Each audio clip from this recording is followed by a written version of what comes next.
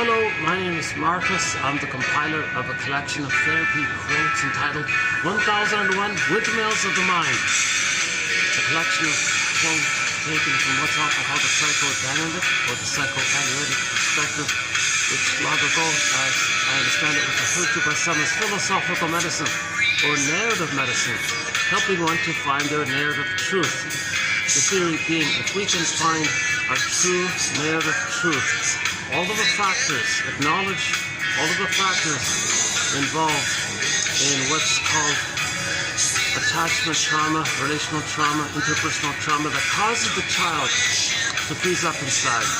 We need awareness, we need consciousness to rise.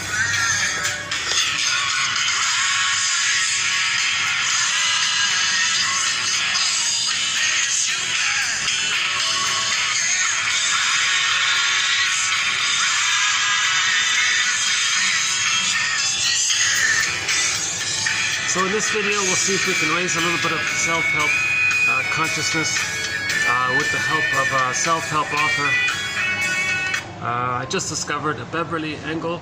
I think she's very articulate and it's very helpful in her clarity of writing. Even though it's sort of in the general self-help genre, due to the quality of her writing, I'm going to include a few of her quotes here. So. We have one thread or chapter or e-booklet embedded within this encyclopedia of self-help, advanced self-help quotes entitled Psychologically Minded Self-Help Quotes and Exercises. But maybe 90% of the material it's from from the shrinks, more analytic, more theory, more jargon. So I try to balance it with some of the lighter stuff. So yeah, well, this will be part 1 of 2 of Beverly Engel's work. But it's just, you know, if I had access to all of her books, I'd probably have 10 parts. She's written 20 plus books. Yeah. If you see me distracted, I'm sort of I'm in a public area, people passing by kind of thing. Plus, you don't see it, but I'm in a sauna here. I'm baking. For some reason, the AC doesn't reach this sort of edge. The vents kind of go on the other side, so I might have to do a couple of air conditioning runs here. So yeah, the opening song was Rise. I'm thinking maybe we can twist it and call it Weave. Weave a basket. Psychoanalysis looks for an egg in a basket that's missing. So we don't look for the lost potential, due to trauma and the feelings around it. We don't look for repressed traumatic memories. First, weave a basket. So he's saying rise, maybe it's similar, raise consciousness. We want our consciousness to rise. We want to weave a basket. Weaving a basket means building your knowledge, getting some awareness, getting some clues, being a detective, being your own psychological existential detective. Okay, so all of these quotes are like clues, hypotheses, speculations, stepping stones for better ideas, prompts for free association, invitations for mutual exploration. No set answer here. No one's got a perfect set answer here. The idea is to explore and consider and see if we can make up some links. Some little kind of constructs that's considered symbolizing and mentalizing. That's considered weaving a basket. And then our feelings can come back in. When we have the consciousness, our feelings feel safe to come back to us, kind of thing. But with trauma, a child's consciousness doesn't fully develop. Yes, he develops cognitively and still can get 10 PhDs on the wall. But his consciousness about who he is, his memories about his feelings, and the deep beliefs he's going to make when there's attachment trauma, relational trauma, that kind of ego, to accept how he feels about himself and others and the relationship that he's going to have with others, that kind of ego gets damaged. So that's, in general, when psychoanalysis talks about ego, that's what we're trying to repair. That's sort of like the first step. Build the ego. So we look at patterns, projection. Still out today? Yeah, I got a kind of a loud crowd near me there. Still out today. I thought for a minute there was a bit of a lull there. It flared up again. You'll see me bouncing around a bit. I love this hotel. It's a beautiful hotel. Spiffy clean, squeaky clean, very sparkling. It's like a high-end hotel kind of thing. Lots of nice high floor-to-ceiling windows and things.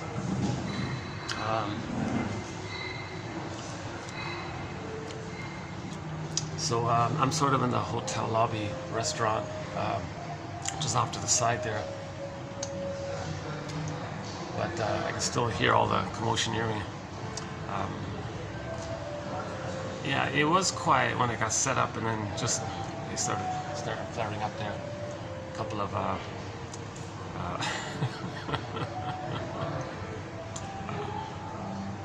my theory about loudspeakers is, well, I'm important, here I am, look at me, it's all about me. So there's a theory about in child development, if the child doesn't get that kind of what they call the world is my oyster phase, up until 18 months, if there's a problem there, a person might go through life kind of being boastful about their presence, kind of giving the vibe that it's all mine, everything's me, I'm the boss here, I control everything. Hence that annoying song, everybody wants to rule the world. No, that's only in reference to trauma before 18 months. Okay, the child is considered to have everything, own everything, possess everything. Okay, inside, when he's in uterus, everything belongs to him, everything's serving him. He owns the whole thing. He might be a god in his own universe, put it that way, right? Or he thinks the whole universe is all about him. So that's called infantile megalomania, the power of the mother. He thinks it's his power. Why? Well, first of all, no one's presented the theory that the baby in uterus sort of has some understanding that he's a little person inside his mother, who's a person with her personhood, with her feelings and personal history and emotions and life and dreams and mind and soul and her life dream, and he's a little person. Likewise, he doesn't reach that development that he's a self and the mother has a self, and there's like two separate people there. In the beginning, his eyes are closed. He's in the amniotic sac. He's kind of floating around in a relaxed place. I guess maybe someone in a swimming pool relaxing on one of those water mattresses, I guess. Maybe he's kind of floating around in a relaxed state or something. Now, all babies have their feelings in the beginning. I feel, therefore I am. So he's enjoying the present. You see? Whereas the guy in his swimming pool, he may be noticing some kind of relaxation, but he might not fully enjoy it. He goes, yeah, it's pleasant enough, but I feel like something's missing. I'm not fully enjoying it. He did it once. He's been on one water mattress. He's been on all. Like, he might feel not too alive in it. Whoops, hold on a second. I'm gonna pass it by here. You know, I keep thinking these glasses are tinted, but I realize they see right through me. Oh, you gotta calm down over there. There's a little group near me there. You know, I'm baking already, to tell you the truth. Let me at least, problem is I've looked around already, there's no other spot for me to go to. So sorry about the perspiration you might be seeing a little bit. On second thought, let me at least go back to the back part. There's a little AC just behind me there. So let's at least go there.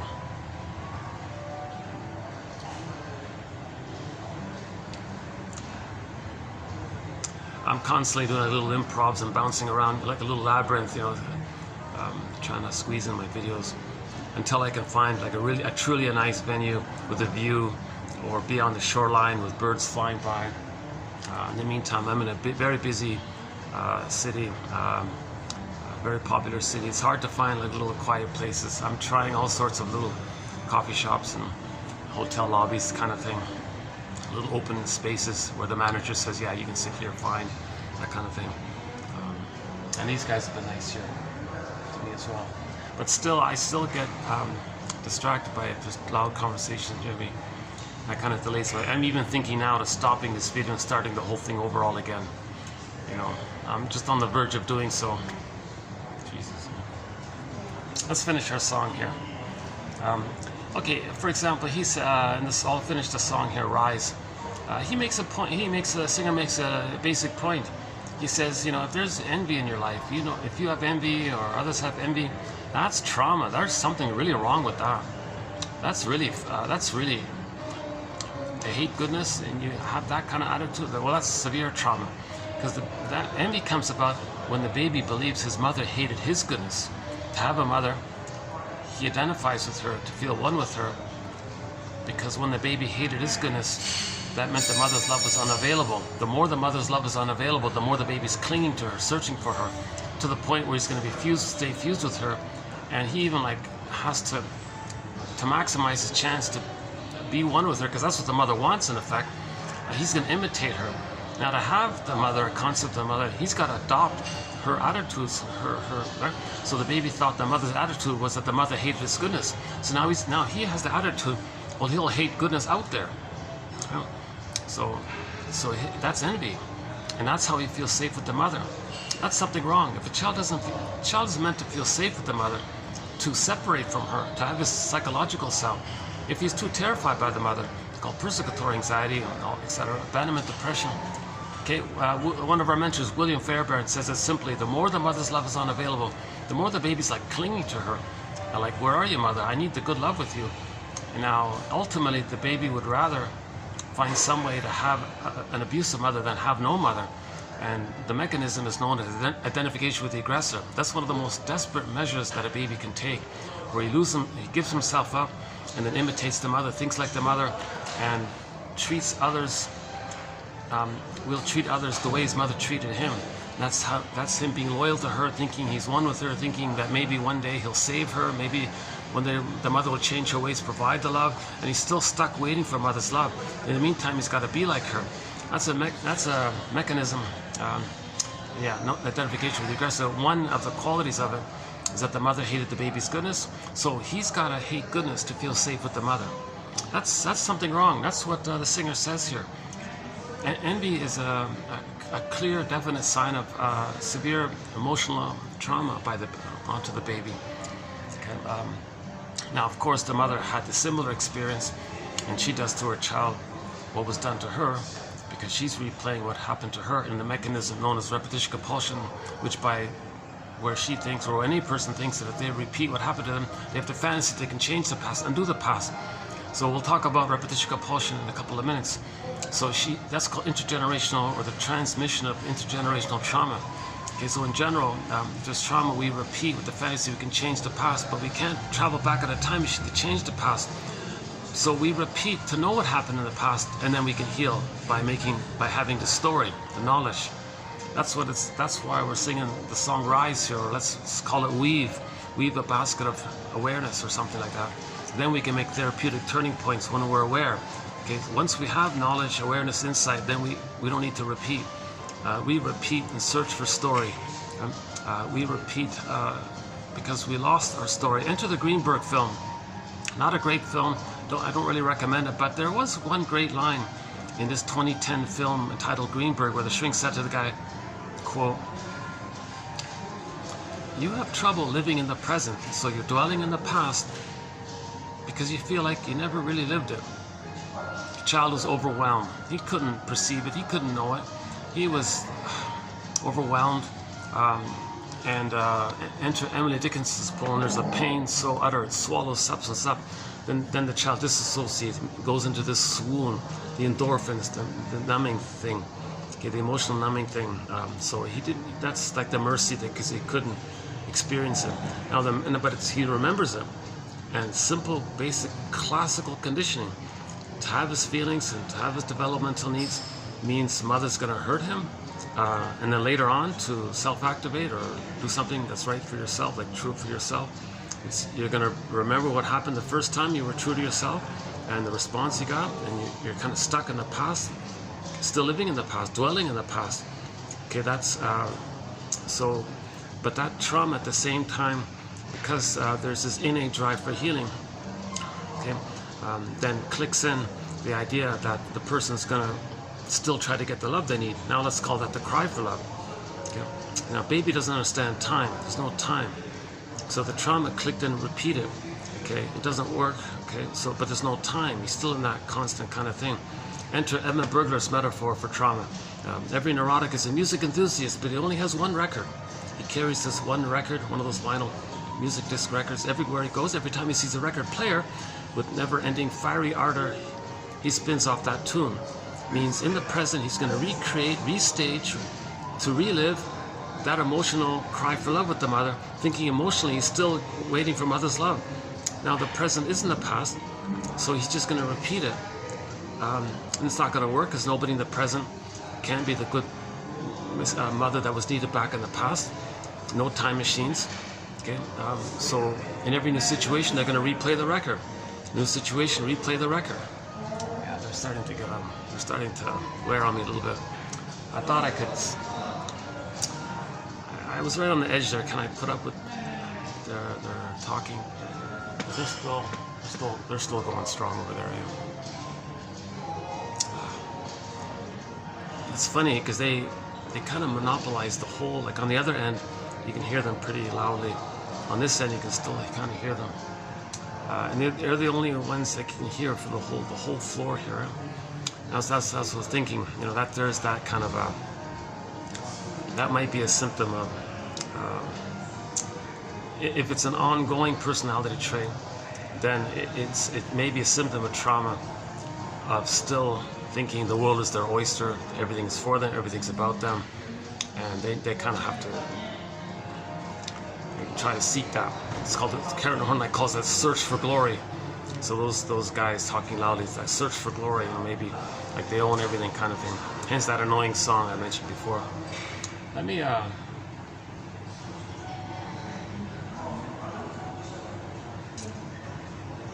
the only other option is the fourth floor is packed with events.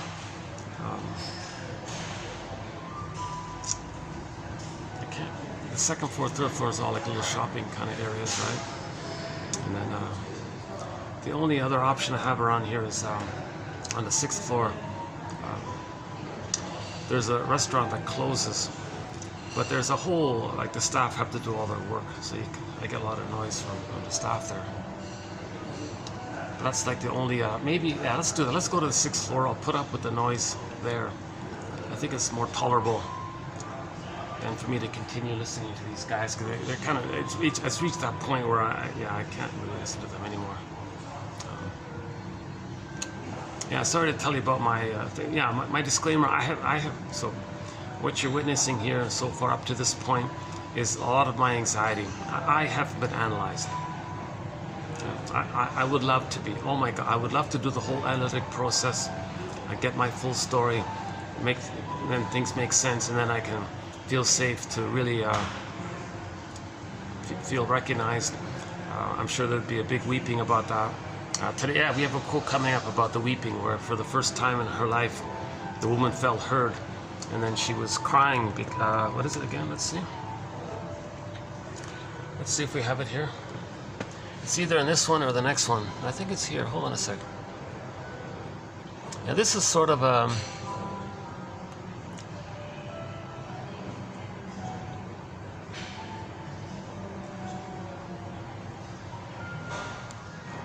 Oh, maybe not. Oh, maybe it's the next one. Okay, I think it's the next. It's going to be in part 2.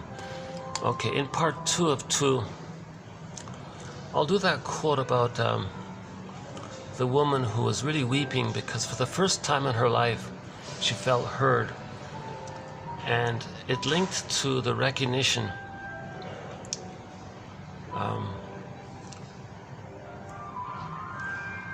of her lifelong, of living life for so long without love. You know. Okay, that's in the next video, yeah. So let's finish up the song I was mentioning. So the envy part, yeah. So you'll hear the guy sing about envy being a symptom of trauma. And I'll finish up about the repetition compulsion. About that. So yeah, things like greed, envy, granby, spite, vindictiveness, grievance collecting, injustice collecting, this constant search for glory, meaning the grandiosity glory, the egocentricity glory, thinking everything belongs to you and useful, fine, not who cares, lack of empathy, lack of warmth, lack of affection, care, They're cynical about the quote-unquote more human side of being human. Okay, so it's most noticeable with those with the narcissistic pattern, the bully pattern, the ego pattern, lower functioning BPD pattern, and even some of those more disturbed ones in that criminalic kind of area pattern, which we don't really cover too much, sort of out of our zone there. Yeah, so that's an inability to mourn. So there's always this contempt for any kind of admission of need. Then they'll use the sour grapes mechanism. Didn't need it anyways, you know. And then and a few other areas, and the false beliefs, my greed or your greed, you know, either or thinking, and there's kind of stuck, sort of in survival mode, they call it, the amygdala mode, right? In the Disney film Inside Out, when joy and sadness got zooped away, it was mainly anger at the console. Anger is not primary. Anger exists when the normal thing is missing. The normal thing, or the normal state of affairs, is that joy runs the console. Joy runs the console. That's the normal state of affairs. When the baby's left and goes through the normal developmental process to I'm okay, you're okay, joy is the animating, driving emotion, okay, the serene, inexhaustible fullness of being. So joy is that connection to our beingness, hence our sense of self and our ontological self. And then I feel there for our amness self. That's and you're enjoying the present. Okay. Now that assumes that the child was loved. It's I'm okay, you're okay. In the template, in the memory template, the memory system, it's I'm okay, you're okay. Okay. And then the ego developed, so they're conscious of their uniqueness, and they can express their uniqueness through the conscious ego. Sanford says you have a consciousness that's aware of your individuality, your little uniqueness, and your interests. What's kind of unique about you, and through that consciousness and recognition of it, we express our uniqueness through the consciousness. Okay, and then there's pleasure there. That's like an act of love, and it's never at anybody's expense kind of thing. And it's a natural joy to express our true self. But to know our true self, we need an ego. But in trauma, that ego gets damaged. So the first step is, let's see if we can try to stitch up an ego. Let's, weave, stitch up. Like a bird flying around, picking up twigs and leaves and makes a nest, and then there'll be an egg. We first got to weave this nest.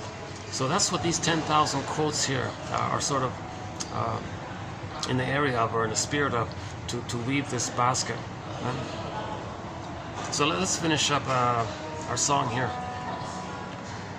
So yeah, you'll hear him sing, that envy, that's a sign of trauma kind of thing. So he says, let's step outside our comfort zone. Let's ask questions. Let's be curious, kind of thing. And then he says the thing about, the line that I don't quite like in the song is, let's twist his winner-loser line in the song to mean that if you engage in the journey to find your feelings, your golden ball, then we're going to win back our golden ball. So he says, well, then you're a winner. He means it like that. But if you're so traumatized and you're too distracted, and then you miss that, then you lost, realistically speaking, maybe we lost, or we're afraid to get back our golden ball. So he calls that the loser. But we shouldn't think of it the way we first hear it. He's a rock singer. He's going to say things simply, I guess, usually. So let's put a positive spin to his line there. If we get back our golden ball, so we win back ourselves. If we're afraid to do so, well, we're losing ourselves. Right? We're missing something. Okay, so this is expressed often when people say they feel like they're living the provisional life, the unlived life. When does life begin? My life is on hold. I feel like I'm going through the motions of life, sleepwalking through life. These kinds of expressions.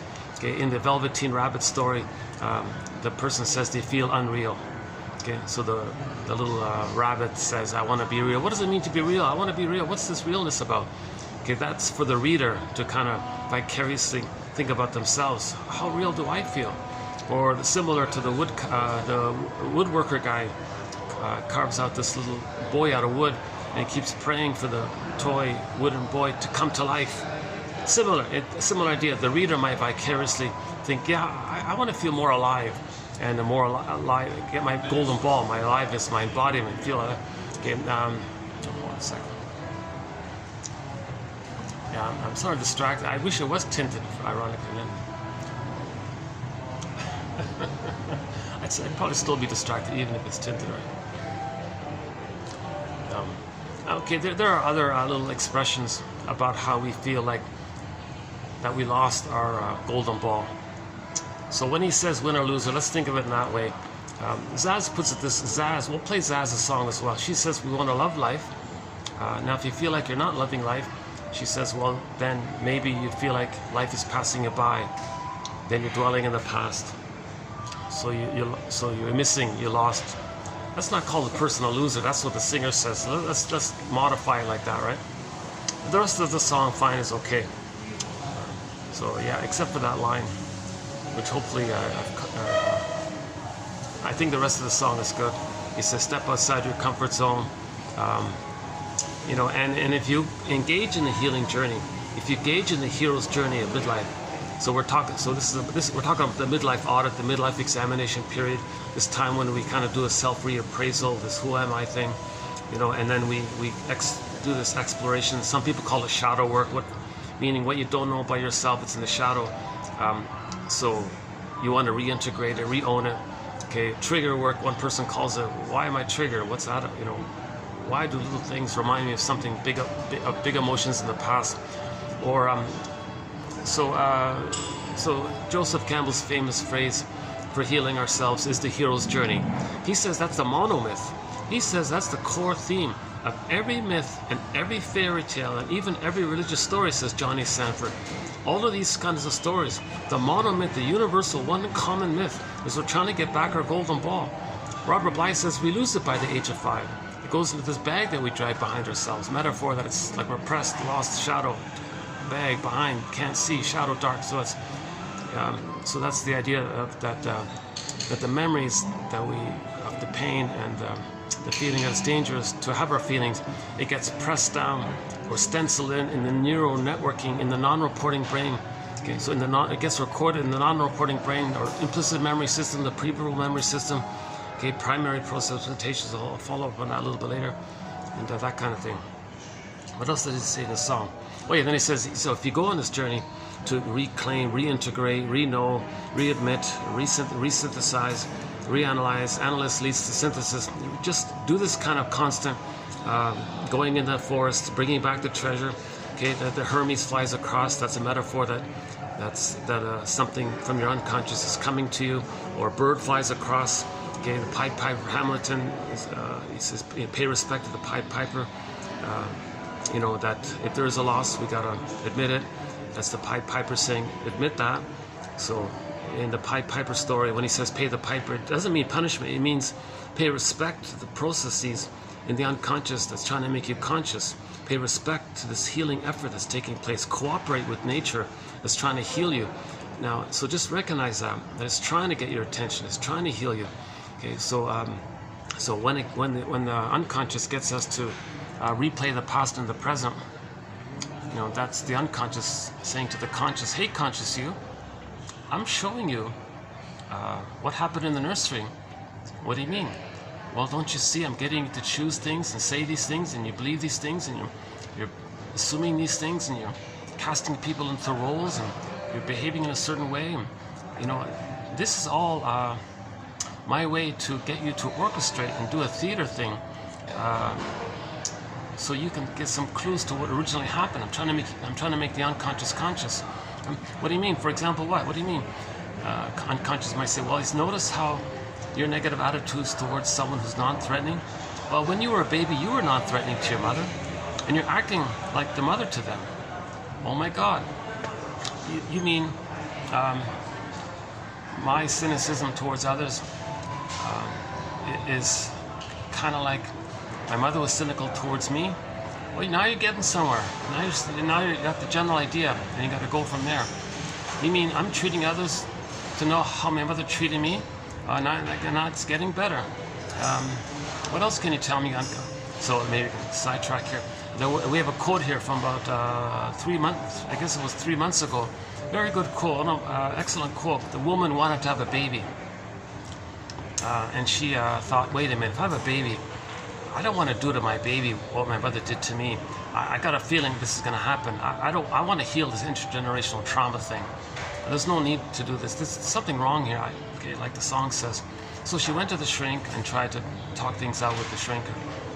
And the shrink finally said, "You're letting me know what kind of childhood you had." "What do you mean?" "You're letting me know what kind of mother you had and how it felt being with her." "What do you mean?" "You're putting me in the role of you back then. You're acting like her, and you're inducing into me to feel how it must have felt with her." And she sort of got it at that point. I'm not sure how well I said it, but if you read the quote, it's pretty good. And she kind of got that therapeutic turning point. And then that recognition helped her to feel the loss of it all, the loss of living life in such a stressful way, kind of thing, and getting some recognition. That's the nest. And we got the nest, the recognition, the interpretation was the nest. Then the feeling would come up. So she felt safe. Okay, delayed onset. When you feel safe, the feelings come up, right? Whenever you feel safe, feelings are going to come up, right? You see, when we're afraid of feelings, we keep ourselves distracted. If you pause, you feel safe, your feelings come up. So her feelings came up. So she worked that out, aired the whole thing out. And then finally she had the baby a year later. And she was available. She was emotionally available to be a mother to the baby. She didn't need to use the baby in her psychodrama to replay what had happened to her. She didn't need to see the baby as her, where she played the abusive mother and then replays how the mother abused her, but this time she's going to play the abusive mother shaming her, but then she's going to see her onto the baby, therefore shame the baby to replay the record. She didn't need to do all that. She did that with the therapist and then recognized it and then was able to be present for the baby, right? So this kind of work of healing, the singer says that it's a sweet ride. It's just a rock and roll way of saying it's a sweet ride, man. Yeah, it's okay. Let's finish up with the song here.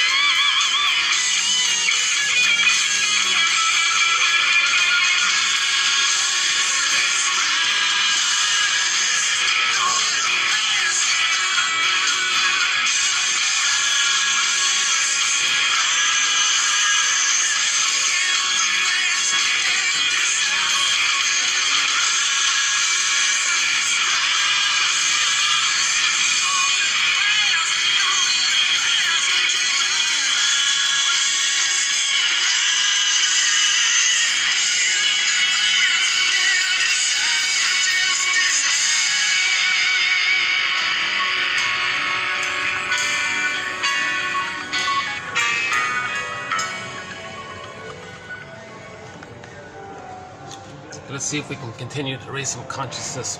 But let's do it with some AC around me. Hold on a second. Let's get some AC here.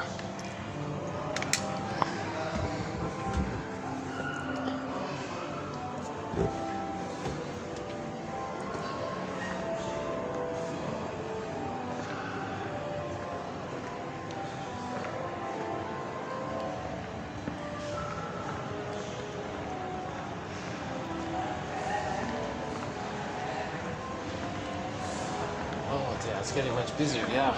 Oh, look at that, it's quick, eh?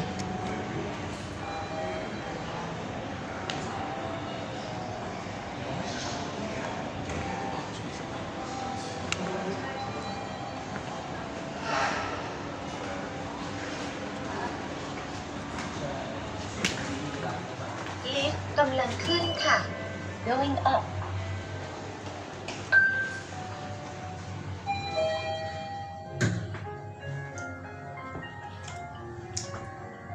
So we're posting this in the year 2023.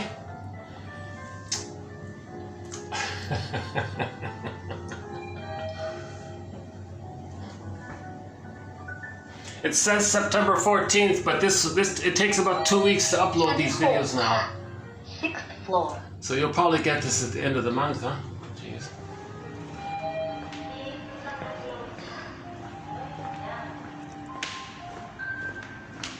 You know, it's funny. I wish I could just do it here, eh? It's actually ironically, this might be the best spot right here by the elevators right here.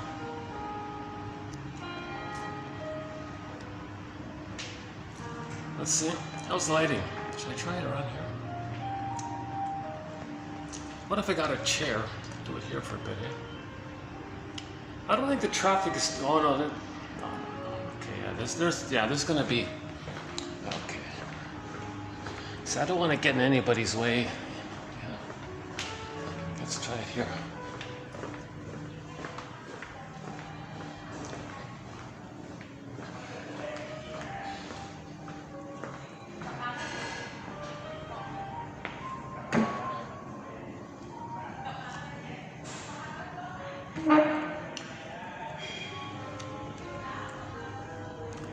It gets pretty loud in there as well beside me, but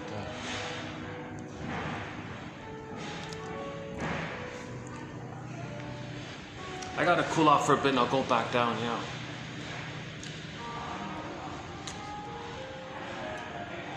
So at the moment I'm sort of opening up the videos with the time being with the song Rise and Zaz's song A Boule Parini. So in that, yeah, I mentioned it before, in Zaz's song, she presents the issue simply. You know, we want to love life, so everything is love. Or if we're not loving life, then we're stuck in the past, cry for love. So just in general terms, everything's love or a cry for love. If we can think of a famous self-help author, said this, and at the time I didn't think much about it. You know, years later, and yet, you know, let's use that. Let's try it. Everything's love. So love means you have your consciousness. Because you were loved, then you have your consciousness. If you have your consciousness, then you know your true self. Then you have part of the capacity of the true self or the real self, part of the self, is that we have all our feelings. We have access to our feelings, a wide range of feelings, needed feelings, appropriate feelings, aliveness of feelings. That's our golden ball. So if there's a loss, sadness can be there. We can accept the loss. Okay? If there's a mistake, regret is there. And feeling bad for the mistake, and we can make amends, make reparation. We can apologize and show empathy. And that all leads to forgiveness finally. Okay? Yeah, today's quote, Miss Engel says that, you know, one of the self-help quotes was, if someone wronged you, like, what do you really want from the other person, right? Like, ultimately, what do you really want? She says, well, usually most people in her survey, they say, you know, I just want them to admit it. I want them to recognize it, like a genuine, empathetic apology. But the people who hurt don't have that capacity. So you're waiting, but that's what they really hope they could have. And if they can get that, they said, chances are they could ultimately forgive them. But a lot of the people who are what they have a stinger personality pattern, haven't reached the developmental place of empathy. Okay? But that's because they're still back in the original archaic place of the cry for love for their mother. They didn't develop to empathy, reparation, in those areas, right?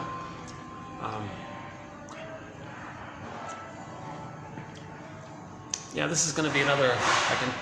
I got off to a rough start today. It's funny. The last video I had a very rocky start in the other hotel. I was jumping around a fair bit, and I kind of stuck with it. And I don't think it was too bad a video.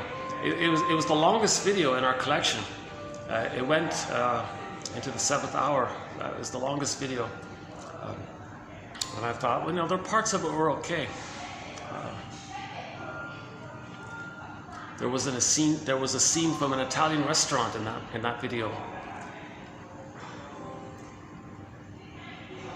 It's fun. It's just so hard to find a place where it's quiet or where there's AC. It's it's almost comical in a way. It's like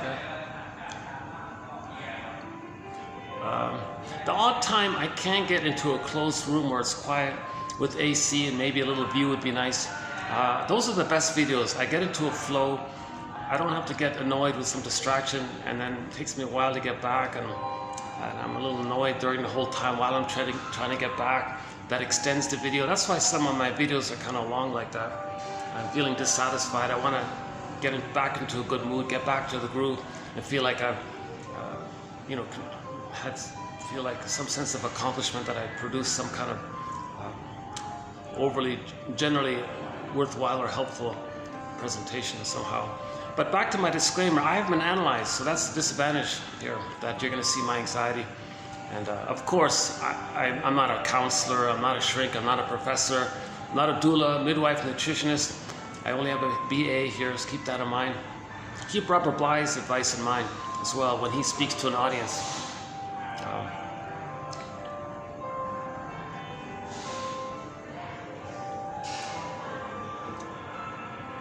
Yeah, sorry, they're doing their things there.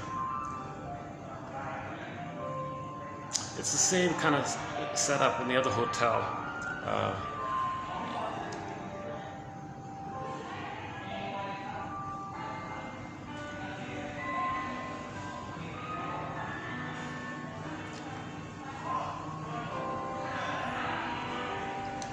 Yeah, of course, we're all social. We want to have smooth relationships. We're always talking to each other. Maybe there's a constant need for reassurance and esteem.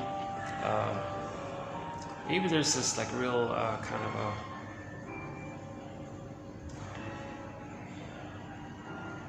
Is there a high turnover in the hospital? I'm not sure. Is there a high turnover in the hospitality? People work close together in close areas and things. I don't know. Oh, good, they're gone. Oh, what a relief. Okay. Hang on a sec.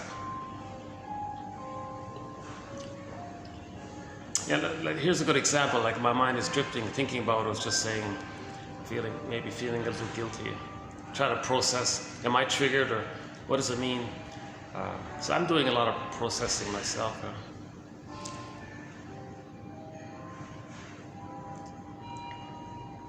I don't know if I should share this, but the last video I had, the lengthy one, the 7-hour one, and I went up to the Italian place, and I saw how the mood was kind of friendly and playful a little bit, and I was kind of bouncing around a little bit in that hotel, and it almost felt like I was in a childlike mode, playing around a little bit here, a little bit there, and sure enough, that night, I had a dream that I'm compensating, that I took those little elements of that video, I took elements of it and created some kind of dream sequence where I'm having a little bit of play in my life. And I'm seeing people in there like I'm interacting with in a playful, harmless, playful way. I never saw them before. It's just like a composition. So that's funny how, so dreams are like your unmet needs, those are your wishes. And you try to fulfill your wishes, but it's through fantasy. Okay, so you're right.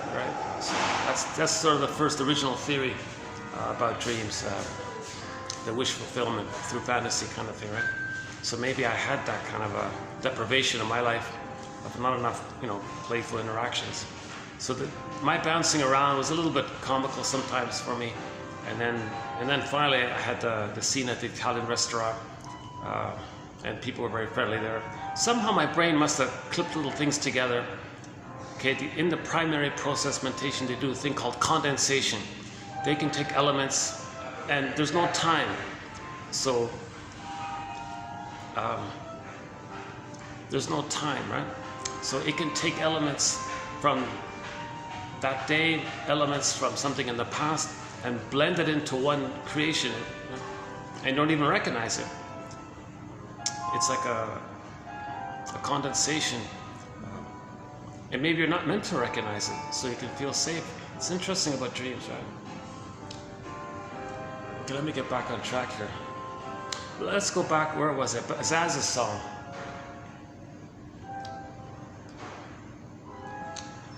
Zaz's song. Yeah, Ebule Parini. I'm playing the live version of hers.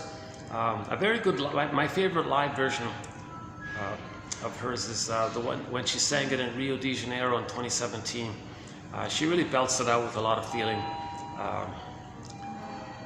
Of course, I love the studio version is great, and all of the other live versions are great. But I felt like she gave like a little kind of a little extra something, little extra feeling came across. I'll play it later.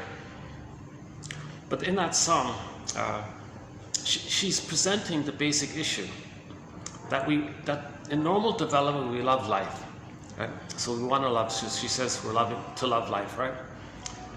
Now the song is about a woman who feels as if life is passing her by. So she's describing a symptom of trauma, emotional trauma in the past, where when a child is overwhelmed and traumatized, they stay emotionally stuck in the past.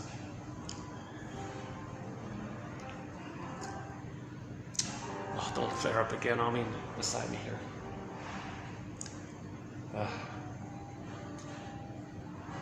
Yeah, I had that.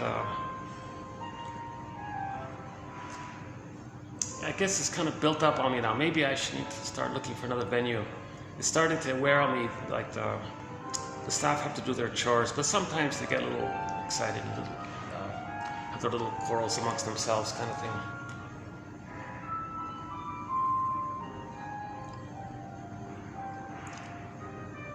But I got to keep the broader context in mind. They're accommodating me. They're allowing me to use like lobby areas, like where I am now in front of the elevator kind of thing. So the manager says, yeah, fine, kind of thing. And if you're in the restaurant, as long as you buy something, fine, you know. At the same time, I know, my talking, like I don't want to bother anybody nearby, so I'm kind of always choosing places where I'm away from, at some distance from people, or where they can't hear me usually. So I'm trying to find that balance like that, right? But then when I do that, I'm closer to the staff area kind of thing. Yeah, why am I still explaining this kind of thing?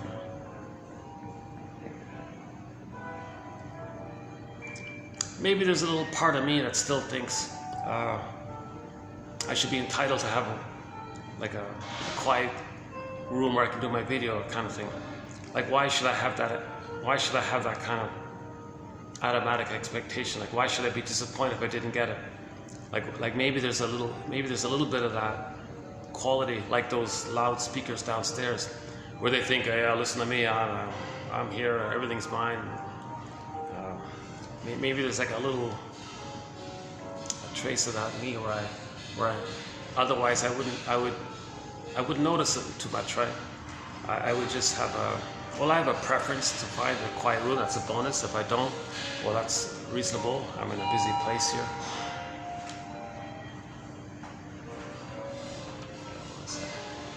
I've been very good. I've been very good. I don't get anybody in the cameras. I always turn the camera up or down or something like that. So nobody's in the camera. On rare occasion, maybe somebody passed behind me just quickly or something, like a staff member or something. But I've been very good that way, yeah. I'm proud of that, yeah. So.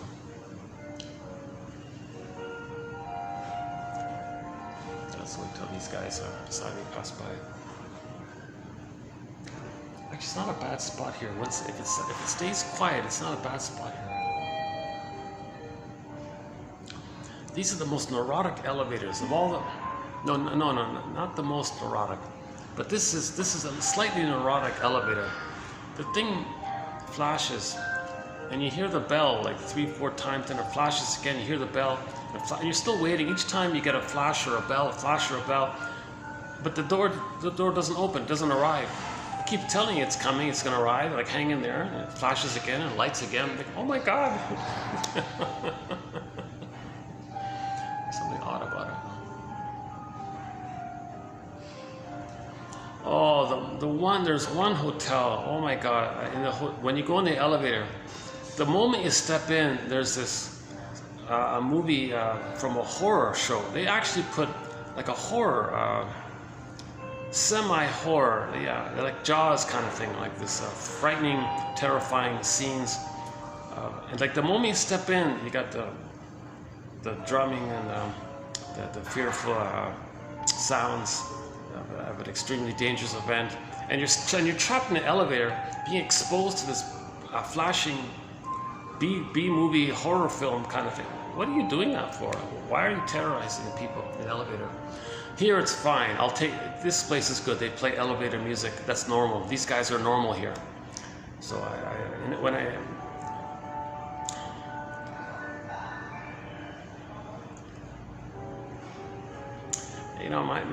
maybe a theory about that is it's to distract people from any kind of anxiety of people being in the elevator together. Like maybe they think that if people are in the elevator together, maybe there's a little tension in there. So put something very distracting, like for sure to get your attention, and maybe that distracts people from each other. So they focus on the terrifying film scene or something. So maybe they think in that term. I don't know. I think you're better off playing elevator music and just calm everybody down kind of thing, right? But that might be triggering for some people. Maybe some people feel triggered to calm down, because when you calm, when you feel safe, your old feelings come up.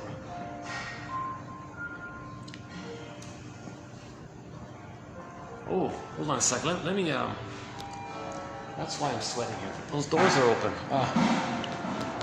It's funny, eh? It takes an hour to cool up this place here, but when someone leaves this open, then it, oh yeah, Jesus. The AC zips out almost immediately. I don't know why nobody ever closes the door. Jesus.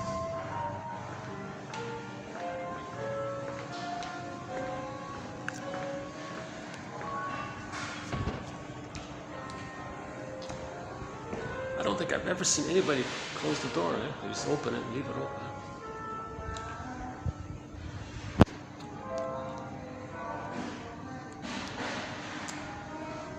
Maybe there's yeah. Come on, mother, clean up after me. Maybe there's a spoiled quality to it. Maybe there's a.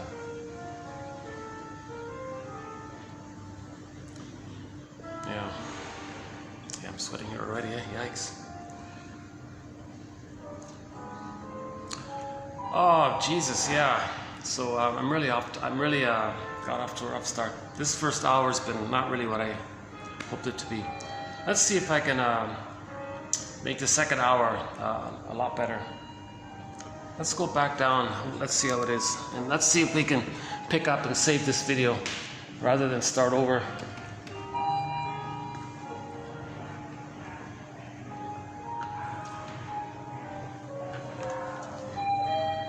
I usually keep all my mistakes in the video, but I feel like today I'm making too many mistakes. Going down.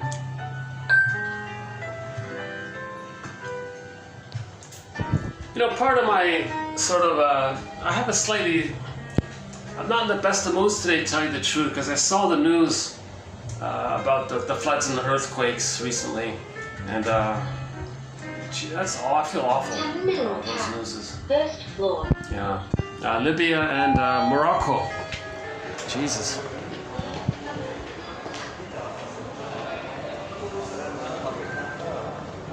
Oh, they're still there, eh?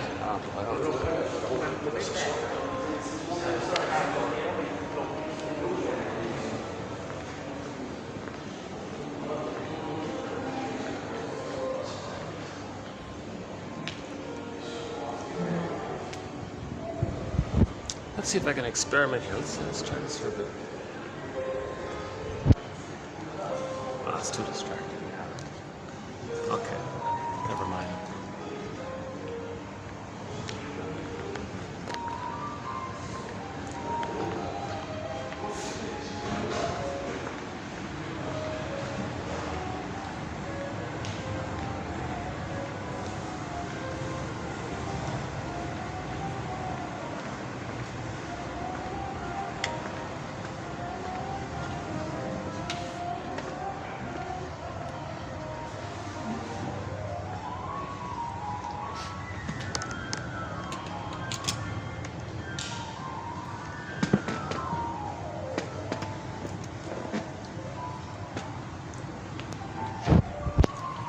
Let's save this video.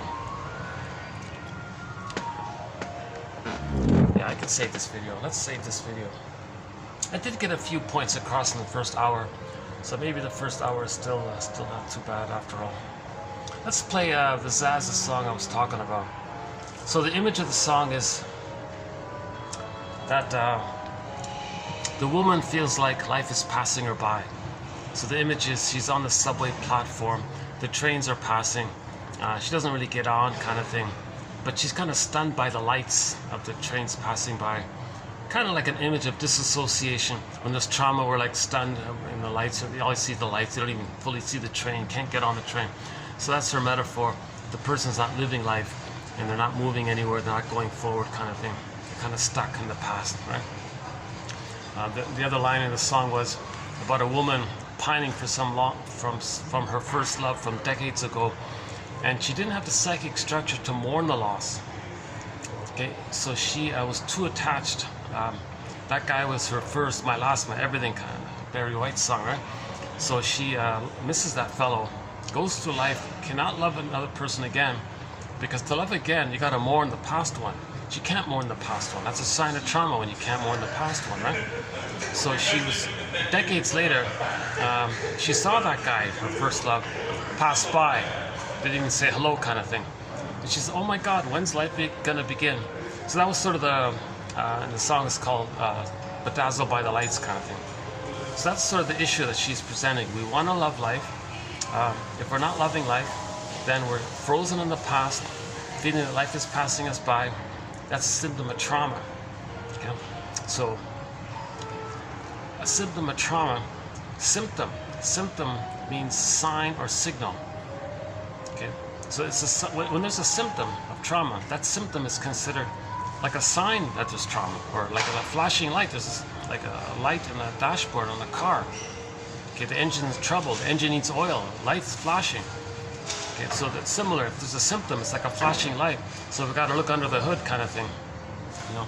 And so she's presenting this issue here. You want to love life? Let's look under the hood, kind of thing.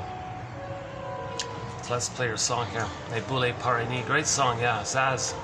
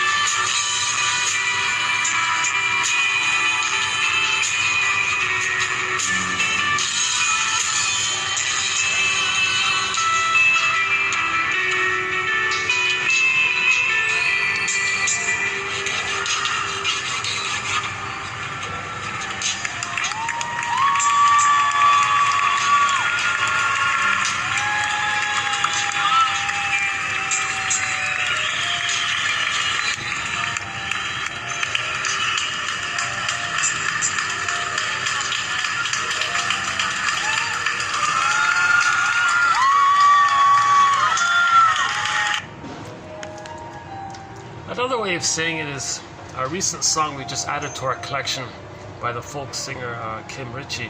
Another way of saying this is that she said in the first half of life, she had these wild illusions, and she was chasing them. The search for glory. It's all up, right?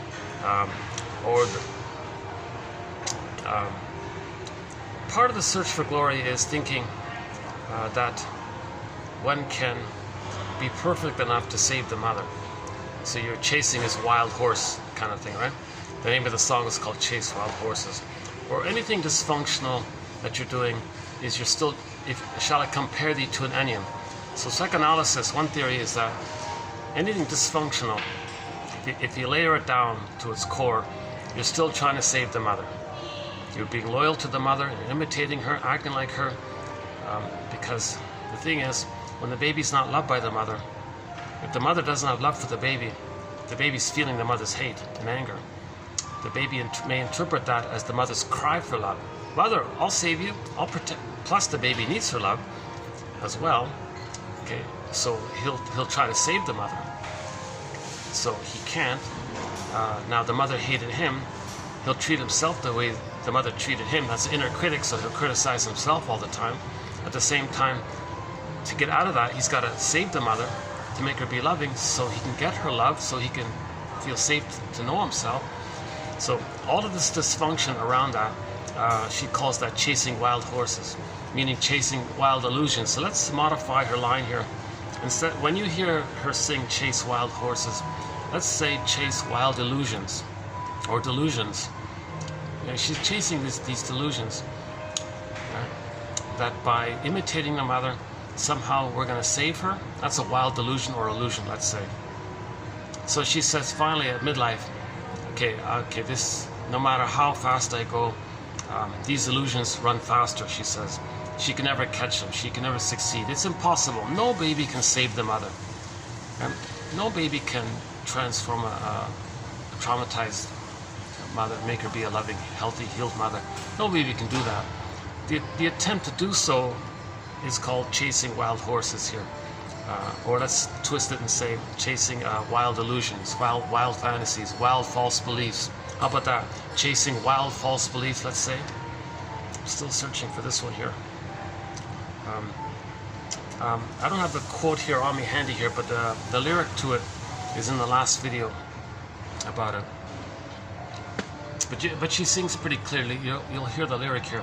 So it's a good kind of, midlife transition kind of song. First half of life, okay, she was doing dysfunctional things, thinking that by doing dysfunctional things, she's gonna get the love that she needed back in the nursery. That's chasing a wild, illusionary phantom horse. I don't know, it's illusionary thing. I'm still not crazy why she called it wild horses. She's sort of a folk country singer, maybe in that way, right? But in the context of what she means, I think she means chasing wild things that go so fast, and it's wild. It's out of your. You can't tame it or control it. So it's something like that, right? So finally, she says, "All right, enough of this. The pain of healing is less. The pain of healing is less than the repetitive pain of chasing wild illusions and being disappointed again and again, repeating." So that's like a good sort of midlife therapeutic turning point when a person says they don't want to do that anymore. Right? So let's play her song here.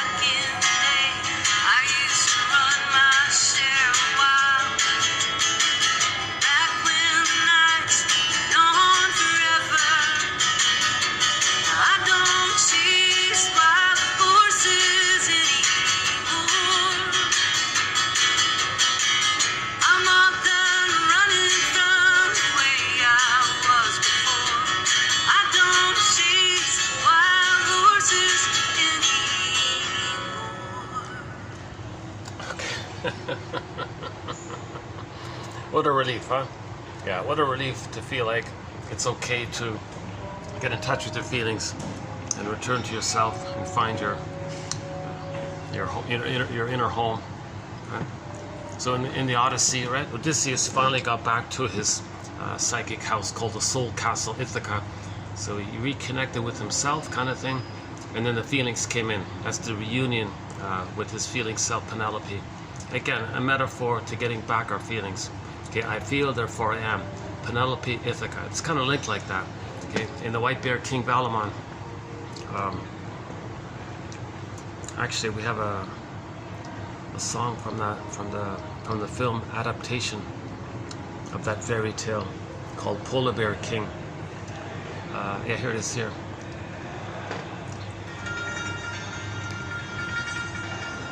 So just briefly, just the introductory part is the princess is on the field. At a distance, she sees the polar bear playing with a golden reef. Like, what an image. She's kind of drawn to the whole sight of it all. She gently approaches and says, "Hey, polar bear, that golden reef you have, hey, come on, I want it, hand it over, give it to me." Polar bear says, "Well, it's not that simple. We're sort of a package deal here." "Oh, really?" And the story sort of goes from there. So the image is that the polar bear is the embodiment, okay, and then the golden reef is the vitality and aliveness of our feelings from the body. I feel, therefore I am. You can't have your feelings without your body. It's linked like that. So she had to. The story goes from there. Yeah. The Polar Bear King at least makes people aware of the story, right? It doesn't really do a good job of conveying the psychological, emotional, psychological qualities to it. Sort of misses it. But if you can find the audio, I'm still searching for it. If you can find the audio of Miriam Woodman and Robert Bly telling that story called the Valamon, right? White Bear King Bear Valamon. If you can find it, they do a nice job on it.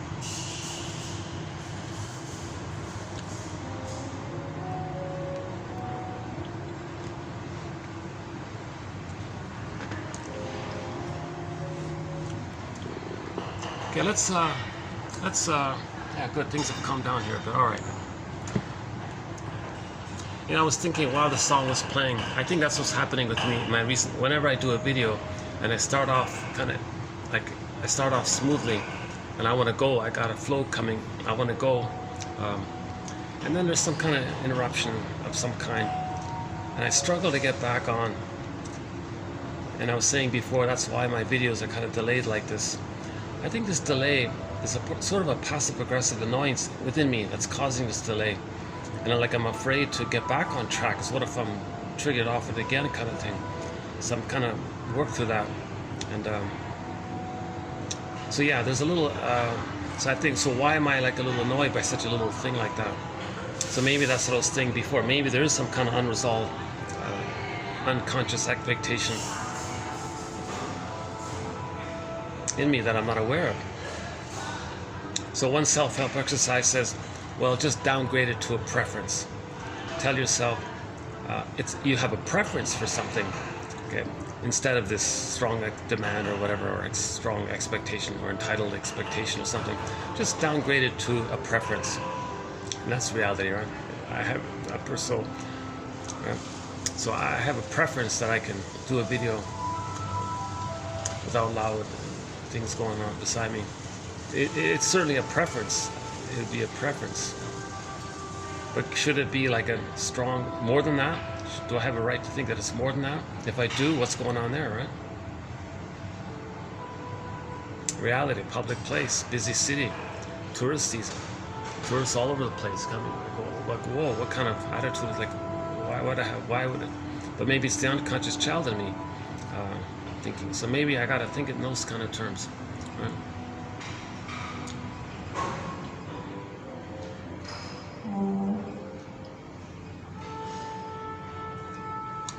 So we have, as mentioned before, we have a thread of quotes like a chapter here in the encyclopedia called Psychologically Minded Self-Help Quotes and Exercises.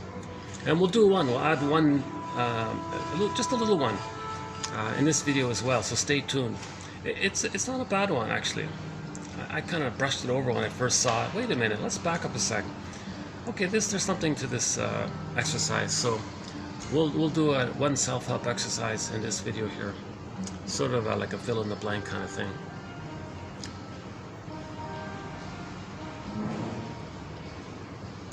You got to write it down. You got to be a little sincere about it. You got to give the author a little credit here, and maybe modify a little bit for each person, kind of thing. Should we jump to it now? Why don't we jump to it now? Let's see. I just found it yesterday. Yeah, here it is here. So here's like a for your journal kind of thing, a self-help exercise.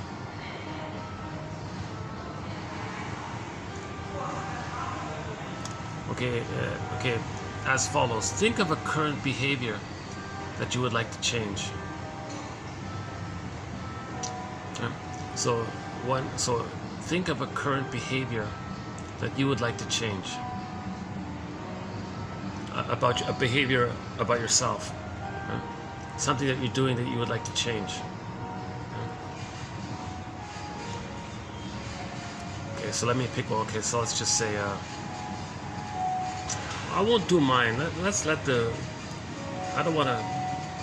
Let's leave it open for the listener, right? Okay, next part. Given the fact that it's unreasonable that... So there's the trick. So you got to fill in the blank, right? So first, you think of a current behavior that you would like to change. Given the fact that it's unreasonable that...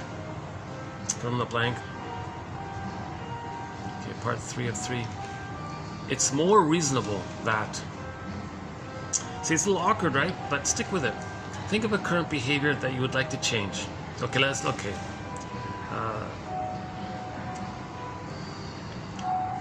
eating for emotional reasons, let's say.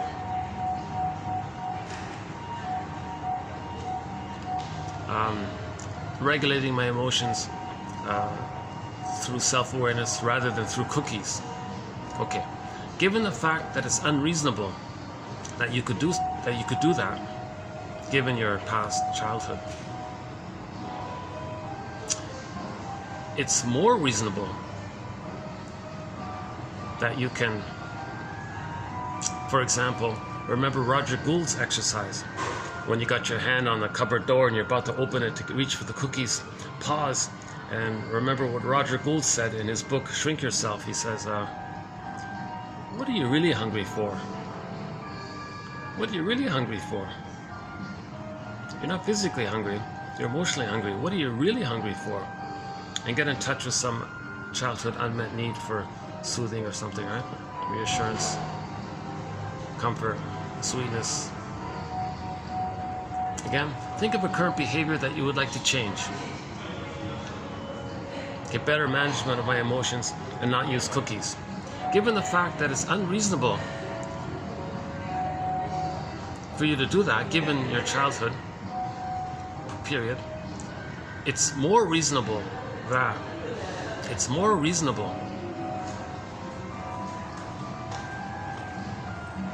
that you can find some self-practice, consciousness-raising ideas, raise awareness. It's more reasonable that if you're aware that you can get the love in the past, and you're linking it to the cookies, and that the cookies are a symbol of the missing love in the past, then it's more reasonable to think that, well, the present isn't the past, so you're in the present. So what are you really looking for? So it's more reasonable that one were to pause and reflect, I guess, or distract yourself from it. It's funny, the first time I did this, it worked. This time it's not working. Think of a current behavior that you would like to change. Okay, I don't smoke, but let's say the guy's a smoker. Okay, given the current behavior that you like to, let's say somebody's a smoker. Given the fact that it's unreasonable.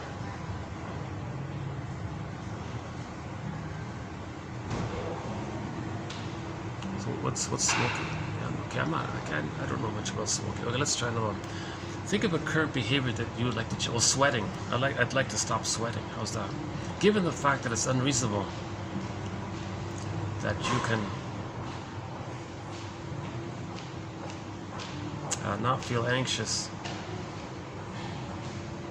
if you experience so much anxiety in your childhood, it's more reasonable. It's more reasonable. Something's unreasonable. Given the fact of the past, it's unreasonable. Okay, something's unreasonable. So that's your expectation.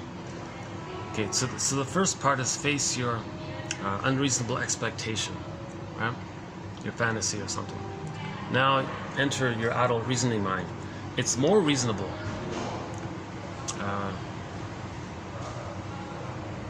for me to just accept that my body is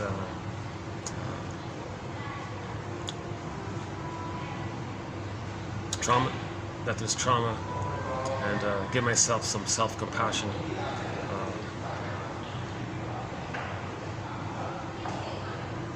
And not expect, magical thinking.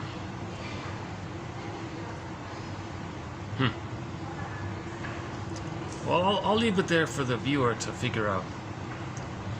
I'll leave this one for you, for the dear viewer. We've posted dozens of self-help exercises. This is the first time I feel a little kind of stumped, this one here. But there's something of merit there. I think the first part of it is to acknowledge your childlike fantasy wishes. The second part is identify your reasonable thing.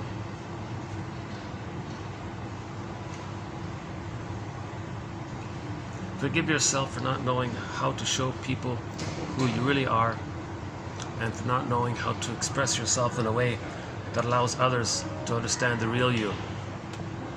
Yeah, that sort of fits right here with me right now, right?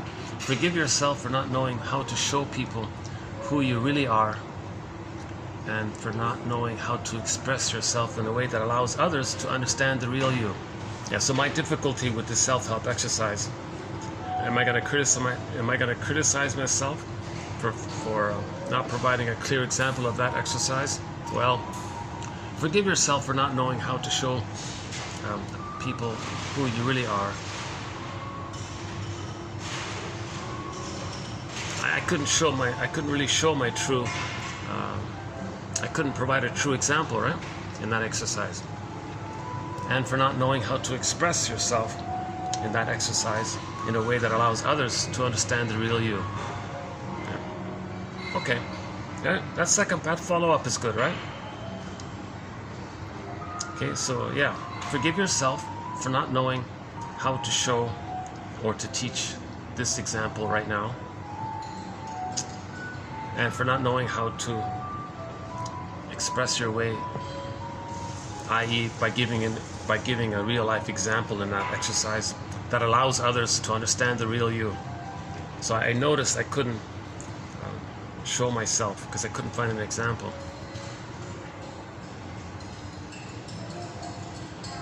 Here's that one about the apology, right? To apologize shows that you are capable of having empathy for the other person, and that you genuinely feel bad about what you did.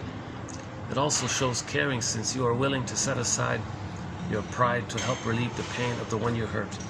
Yeah, I'm baking. You don't see it. It's a sauna in here. Sorry, I'm baking here. Jeez, every time. This is the one.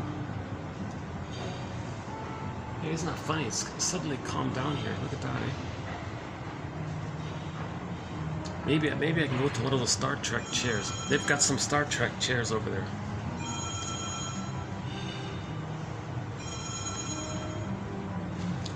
Should we try it? Yeah, let's go to the Star Trek chairs. Let's see.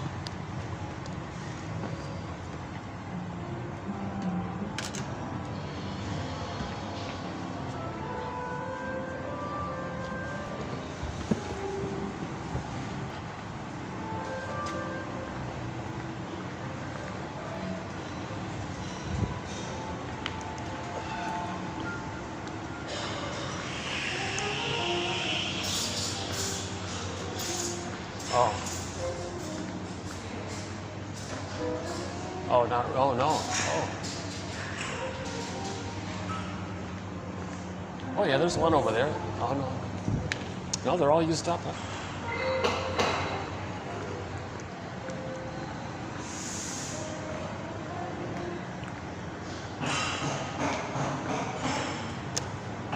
Maybe I can just cool off here for a bit. I just gotta cool off a bit, jeepers.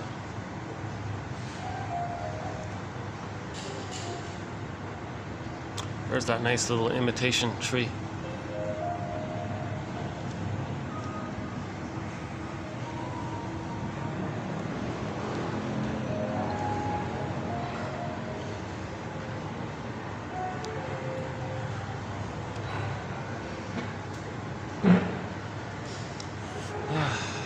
Let's see how's this doing. Yeah, let's see.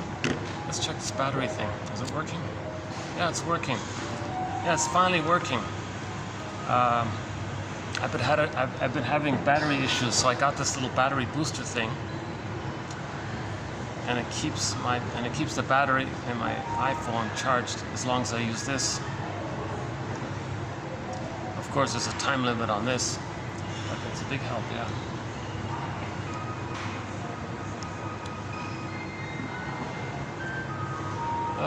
Yeah, nice. There's a nice table, eh? Look at that. Yeah.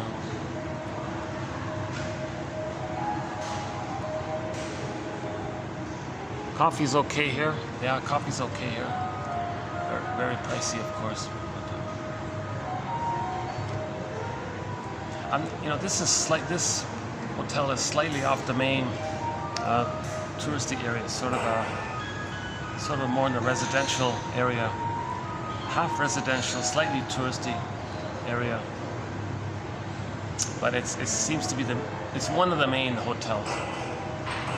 Oh yeah, there's the other two main ones near here. There's no space to do a video.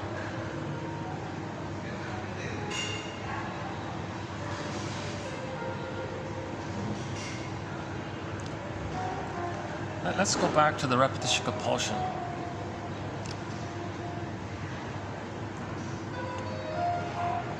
TQ 2119 by Paul Libby-Russell is sort of a key pillar quote here in our collection. 2119, plus the follow-up quotes as well. Post that.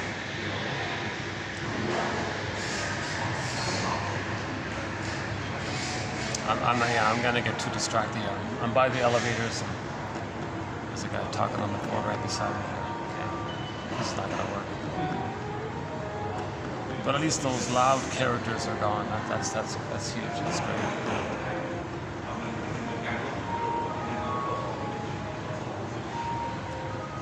I was here at night once in the living room part like that, in the Star Trek chair. That was kind of fun, yeah.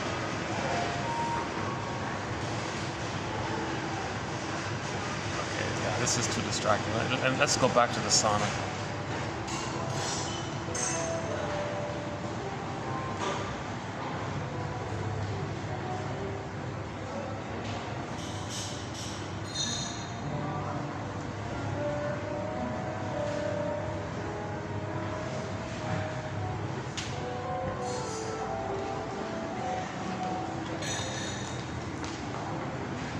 On second thought, maybe I can do some of it up here.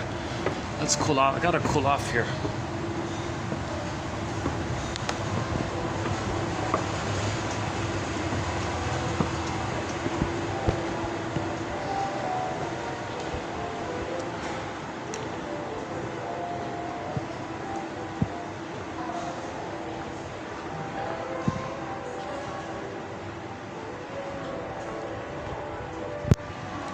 Behind her.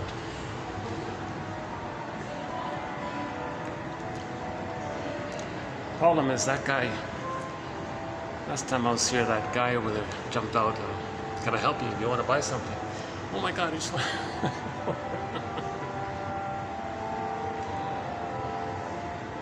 let's try here for a bit.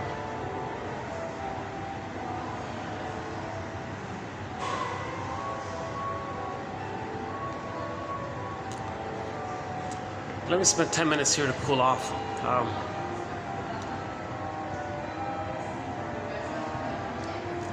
I'm going to allow myself the occasion, some videos not being as smooth as other videos.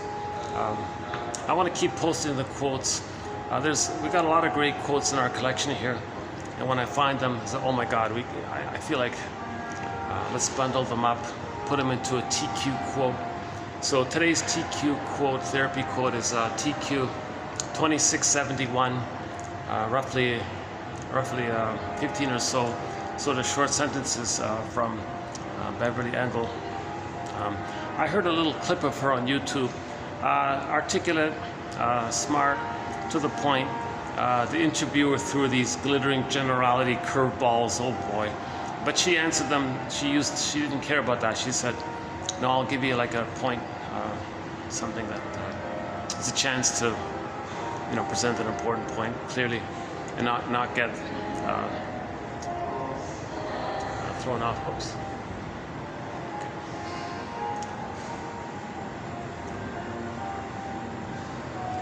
It's funny. There's a lot of space. It's an interesting design. This hotel has a lot of space, but there's no real.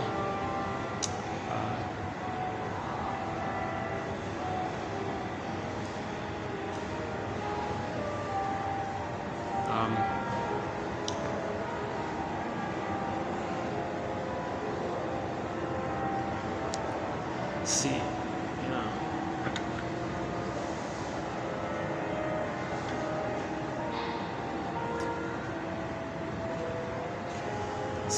We're doing okay here. Let's just give me a minute to get used to this.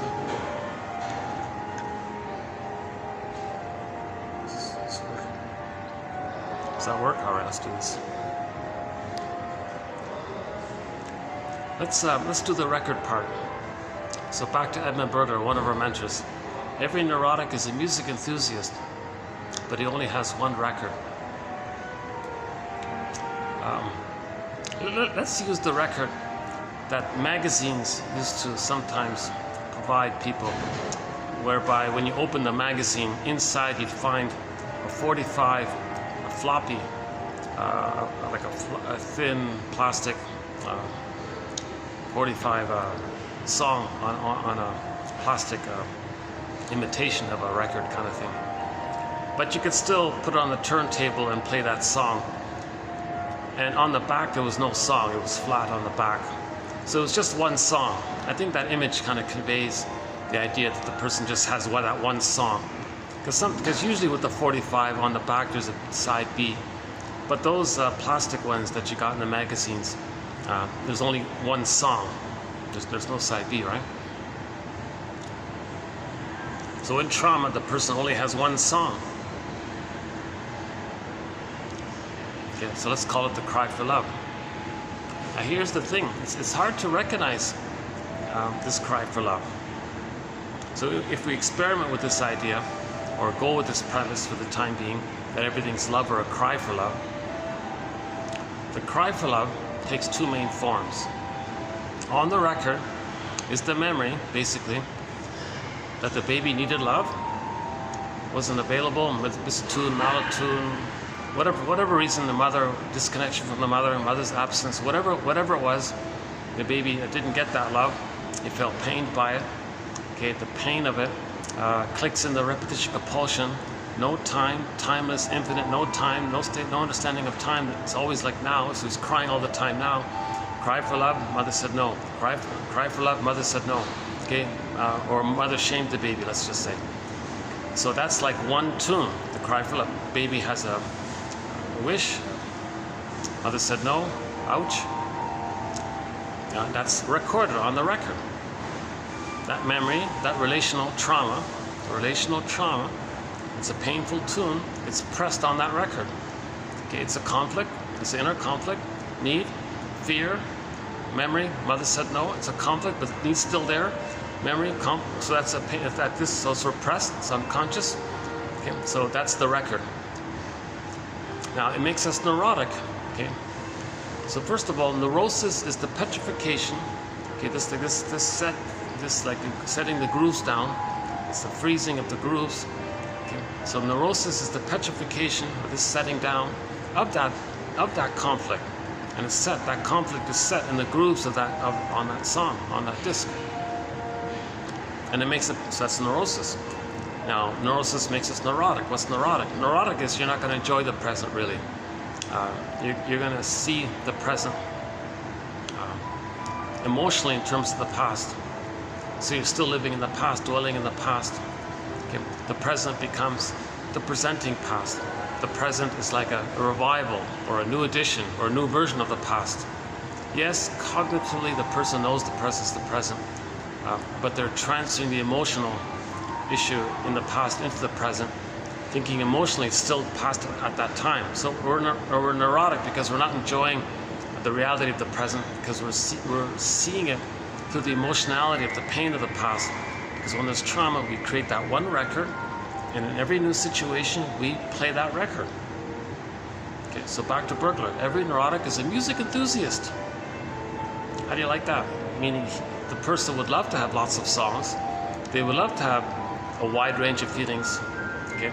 And then a wide range of feelings, needed feelings, appropriate feelings, aliveness of feelings, okay? Sadness, regret, joy, pleasure, curiosity, creativity, generativity, enrichment, the whole, okay, hundreds of feelings. He would love to have a wide range, okay, a lot of songs. So he would love it, of course, we would all love it, love life, in other words. But the neurotic, unfortunately, he only has one record, this cry for love. He carries this one record with him everywhere he goes. Every time he sees a record player, like a turntable kind of thing, Victrola player, phonograph, every time he sees one of those players, with never-ending fiery ardor, compulsion, okay, strong emotional compulsion, he's going to spin that tune. He's going to play that record. Meaning, in the present, he's going to recreate and reorchestrate to relive that scene with the mother, the cry for love. Now, when a person replays the past and the present, there's two main ways it takes place.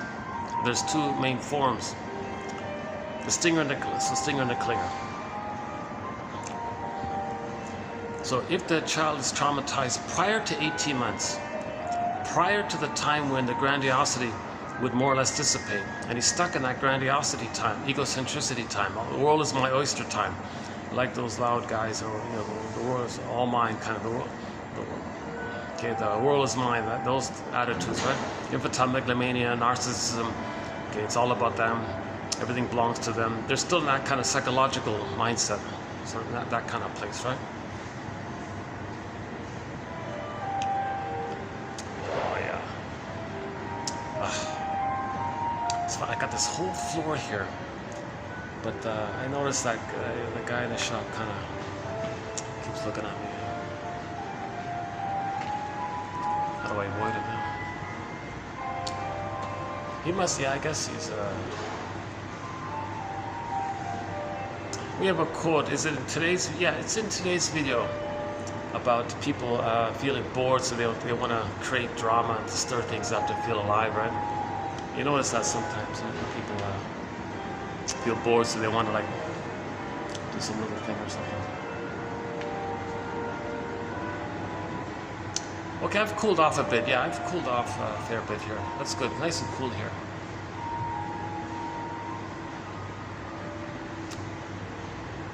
Okay. Like the song says, I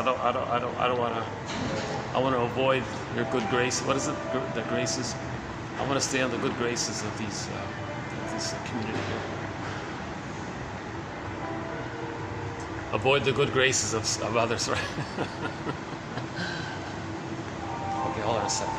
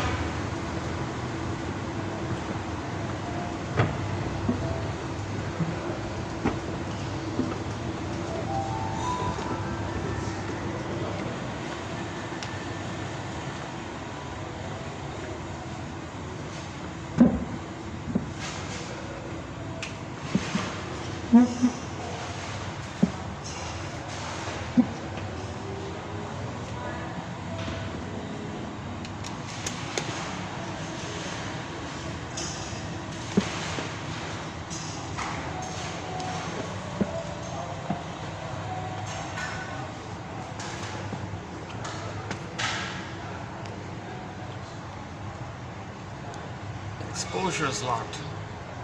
Battery is still charged, alright.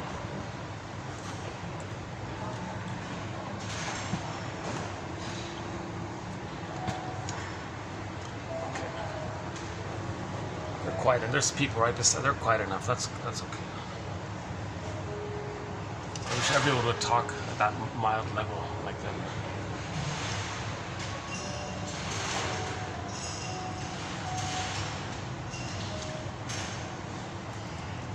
Oh, here, okay, Engel has a few quotes on repetition compulsion. Repetition compulsion, an unconscious attempt to change the past, rewrite the past, to change the past.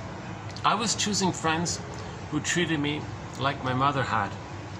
Repetition compulsion, quote by Judith Viorst. Whom we love and how we love are unconscious revivals of early experience.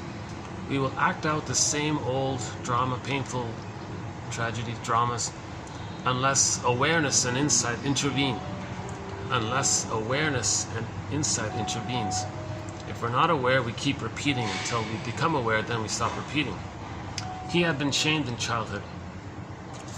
He married a controlling person who was as hard to please as his parents. He was unconsciously attempting to relive his childhood trauma in hopes of getting things right this time, i.e. the repetition compulsion.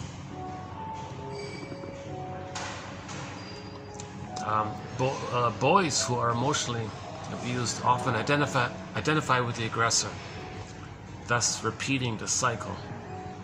It is generally unacceptable in our society for a male to be seen as a victim. Males feel ashamed at being victimized and will prefer to be seen as the aggressor rather than expose their true vulnerabilities. Realizing that your current emotionally unavailable partner is a replica of your original emotionally unavailable partner can help set you free. That's sort of a self-help way of putting it, more or less. I would definitely follow up with Paul Libby Russell. He's got a little more analytic way of saying it.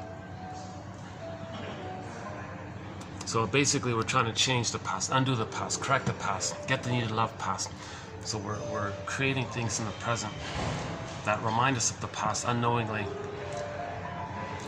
So that's why, for example, in this puppy love thing, or transference love, infatuation, love at first sight, all of this dramatic falling in love ideas. The theory is when the baby's relating to his mother, he's laying down neural pathways in his brain modeled on the interaction with the mother. The baby needs a positive relationship with the mother. Human connections lead to neural connections, right? So, let's try this.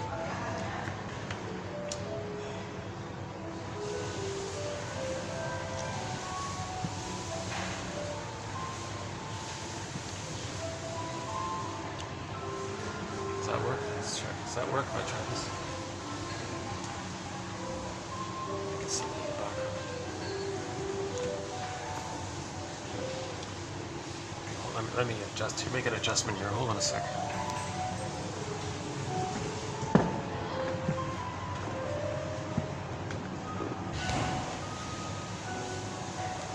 How's that? I'm not going to get anybody. Okay, close, good enough, right? Close enough. The baby is laying down neural pathways based on the relationship with the mother. He's setting down neural pathways, neural circuitry, neural wiring, whatever, laying it down based according to the memories and the experiences with the mother. So that's why the baby doesn't want to have a relational trauma with the mother, because the wiring will reflect that and it'll be frozen there. So let's say there is a freezing that takes place. Brody calls it unfinished business, because in normal development the child has to lay down neural circuitry of the memories of the mother loving him, meeting his needs. So he was loved by someone who loved him. He was loved by, okay, so someone loved him, he was loved. Then he has that memories. That leads to, I'm okay, you're okay. That's normal development by the age of 3. But if that didn't take place, it's kind of frozen in a painful thing in what's called an insecure attachment style. So it's reactive, disorganized, disassociative, anxious, avoidant, all these kind of convoluted, painful attachments where the child gives himself up, freezes, to kind of, and the freezing means they're stuck with the mother in a painful way. So that's what, so the wiring is there. So let's say later on, you meet someone, right, who has the same personality basically to your mother. You meet that person, it triggers the wiring issue with the mother. Now you're back there with both the excitement of getting mother's love, being with mother, now finishing the business, getting mother's love.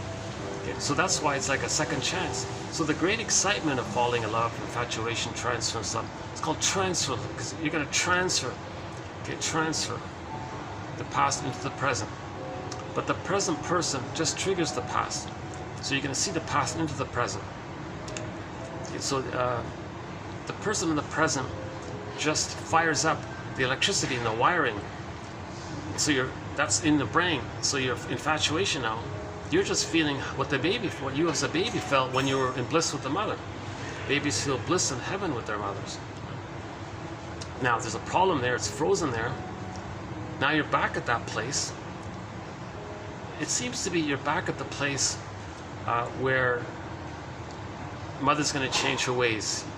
She's there. She didn't leave, she didn't abandon you. It didn't finish. I mean, she's not gone forever, kind of thing. Like you're back at that time with her. So although it's painful, mother's still there, and you're going to get the wiring. Hence the title of the play. Oh, you are a person in the present. You're perfect. I love you. Now please change. That's the title of a play. I love you. You're perfect. Now change. The fantasy is that the person in the present, seen as an emotional reincarnation of the mother, the person in the present just triggers up the wiring with the mother. So all that electricity is with the mother in the past. And all that excitement and the bliss of oneness with the mother, you feel that with the person in the present, you transfer that. You see it like that. It's called transfer. Okay. So then you say to the person in the present, please meet my needs from the babyhood time. Do it right this time. Like don't leave me with that frozen wiring. Continue to do the proper relationships so I can get a normal outcome. Now the person in the present, of course, can't be the good mother that was needed back in the past.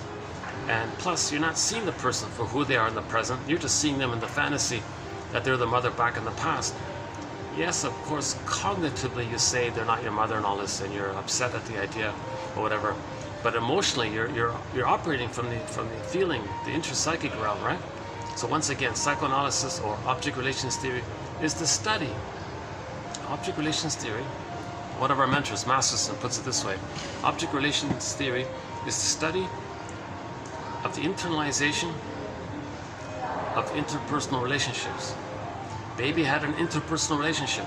He internalizes it. If it's problematic, it's frozen there. Unfinished business. He wants to get out of that pain. That's psychic pain. Yes, even though it's numbed over and you don't feel it and all. Okay, emotional numbing, whatever, psychic numbing, even though it's numbed over with the endorphins. Again, shall I compare thee to an onion? Underneath is the psychic pain, emotional pain, right? Elvin Semrad says, don't think you're not feeling anything. You're always feeling something. And if you think you're feeling nothing, that's when you're really hurting underneath, right? So the person in the present triggers up the mother and the relationship. Hence the wiring place. Unfinished business with the mother. Now the partner is going to be seen as the continuation of the mother. It's kind of like getting a second chance. Oh, Jesus. Sometimes I get distracted by little things. Once in a while, I'll be honest with you, once in a while, I have the memory of Deep Space Nine. Once in a while, I'll see some dramatic thing. Oh my God, for some reason it reminds me of Deep Space.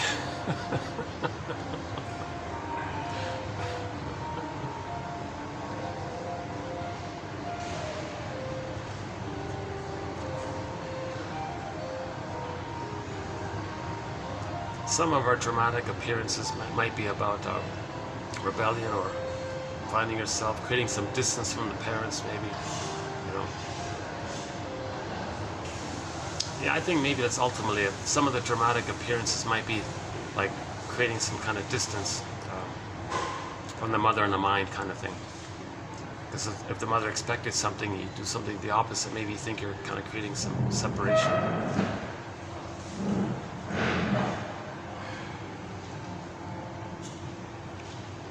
How do you like that, eh? There's a party just beside me and I barely hear them.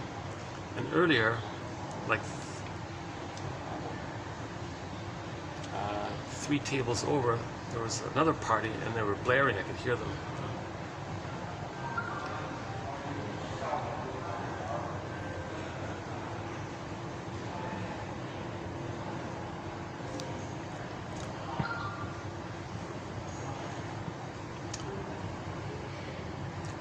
So this is an underappreciated point about what's called transference love. So transference love is not the same as love, right? Love, it's the person sees the person for who they are. They get to know them for who they are.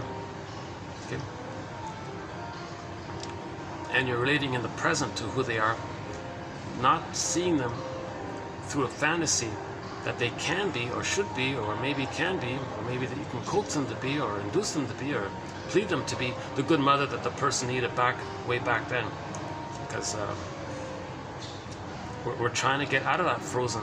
We're trying to enjoy life. We're trying to find love, right? We're trying to find ourselves and love and differentiate and individuate, right? Just like the character there with all the dramatics. Maybe he's trying to, maybe it's like a scream, almost like a cry, or maybe it's a combination of trying to separate, or maybe it's a plea for love.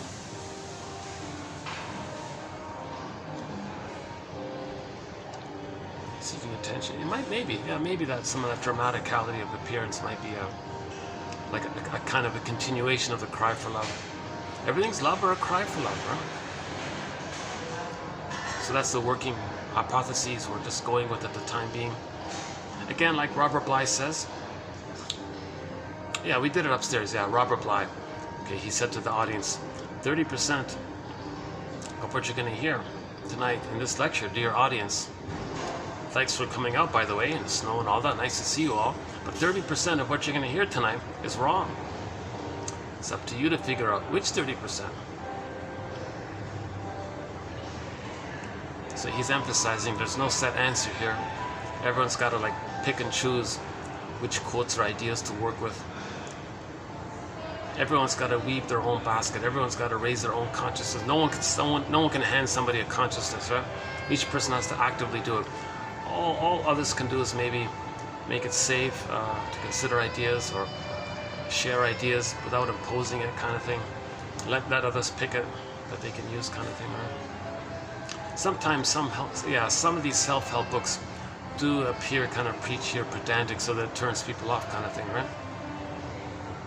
So we don't have those types of quotes here.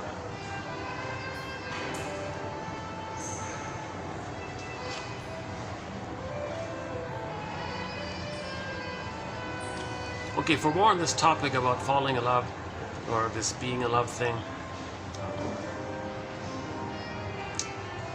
meaning you're spellbound, you're transfixed, you're bedazzled by the person of the present, you're in this awe, and all of the songs can't live without you. You know, it's the baby's in that place. Mother, I can't live without you, but I can't live with this. Could you please change? Okay, so somebody in the present reminds you of the mother, all that comes up again. You're alive again. The past pain, there's no time, but it's triggered up, kind of thing, right? So you're adopting the baby's place with the mother. Mother, I can't live without you, but I can't live with this. That's all been revived. You transfer to the person of the present who reminds you of the mother. You know, you're amazing. You're everything. You're my Barry White song. You're my first. You're my last. You're my everything. Right? That's the baby's attitude towards the breast mother. From the baby's perspective, the first mother's the breast mother. The baby would say at that time, "Oh, you're my everything. You're my first. You're my last. You're like." And there's no time there. My first, my last. There's no time. It's everything now. He's one with this in this timeless union with this great power kind of thing from the baby's perspective. That emotionality is triggered up in the present, so somebody might, like the lyricist, whoever the lyricist was, might appeal to that kind of thing, right? And a lot of these romantic songs are like code for childhood wishes and all this, right? Ginger Rogers in the movie, what's it called, like Lady in the Dark, she made a point about this, right? She said to the shrink, yeah,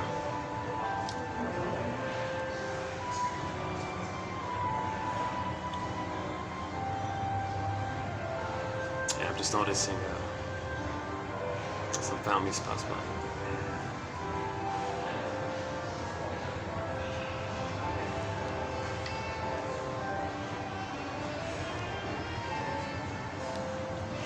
Yeah, there with the kids. I wonder, you know, how much free space is there for the little kids to run around, right? Jeepers, yeah. Yeah, in this area, there isn't really too much sort of like open free space for the kids to run around. The nearest park is a couple of kilometers away, right?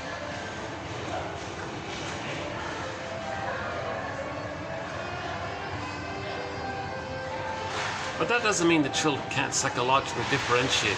It's not about physical issues, right? People can still live under the same roof or the same condo or the same apartment, and there can still be psychological differentiation taken. It's not about physical issues, really. It's about the relationship.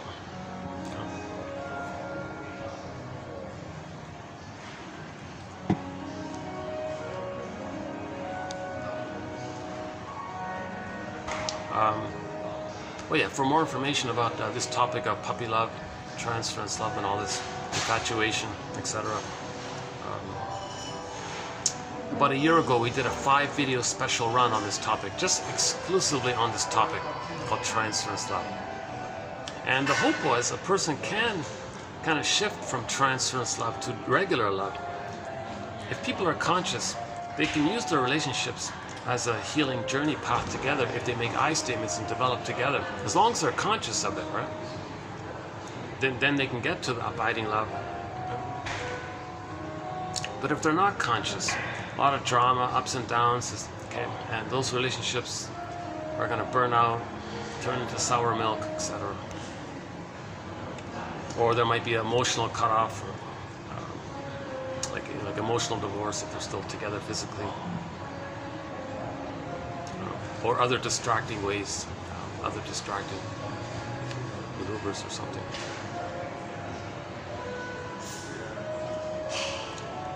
Let's see how's the battery doing? Yeah, okay, that's great. It's my second time with this new setup here, so it's finally working. That's what that means I can freely do an air conditioning run and not worry about the battery conking out on me. I've lost a few very good videos due to this battery issue, where it would say charged, I would unplug it, and the whole thing shut down, and then I would lose the video on those cases. So problem solved finally. Yeah. It's an older, clunky, outdated battery charger boosting. Fine, I'll take it if it works. You know.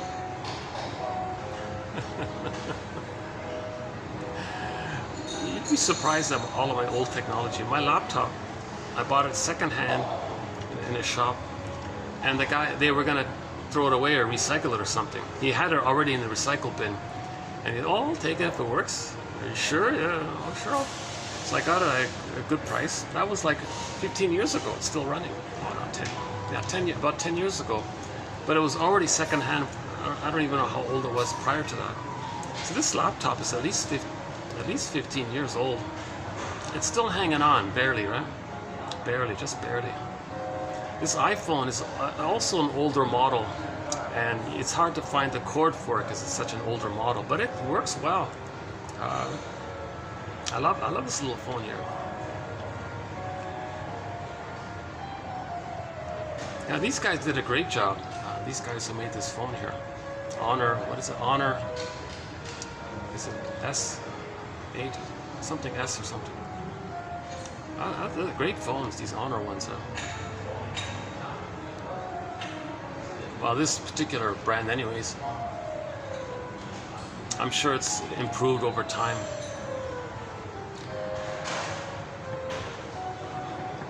And now I got this older, outdated battery pack. I'm amazed that I have all this older technology to put out one of the finest educational products. In my humble opinion, 1001 Windmills of the Mind is a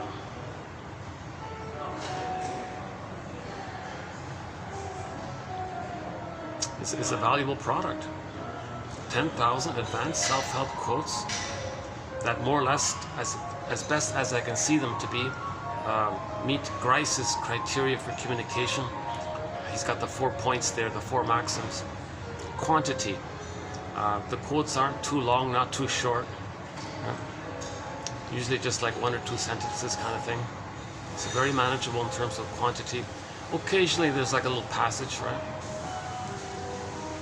The Manner, written by shrinks. They're trying to heal. They're soul doctors. So we're reading their exploration of the healing the soul journey. All relevant to the topic of healing our soul. Getting back our golden ball, finding narrative medicine in the process to do so. Narrative medicine is the bridge to get back our golden ball. It's the nest first that we need to get back the golden ball. The narrative. We're searching for story, our narrative, right? Narrative medicine. So yeah, so what is it? Quantity, manner. So the manner. Okay, so it's warm, empathetic. I'm not choosing quotes that are too intellectual. Like some of the shrinks quibble about little jargons and they go off on their red herrings, splitting hairs over nothing kind of thing. So we don't have that kind of area, and we don't have the too. There's already too much self-help, magical thinking, inspirational, like motivational pep talk kind of thing. We don't really have that area. It's sort of in the mid-ground, right? So the manner, I feel, is warm and it can connect to a person. So the manner, the relevance, all relevant to the topic.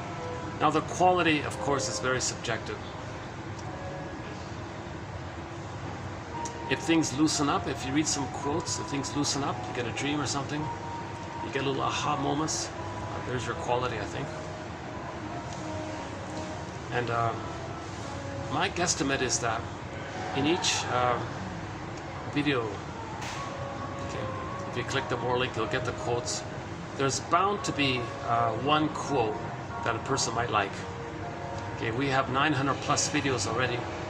So if one were to go through the 900 videos and pick out one can in effect create their own 1001 Windmills of the Mind. Some videos you might get 2 or 3 excellent stellar quotes. Some videos maybe nothing. I think overall there's enough material for everyone to create their own 1001 Windmills of the Mind. It sort of fits in Robert Bly's advice to read psychology every day for 10 minutes.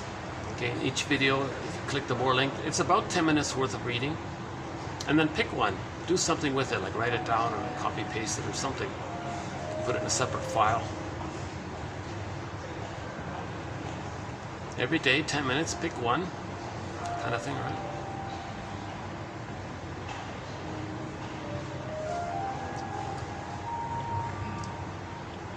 So yeah, so personality patterns are covered, defense mechanisms are covered, developmental theories covered, object relations theories covered, Melanie Klein's theory about the positions, okay, this endopsychic structure theory, Bergler's many theories, or not many, a few of his theories, Edmund Bergler. Okay. Relational units. We create a template, right? We create like an internal working model, or a temporal spatial spectacle, says Kant. And then we see the present through those spectacles. So we want healthy spectacles, normal spectacles. If they're traumatic spectacles, we're distorting things too much to fit those traumatic spectacles. Yes, the child created these traumatic spectacles to, as best he can, to compromise with the situation. But then later on, it's hurting him. The thing that the child does to survive with the dysfunctional mother, to keep on staying in that, it just adds to the stress missed opportunity, missing life kind of thing because of that. So we got to look back and pick the threads of that traumatic script, use those threads to weave a new, healthier script. Hans Lowald says we want to lend secondary mentation to the primary process mentation. Means conscious ego ideas, link it to the past.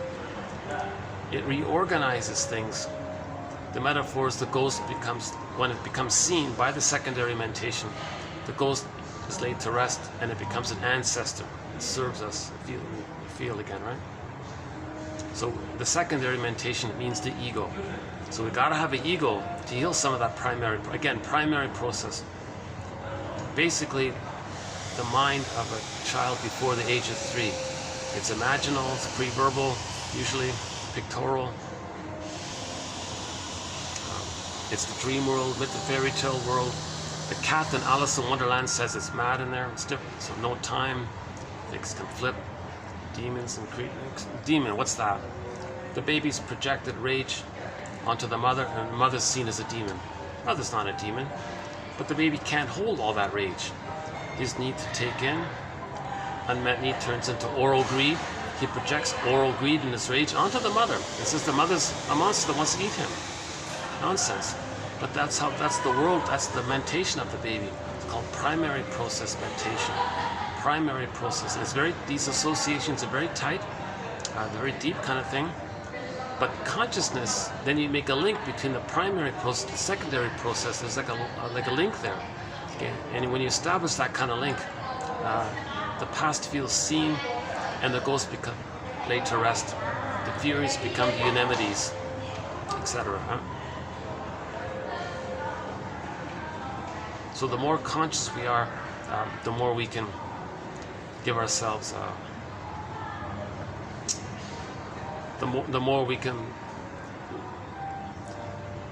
allow the past to be respected, and then it's seen. It's like an apology, like I get, not an apology, it's like and she says, it's just as somebody would feel better if their friend apologized.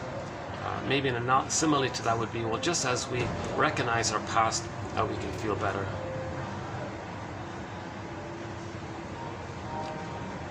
Yeah, this hotel has a huge there's always vacuuming and cleaning and sweeping going on. This is one of the cleanest hotels I've ever been in. It's very spick and span. It's nice. It's a nice place here. And the coffee is okay. Yeah. Well, speaking of coffee,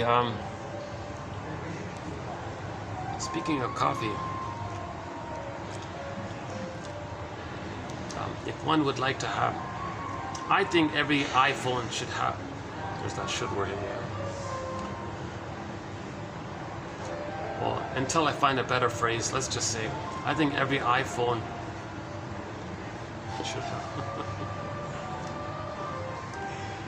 Until I can find a better way of saying it, I think every iPhone should have a copy of this encyclopedia of self-help material, advanced self-help quotes, therapeutic quotes on their iPhone, and then in their free time people can read it.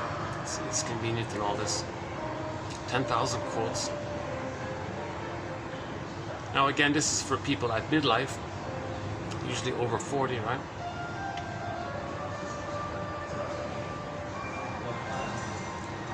There's nothing like it out there anywhere. There's maybe like a teaser of 1001, When Was the Mind, is the book Wit and Wisdom in Dynamic Psychotherapy by Gregory Bauer, decades ago. But that book is filled with Freud quotes, so you take those out. What's left is just like a tiny sample of 1001, When Was the Mind. Plus, I've incorporated the best of those quotes into our collection anyways. So 1001, When Was the Mind? I think you're getting the best, clearest, warmest,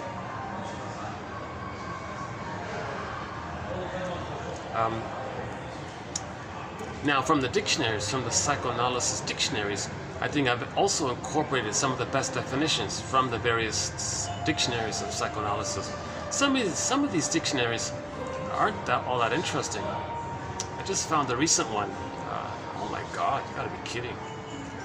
It was almost as if maybe some AI program just dug up some old things, put it together. It was. Well, speaking of AI, yeah, I mentioned that in the last video.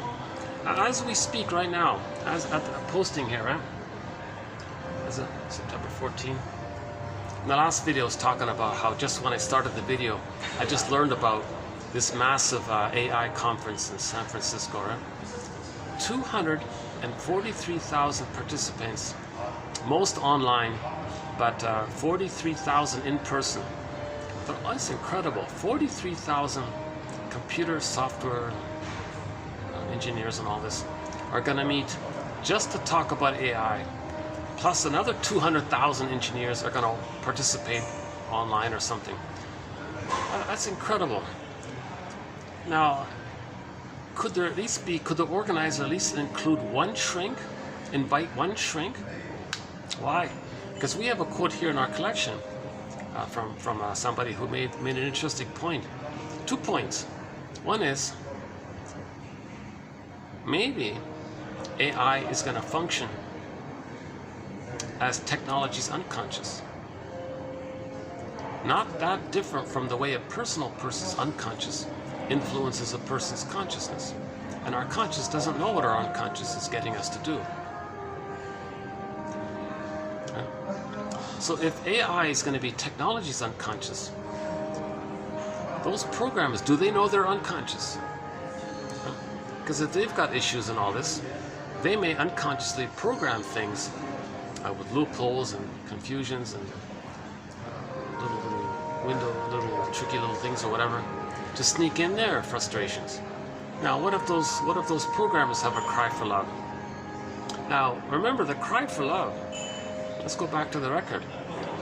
Okay, so the 2 points are technology can be. AI might be, in a way, in a manner of speaking, technology's unconscious. Plus, he was saying, all AI really does is just accelerate what we already have going on. That's a huge. If AI just accelerates the current system, do we even know what the current system is? The short-selling system, the pillage and the plunder. Right? So will AI just accelerate more pollution, more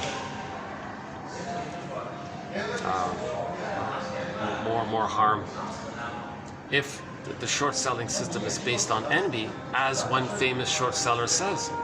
One famous short seller says, the pillaging and the plundering, right, making a quick buck, okay, he's homo short-sellicus, homo traumicus, homo economicus, based on envy. Greed is just a part of it. It's just a superficial part of it.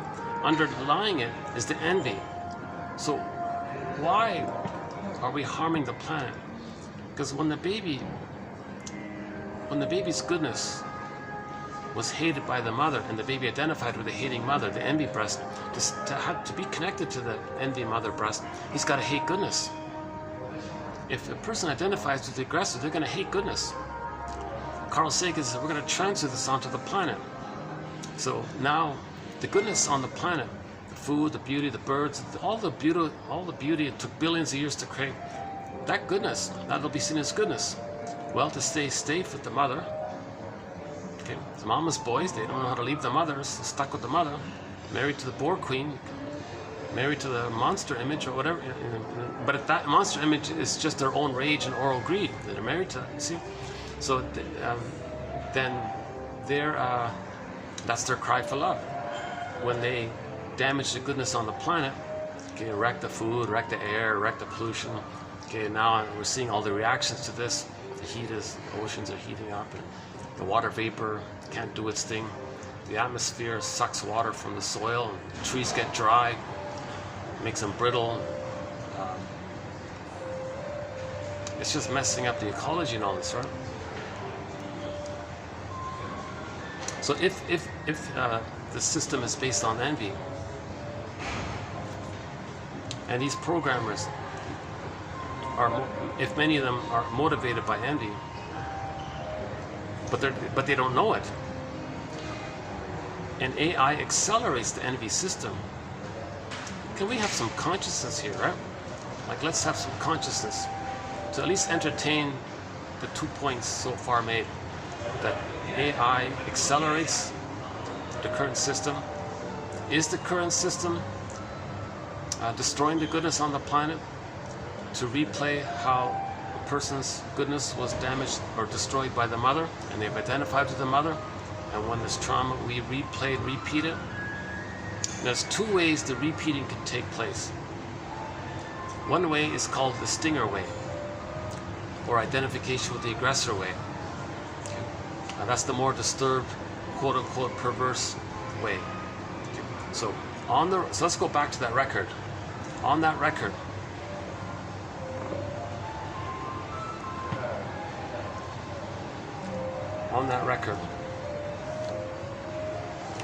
remember this? Remember what's on the record? Okay. One tune, one song, cry for love. Baby had a cry for love. Mother not understanding the baby's signals, being misattuned, malattuned. Baby interprets it as a rejection. Baby felt humiliated or shamed by that. So, cry for love. Mother was the aggressor. Okay. Mother said no or shamed the baby. That's on the record, the one tune. In a new situation, we recreate that. We manufacture it, like a drama thing. So we are repeating it because we're still in the past, playing that record. Mother need love, got shamed. No, mother need love, got shamed. Every new situation, mother, okay, others will stand in for mother, got shamed. Or others will stand in for them and they'll play mother. That's the stinger way. When a person replays the record, on the record it says mother shamed the baby, mother shamed them. If the trauma for a person sets in prior to 18 months, okay, the grandiosity phase is still there, and the pain was too great, so they couldn't graduate out of that phase post 18 months, and they're traumatized before 18 months, enter the stinger personality patterns.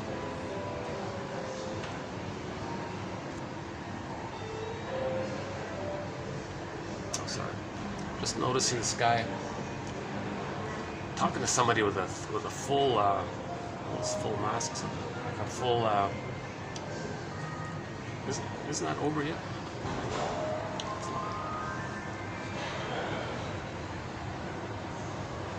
Oh, maybe some people will use that as an excuse to create some kind of distance, right? Maybe he knows the thing is over, right?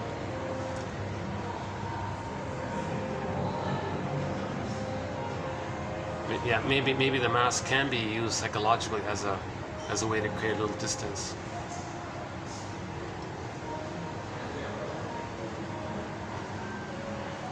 Maybe I'll take a little musical break here. Hold on a sec. And we'll finish up with the record.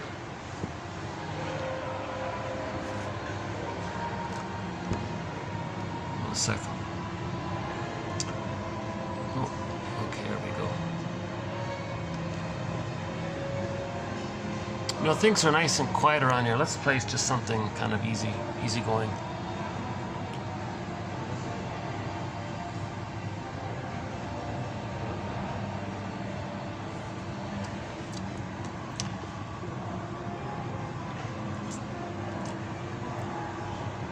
Which one's this one?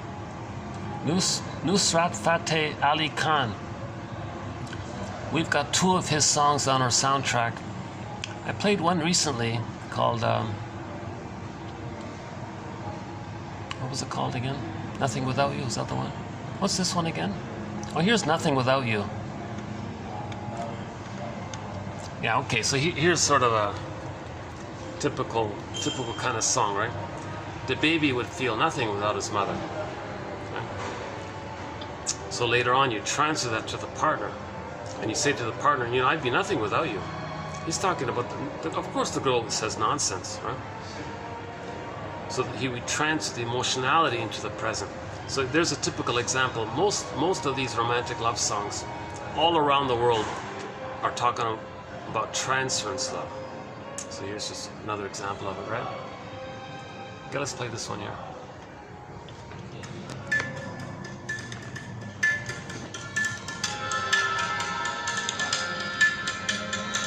Yeah, great singer, famous singer from Pakistan.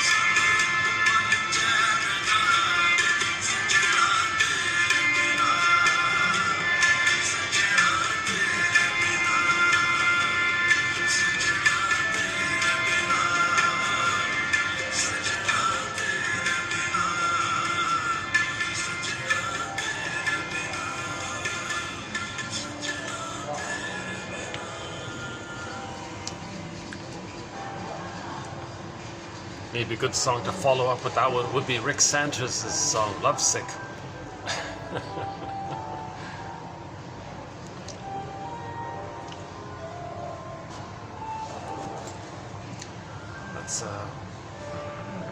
Let's finish up with the idea with the record. Underappreciated. Let's consider this theory. So on the record, there's the memory that the mother shamed the baby. New situation. They're gonna replay that, restage it. But if the trauma takes place prior to 18 months and the person developed one of the stinger personality patterns, right?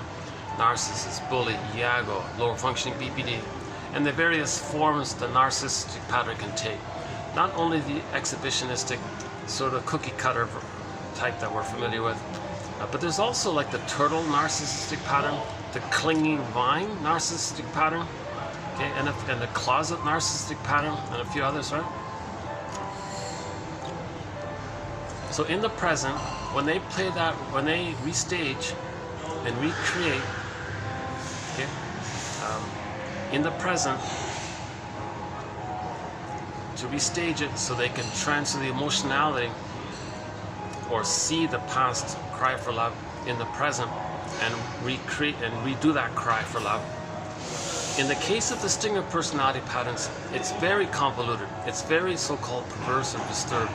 Because when the person cries for love, they don't do it directly. They don't just say, hey, others, can you love me?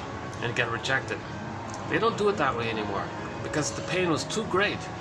If the pain's too great, meaning that they freeze up before 18 months, like the earlier the trauma, the more pain there is, obviously, right? So in the stinger personality patterns, they're considered to be emotionally frozen prior to 18 months. So when they replay that record in the present, okay, again, on the record, mother shamed them. So this time, they're going to play that record. Mother shamed them. So they'll play the shaming mother who shames them, themselves. But again, that's too painful to relive that. In the stinger personality patterns, what they do is they'll see them onto non-threatening substitute others. They'll cast others, non-threatening substitute others, safe others. Okay. They'll pick them in their fantasy to play the role of their lost innocence, the child. So now they're going to play the mother shaming them, but in the mind trick, the projection, they're going to shame the other who's standing in for them. Okay, so they're going to, hence the idea of the stinger personality patterns. They're going to hurt, they're going to shame others to replay how the mother hurt them, but they're going to play the hurting mother, hurting them. So they're still stuck there. They're still reliving how the mother hurt them. They just distracted themselves, okay, by the layered over thing of projecting themselves or seeing their unloved self onto others and shaming them. It doesn't change the past. It doesn't correct the past. They're replaying the record of the cry for love. What's on the record is the baby said, "Mother, I need your love," and mother said, "No, mother shamed the baby. Mother, I need love." But when they replay it, they get others to stand in for them. Others will play their lost, can play the role of their child side. They'll play the shaming mother because they've identified with her. So mother shamed them, they'll shame themselves, but they'll see themselves onto others. So this phenomena of the stinger personality patterns, okay, we need an underlying premise here. Enter Eric Burns' model of the. Oops, someone's right there. Oh, somebody's just right beside me. Is he gonna settle in there? Okay, he's walking off. Okay.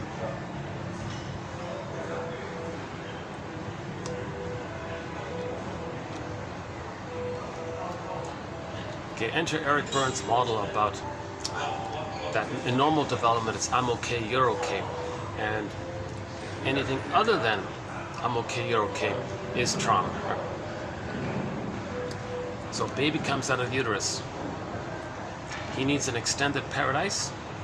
So the baby's considered to be in paradise in the uterus. Has his golden ball floating around, oceanic feeling, oceanic oneness. Okay. unico mystica, one with this big powerful mystery. The power of the mother is his power. All of his needs get automatically met. One guy calls it unconditional hallucinatory omnipotence. He owns the world, the mother. It's all him.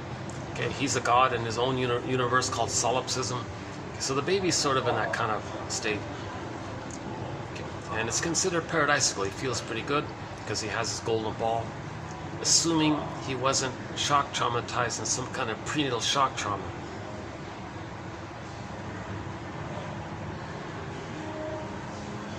See, I'm reminded of the earthquakes and the floods, all these people perishing. And yeah, this morning someone made a point. So we know about the very large numbers of people died suddenly. But a lot of people who survive, a lot of them are gonna have lifelong PTSD. Something as dramatic as you're sleeping at 3 in the morning or whatever, and the building collapses and everyone dies, and maybe you survive. Well, you're gonna have PTSD from that for sure. That's strong enough to cause that kind of thing. And back to the baby, if he's not getting love, the effect on him, it's like the earthquake survivor and everyone else in the building. Okay, let's not go there. You know, we don't really have we don't really have any quotes, to tell you the truth, on PTSD from situational shock trauma. Although the delayed onset of developmental trauma, the person gets the same kind of symptoms. It's still trauma, but with developmental trauma, relational trauma, interpersonal trauma, etc., there's a delayed onset of it. Then the person gets the symptoms of PTSD. Whereas in a situational shock trauma, it's right there immediately. But in developmental trauma, the personality, the other strength, reserves of the person can kind of buffer it kind of thing. But then it wears down, and then finally at midlife, or maybe when they're older at some point, then it's noticed. That's why a lot of people are confused. They're in their 40s. Why are they so irritable? Why are they so impulsive or something? What's going on here? Well, it's just delayed onset.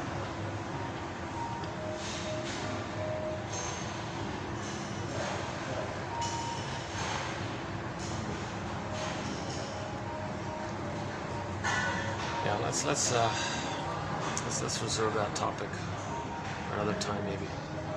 I'm too triggered. I'm way overwhelmed with that news of all the people. Libya and Morocco, those two places. Just recently, just past couple of days, 20,000 plus.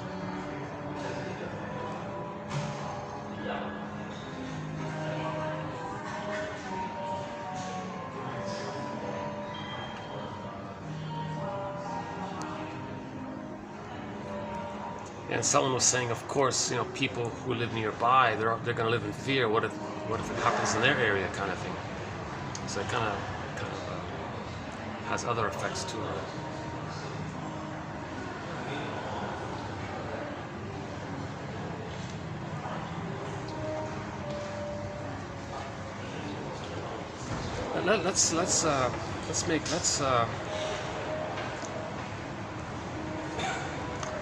Let's try to present the theory about repetition compulsion here. So the baby has, assuming he's not shock traumatized, you know,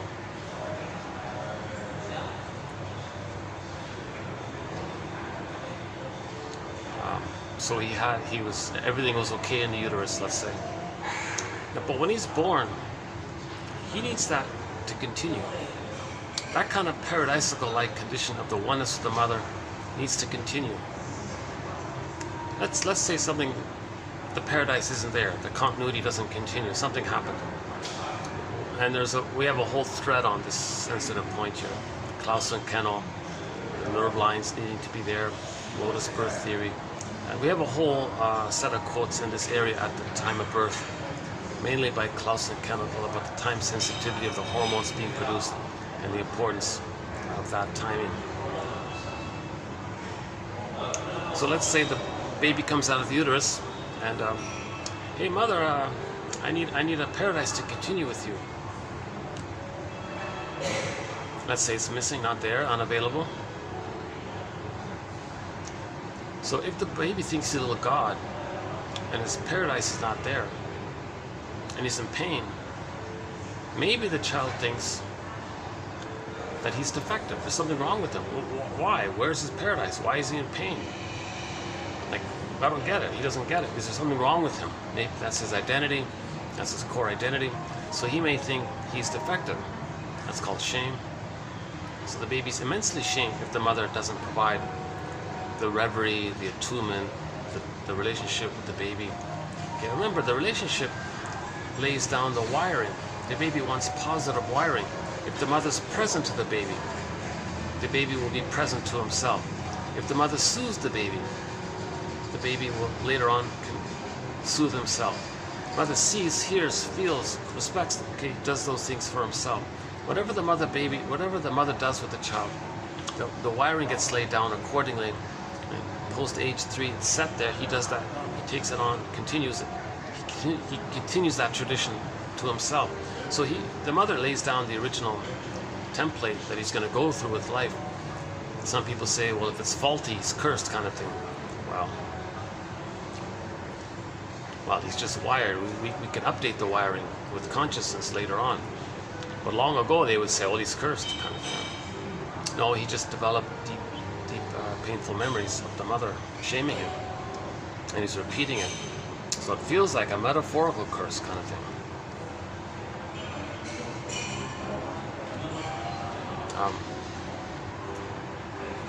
So the baby needs paradise in the beginning. Okay, the first 4 to 5 months, the baby needs an extended womb-like environment, an extended paradise. So if that's missing,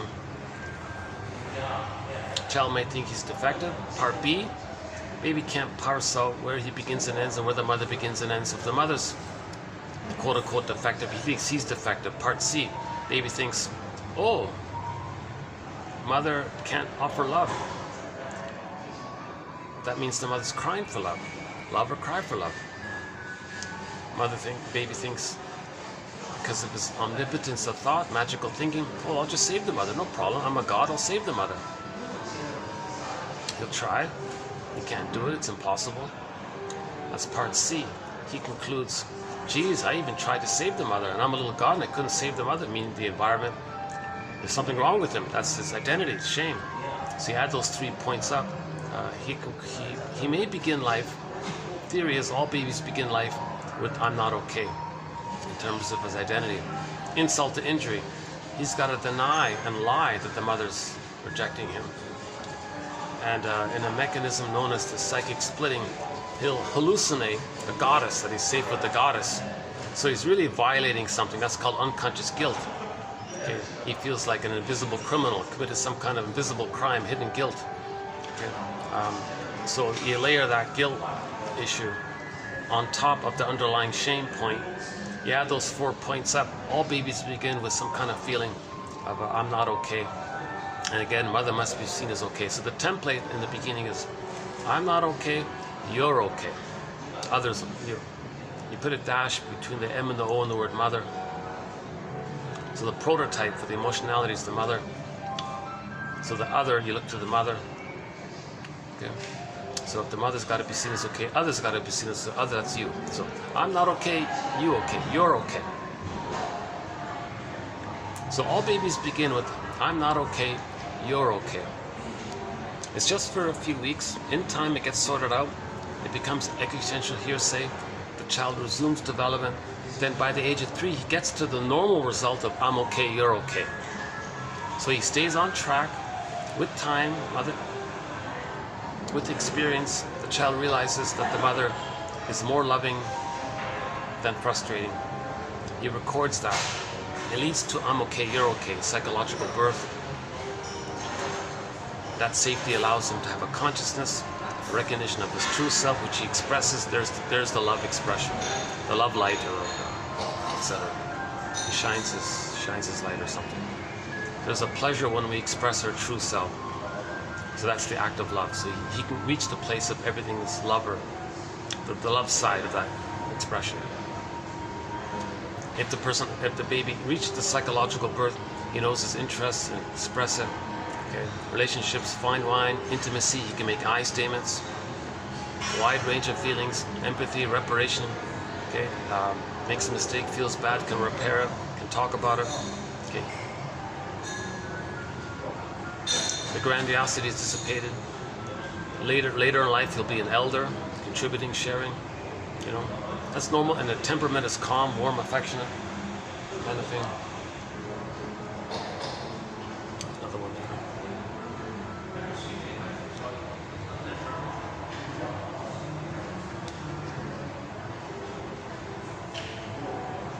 Let's see the battery. How's the battery doing? Yeah, charged up. That's great, eh? Let me see the charge on the... What's the charge on this one? Let's see. 71. Okay. Is that charging?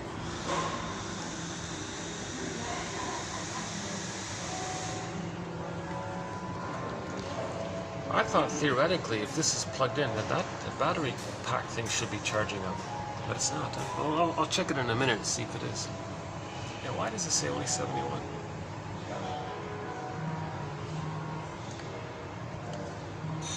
The battery pack thing is plugged in, so why isn't it charging?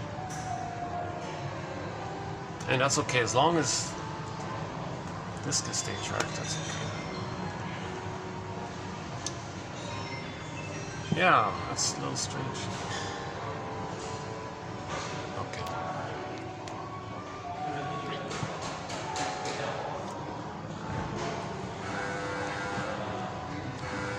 So, all babies begin with, I'm not okay, you're okay.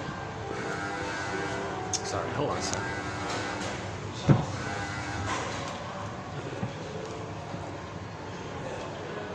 One day I'll find a nice comfortable chair and I'll settle in, kind of thing.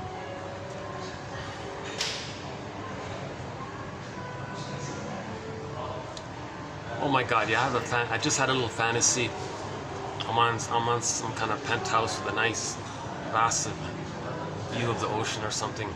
Got a nice chair, I can recline a little bit, and I can maybe have some like visuals and some songs and things, and do like a real production.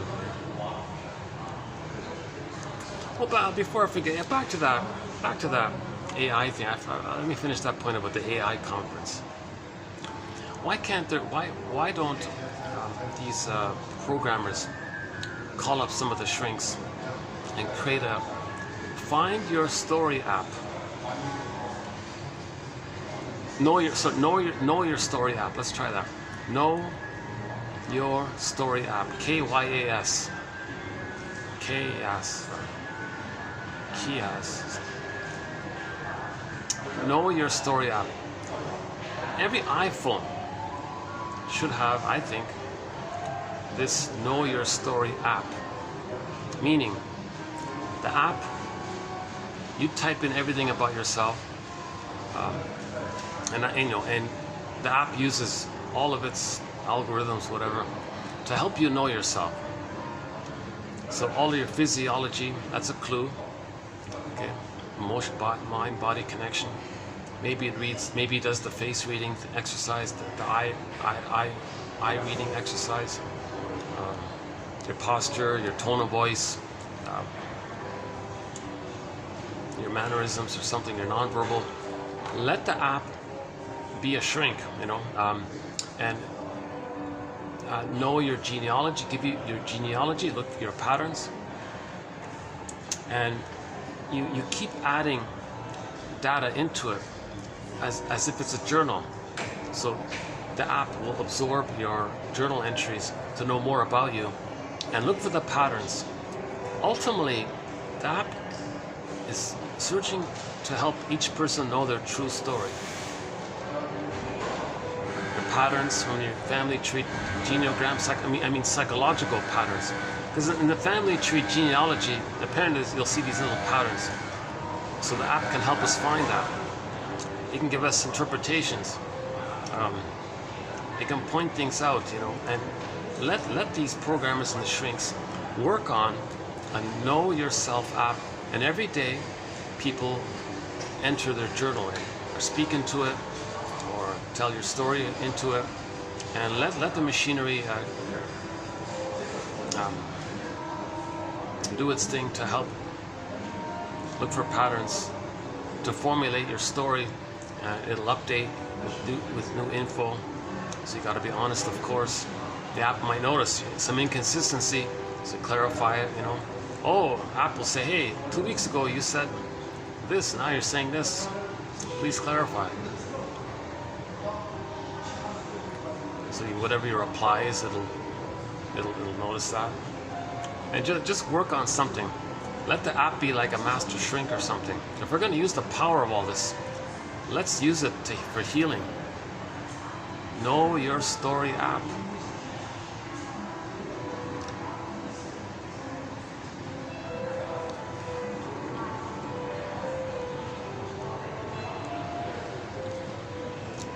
So 243,000 shrinks. What about 1/10 of 1%? Can't 1/10 of 1% of them, 200 of them, let's say, right? Yeah, 243. Let's just say 200 shrinks. Sorry, programmers. Can't 200 programmers, 1/10 of a percent of them, let's say 200 of them, okay, meets up with 200 analytic shrinks out there and work on this project. The shrinks lead it, of course, okay, and the programmers do their thing, and create this Know Yourself app. Know Your Story. Know Your Story app. Have it in for everybody. Everybody keeps filling it in, speaking into it, writing into it. Say what you like into it. Tell your memories into it. Just keep feeding into it, and let the thing keep working on building your story. Get it to a point, give it enough info, let it do its thing to create a story where a person reads there. It'll be like it'll create a psychological biography for the person, their true psychological story. It'd be like a master interpretation from the greatest shrinks, you know, let's say. And you're reading, and you'll be in tears. You'll recognize things. I can't believe this. Yes, that's true.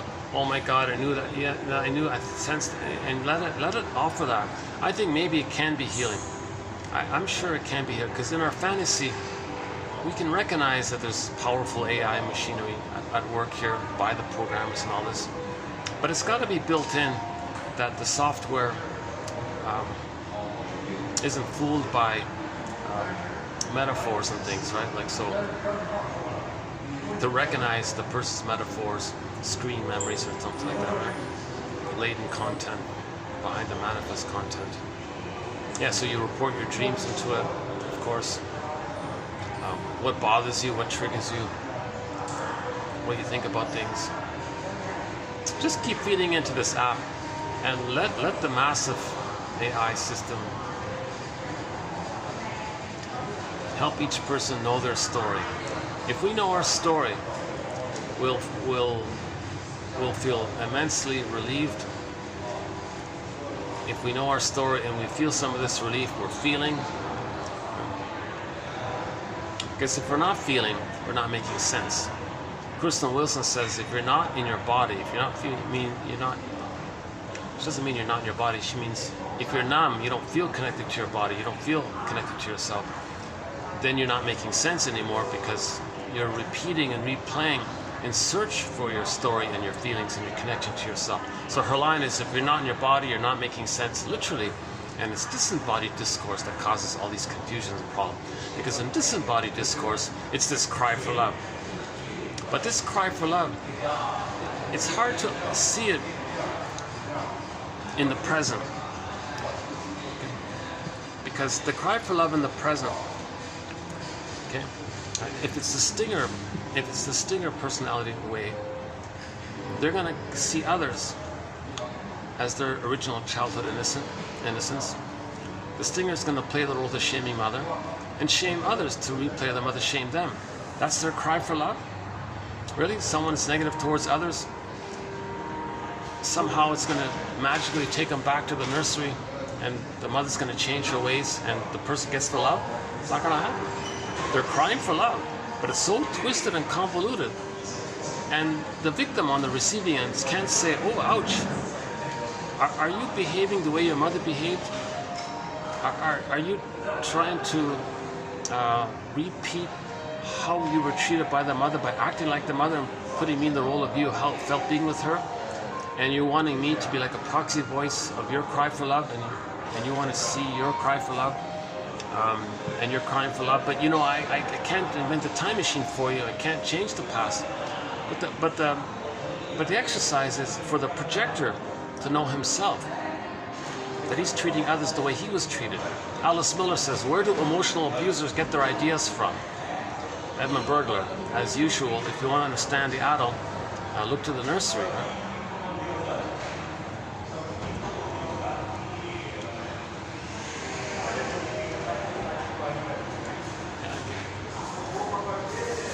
Yeah, it's busy. Yeah, why is it so busy? I thought it'd be quiet today. What is it today? Thursday, yeah. Oh, Thursday. It's Thursday busy.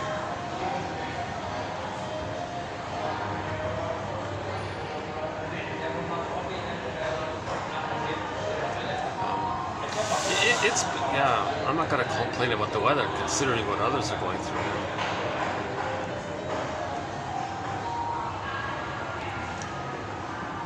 Okay, so that's one way the reenactment can take place. The person plays the role of the shaming mother who shamed them. But the mechanism is, with identification with the aggressor, they find others to play the role of them onto whom they shame, as them being the shaming mother. So that's their cry, they're replaying the cry for love. It's just so convoluted, it's hard to see it. Okay. If someone makes a negative joke at you, and you're now supposed to feel what they try to feel as a child, and they're acting like the shaming mother. You see, it's hard to have that immediate sense of empathy for the person's pain if they're actively hurting others to communicate how they were hurt by the mother, right? So the one self-help quote was, hurt people to communicate that they're hurt. Sort of a self-help way of saying it. Okay, now, if the child can hold on to a soul, oops, oh, sorry, I try my best. Yeah, I said it before that I try my best not to, but once in a while I kind of accidentally. Let's check this. Yeah, there's a pathway that leads to the main road over there.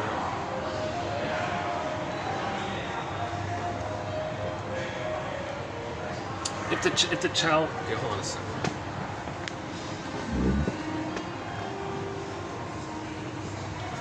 Okay, is that better? Okay, let's try that. If the child can hold on to a soul post 18 months and not do that dramatic crossover where he identifies with the aggressor, projects himself onto others and says, I'm grandiose, okay, like I was in the uterus, and you playing my feelings, my child self feeling not okay. You'll play that, and you're not okay. Oh yeah. So by the way, with the stinger personality patterns, if the pain with the mother continues again and again, many times a day, it's called like a strain. Now they call it a strain trauma. Okay. Misatune, malatune, mother using the baby, whatever form it takes, up to 18 months. The child does a very drastic, desperate measure. That feeling, that original setup of I'm not okay, you're okay, if he's so pained by it, enter another defense mechanism. He'll project his wounded, defective, false belief that he's defective. Okay, he'll project his shame self onto others. And what does he have left? If he projects himself onto others, basically, what does he have left? When a baby projects his soul onto others, where is he? Like, who is he now? What is he?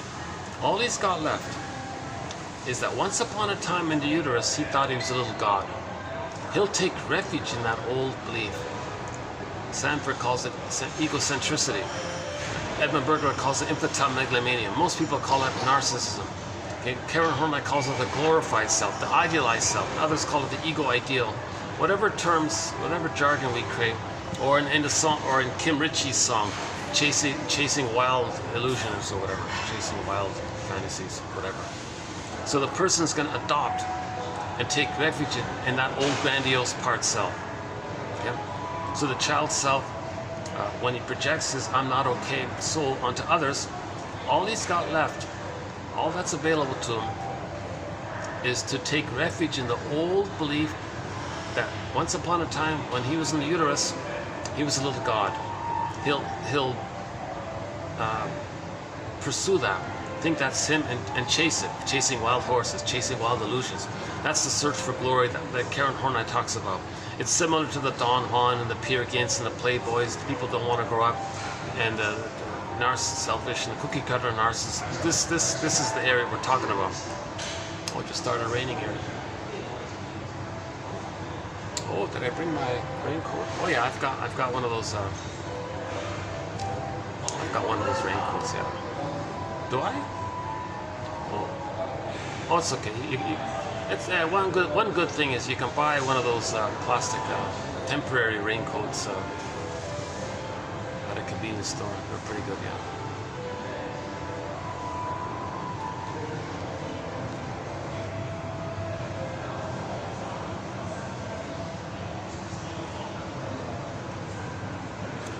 Let's see. It's still at 71. Well, what do you know? So it's not charging, eh? It's stuck at 71. Huh.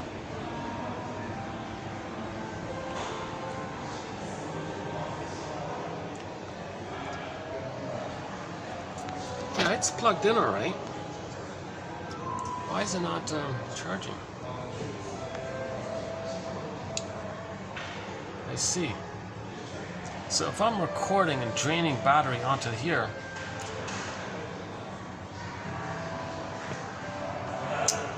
it doesn't compensate from the outlet. It seems to be sort of at a standstill kind of thing. So the input from the outlet to here, it kind of keeps it at a level place, right? So that means I can only charge it up if I unplug this and use the. Oh, that's the thought, yeah. Oh no, if I unplug this, sometimes this camera shuts down on me. So.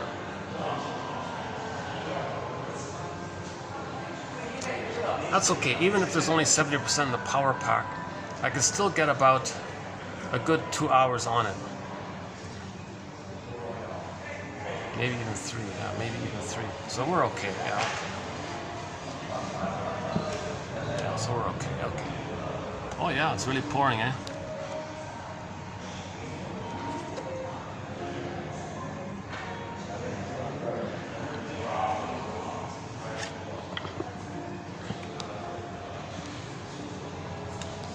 Listen to the falling rain, listen to it fall. And with every drop of rain, you know I love you more. Let it rain all night long. Let my love for you grow strong. As long as we're together, who cares about the weather? Sings Jose Feliciano in his song called Rain, which Anne Murray does a nice cover up in her, from her album Honeyweed and Laughter. I played both versions previously. Oh yeah, look at that, eh? It's coming down.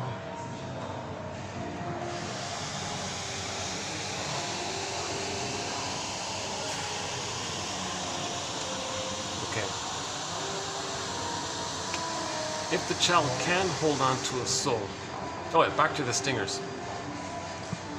If the child has to put out his self-concept, his self-representation, his impression of who he is, and is too pained by it, to not feel the pain of it, he projects it onto others or attributes it to others or just assigns himself to others. That's a trick of the brain to not send him too many stress hormones and adrenaline and cortisol, etc. Right? So he says others are not okay.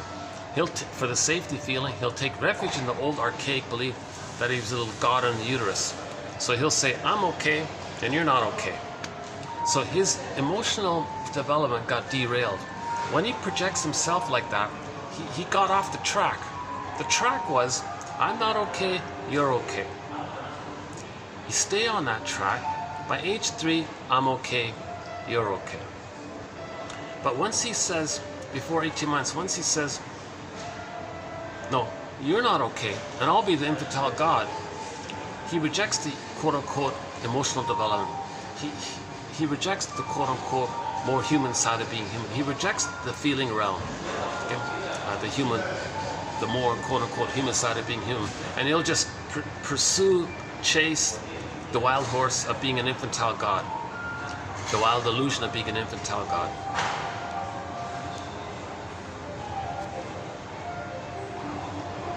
Yeah, it's really pouring, it's really coming down, eh?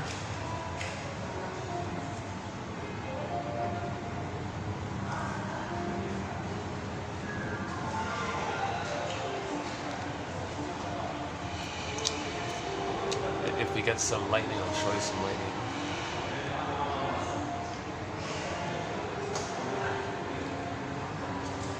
Yeah, some of those buildings in Morocco, they said stood there for thousands of years. Now they're gone, right? See, we're upset. Okay, let's back up. Let's back up.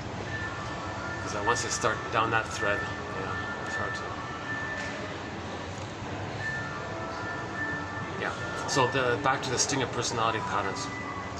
Their emotional development is frozen and derailed, and they don't want to bother going forward. They don't care about it anymore. They're just too angry. So they will play the role of the shaming mother that shamed them, but see them onto others and shame others. That's their loyalty to the mother. Okay. That's their connection to the mother. That's their ongoing attempt to see if they could be one with the mother, to please her so she can change her ways. It doesn't work.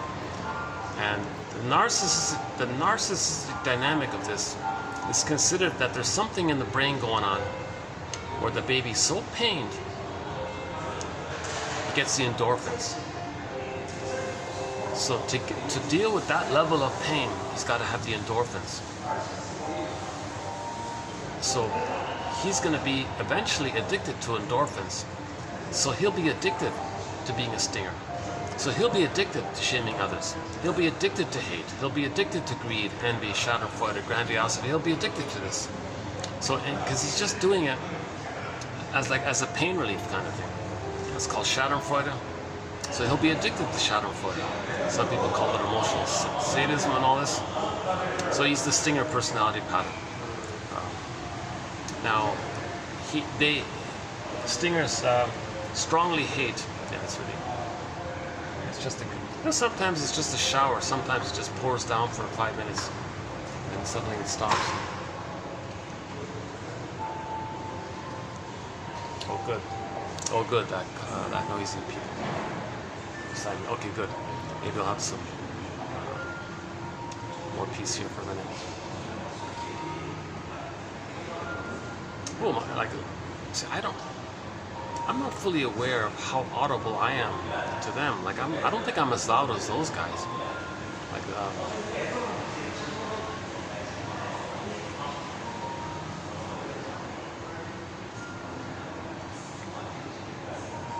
because I'm talking to my imaginary audience. Such a nice audience. Just kidding. This is an attentive audience.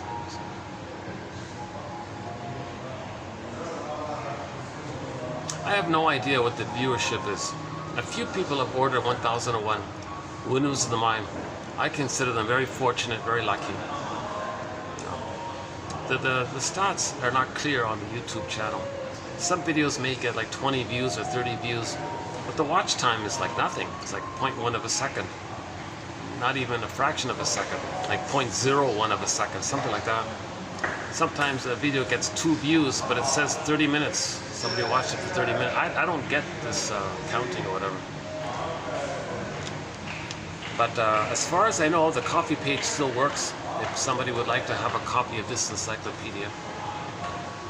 An original collection. Many of these quotes come from books from printed books which haven't yet been digitized. You know, so these are gems. These are real important quotes, I think. It kind of scares me that a lot of good books aren't getting digitized, and they're rare books. Will they get digitized? Because I'm noticing some rare psychology books are kind of like getting lost or something, but they're good books. Some of Edmund Burglar's books haven't been digitized yet. Many of them have. That's great. I'm very glad about that. But what about Masterson's books? What about the rest of his books? See, we're only getting like a few, right?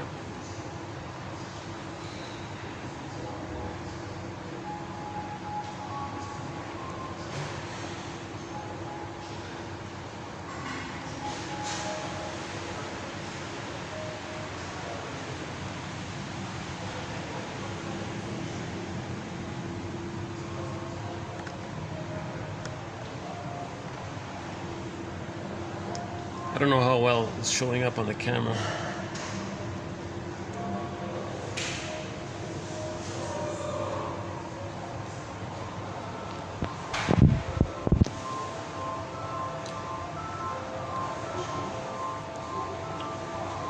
Okay, so the Stinger personality patterns. So one of the key features of the Stinger personality patterns, the commonality of it all, is this search for egocentricity. The ego's damaged, so they're just chasing the egocentricity. Cynicism will gratify it, Schadenfreude will gratify it, hate, greed, envy, grenvy, spite, vindictiveness, etc. So the main emotions of the Stinger personality patterns are hate, greed, envy, grenvy, spite, vindictiveness, Schadenfreude, grievance collecting or injustice collecting. Because they don't have the psychic structure to mourn losses, huge denial about loss or something valuable that they needed. So they'll reject dependency needs. So to do that, they'll deny that something they needed was important and use sour grapes, saying, didn't need you anyways, to inflate their grandiosity. They call that a pyrrhic victory in their mind, right? If it's the bully pattern, you know, they may become like really controlling and all this, because if they don't experience like a little loss, if they're controlling, then they won't experience like a little loss. A little loss may trigger the bigger loss, but they don't have the psychic structure to feel the loss of the main loss, the primary loss. Hence they're very controlling. So there may be a very negative OCD-like quality in that area. Iago is extremely passive-aggressive, because he vicariously sees those with the bully pattern as proxies for him, and then spreads rumors against others to get others to see damage outwardly, and that's his connection to the mother who destroyed his goodness, Iago pattern. So all of the Stinger personality patterns, they hate things to do with feelings and vulnerability. Like the slogan is, I hate weakness, I hate sensitivity, I hate feeling touchy. Anything to do with like a feeling about sadness, or anything to do with the quote-unquote more human side of being human. Because joy and sadness have been zooped away. All they got is anger at the console, maybe, right?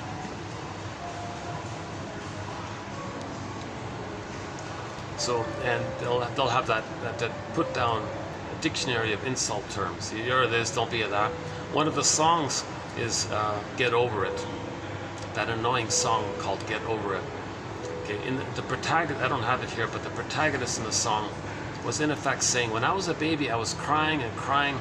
Mother said, what do you want? Stop crying, baby, you bother me, baby, get over it, baby, get over it. Okay, identification with the aggressor.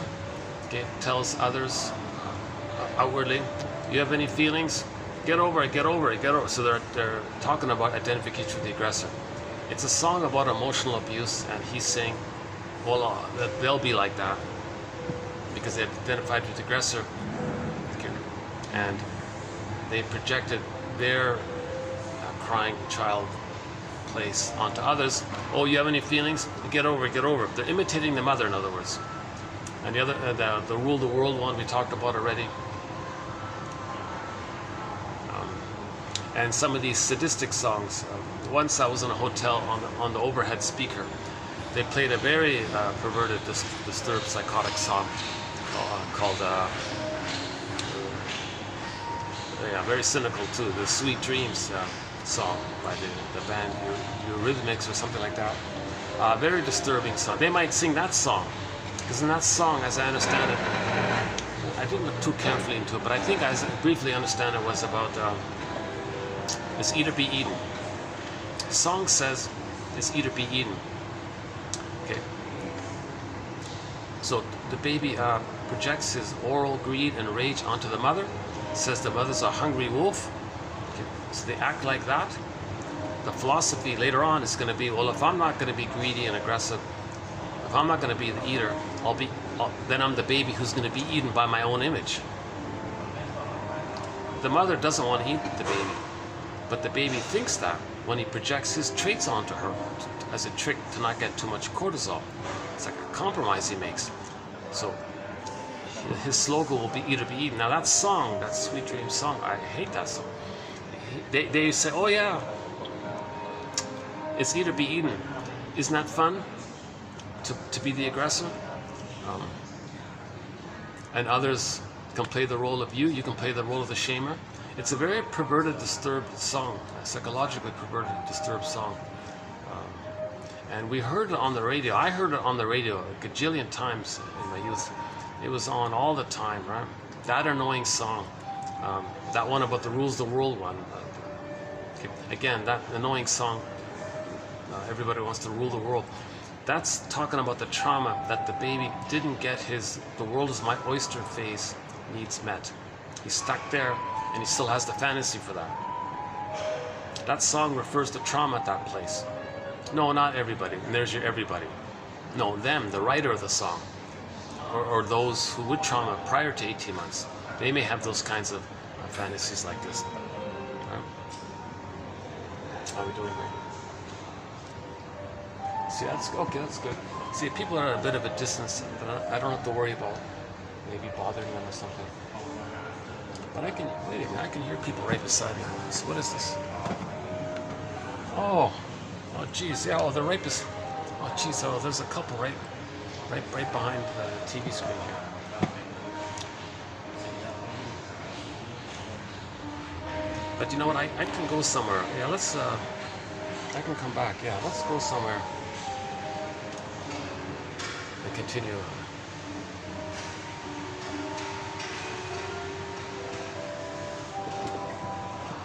See, this is part of my annoyance. Whenever I finally get back and settle in, there'll be an interruption, right?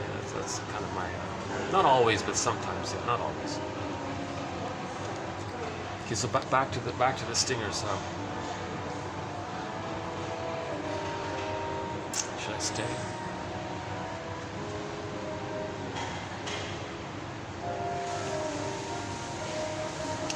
The 6th floor, it's too dark on the 6th floor, right?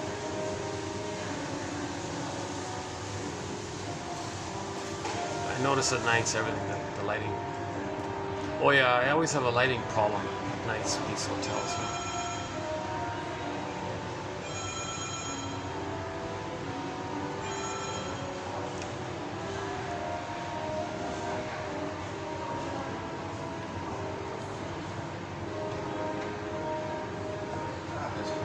I guess I could,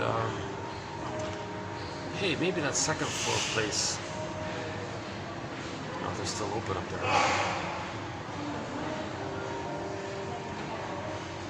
Yeah, that 2nd floor, that guy thinks he owns the whole floor kind of thing, right? He was kind of a little bossy there, that guy.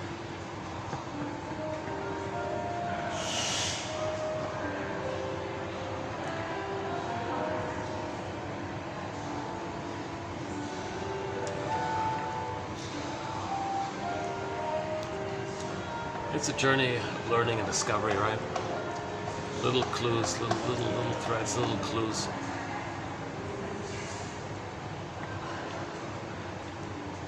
And I'm mentioning these confusing little clues here, these awkward little comments I'm making. I think I'll follow up on it and have some clarity in future videos. I'm trying to decide. Okay, let's move on. Let's see. What does it say? It's still 71. Yeah, it's still blinking at 71. Okay, 1 sec.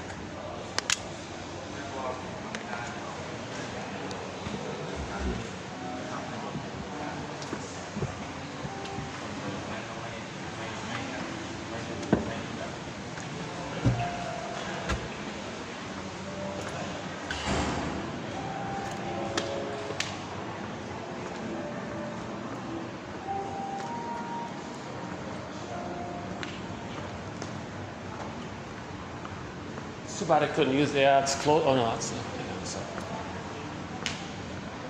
Yeah, I could use it. Let's see, any Star Trek chairs here?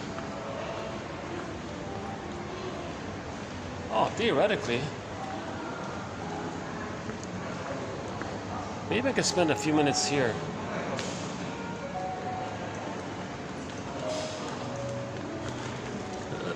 Let's spend a few minutes in one of these Star Trek chairs, huh? Oh, they're comfortable, yeah. Oh, they're being back of it.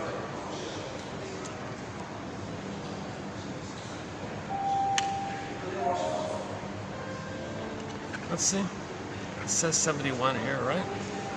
Let's see. Battery's still charged. Okay. Should be okay. All right. Another feature of the stinger personality patterns is that, of course, they don't want feedback,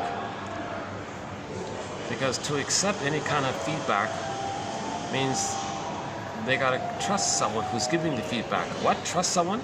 Oh no. Right? So as a defense of being reminded of the original mother, they can't trust anyone. So forget about trust.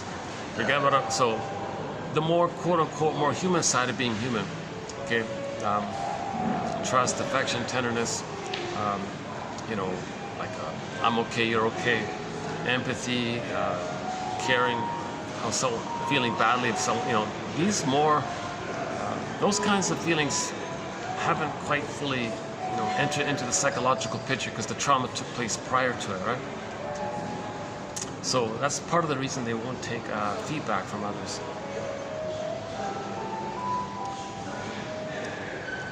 I don't want to occupy this whole space here for too long.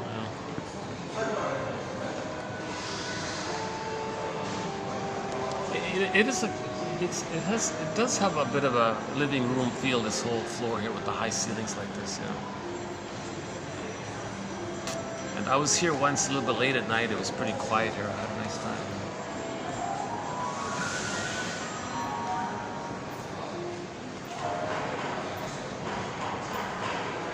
I've got people passing in front of me as I'm speaking. It's going to be hard to do this here. So.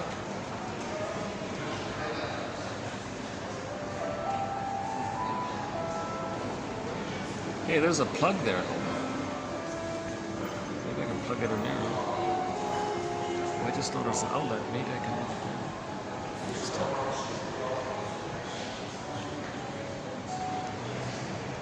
Okay, another important thing to emphasize about the stinger personality patterns is the scapegoat hunger phenomenon. I'm not a fan of this guy, what's his name again? Murray Bowen, but he makes a big production about this emotional triangulation where the third has to scapegoat it to please the other two, kind of thing. So I prefer to use Hans Jürgen's concept of the scapegoat hunger. If two stingers get there, this guy's sitting right beside me here. Okay, yeah, I feel awkward too. Let's go up to the 6th floor. Let's check out the lighting there, see if I can still do it there. Hold on a second.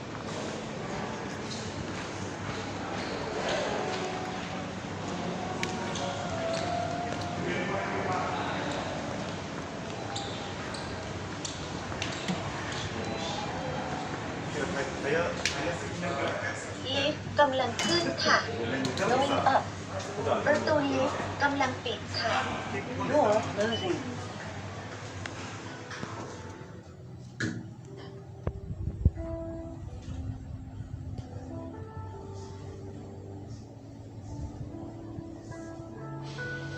So you got this nice, peaceful elevator music here.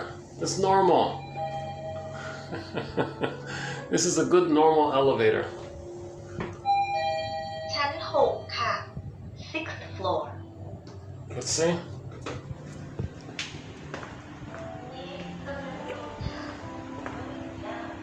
So I can't use this. I can't use it.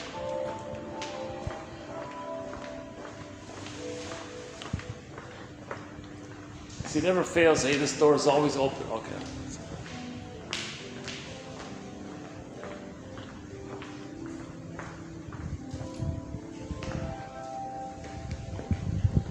Problem is the light. Yeah, I always have this problem with the light. Jeepers. See, when it's finally quiet, then you get no lighting, eh? Unless I can do it this way. Any chance?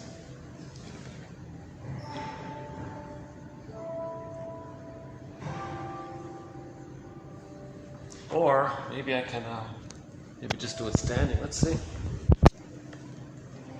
What if I just do it standing around here? Here we go. Here's some better light. You want to check outside? Let's see.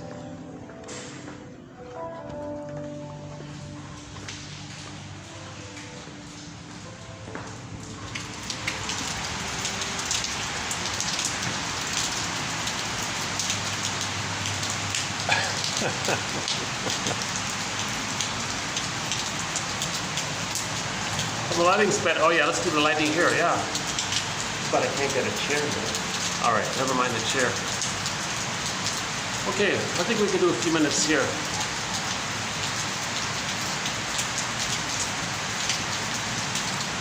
Okay, distinct personality patterns.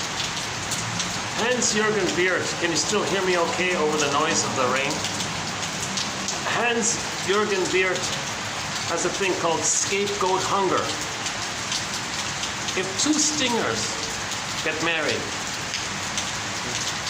now care and feeling and making I statements, another quality about the stinger personality patterns, they don't want to make I statements. Okay, vulnerability, feelings, they hate all that, right? So they don't make I statements. If two stingers get married, okay, it's a utilitarian kind of marriage usually. They take turns playing big shot usually. Okay, you preserve your grandiosity, I preserve my grandiosity. No affection really, like any kind of feeling, tenderness, that quality is not really there. It's a more like utilitarian part object relating kind of thing. So all that hostility between the husband and the wife, how do they manage that? There's too much tension there between the two. Scapegoat hunger. One of the children will be scapegoated to distract some of the hate that would exist between the two. Okay?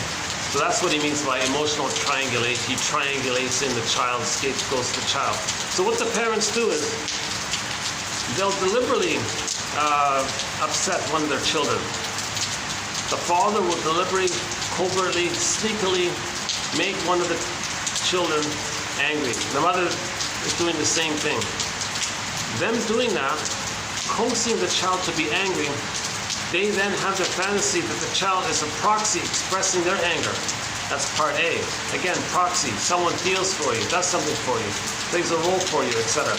They want the child to be angry. So they can think in their fantasy that the child is expressing their anger because they created it.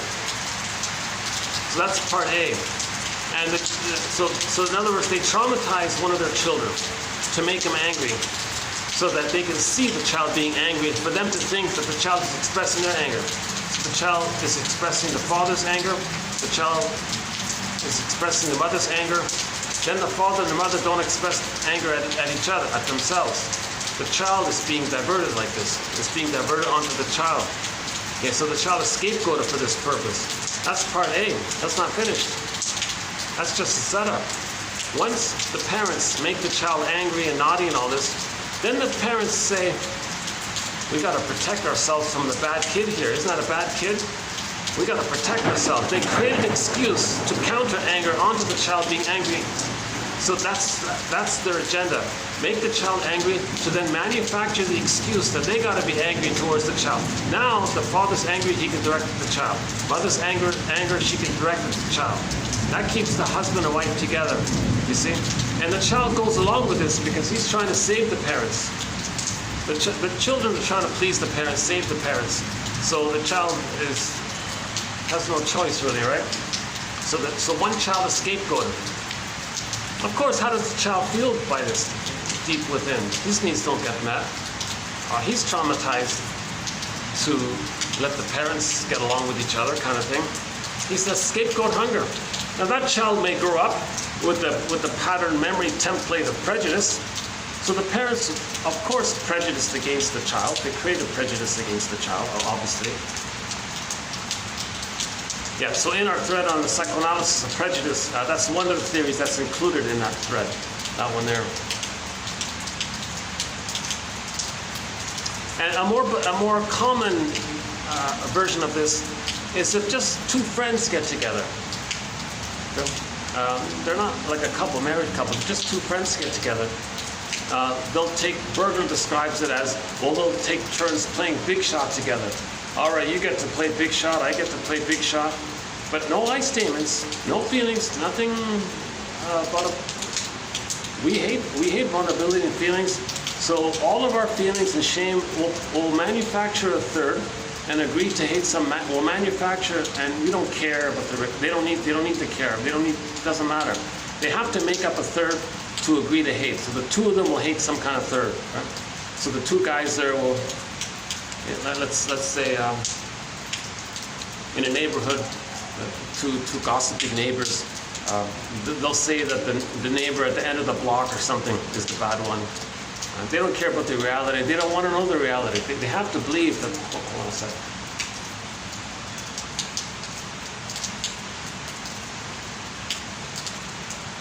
Oh, it's coming down already, right? Let's see. How far can I go? Can I show you the pool? See, there's a pool there. I don't know if you can see it, but there's actually a...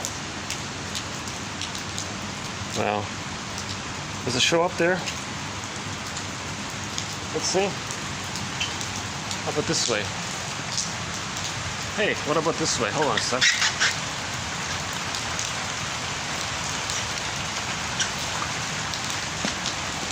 See the pool? Oh no, that's not good. All right. Well. Hey, what about here?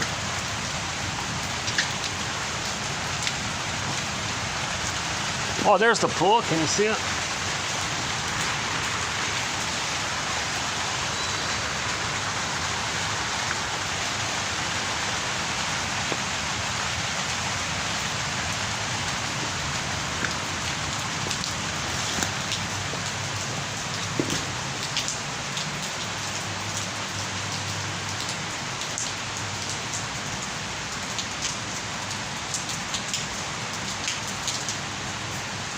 Maybe I'll have a dream tonight about climbing something up.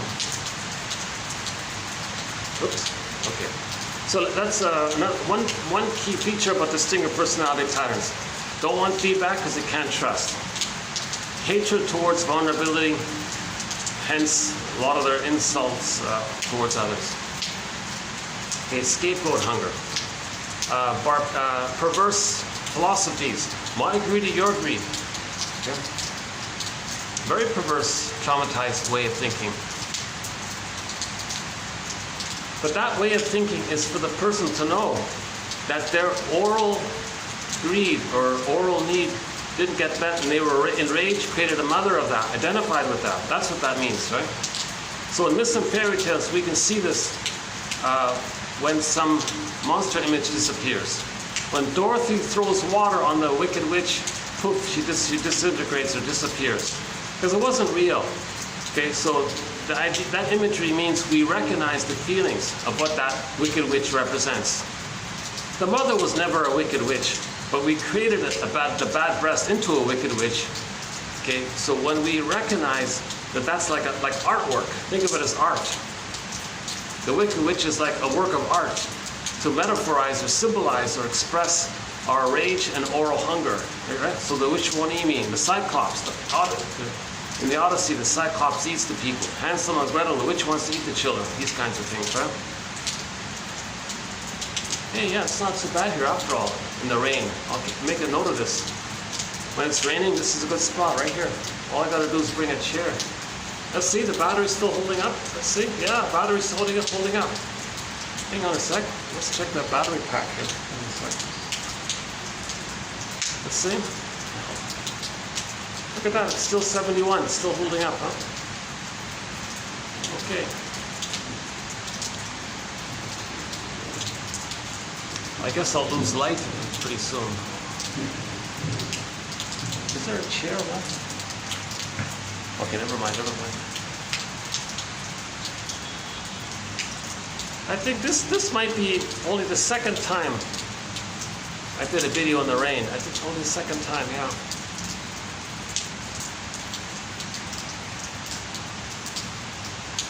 Oh, I tried to do one in the rain in the car. It was raining you could hear the raindrops on the roof of the car. Yeah, that video got lost, yeah. That's too bad, yeah.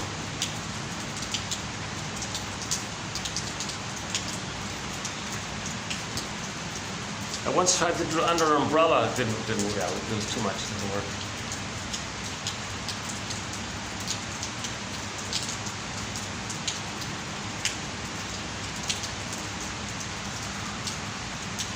Another common feature of the Stinger personality patterns is doublethink, or trance logic.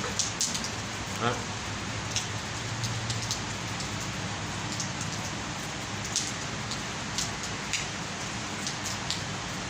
I'm just realizing that circular tower there. Yeah, they've got pretty good views all around, right? That sort of that circular kind of building, right? It looks like every unit has a view, right? Yeah, that's a good idea.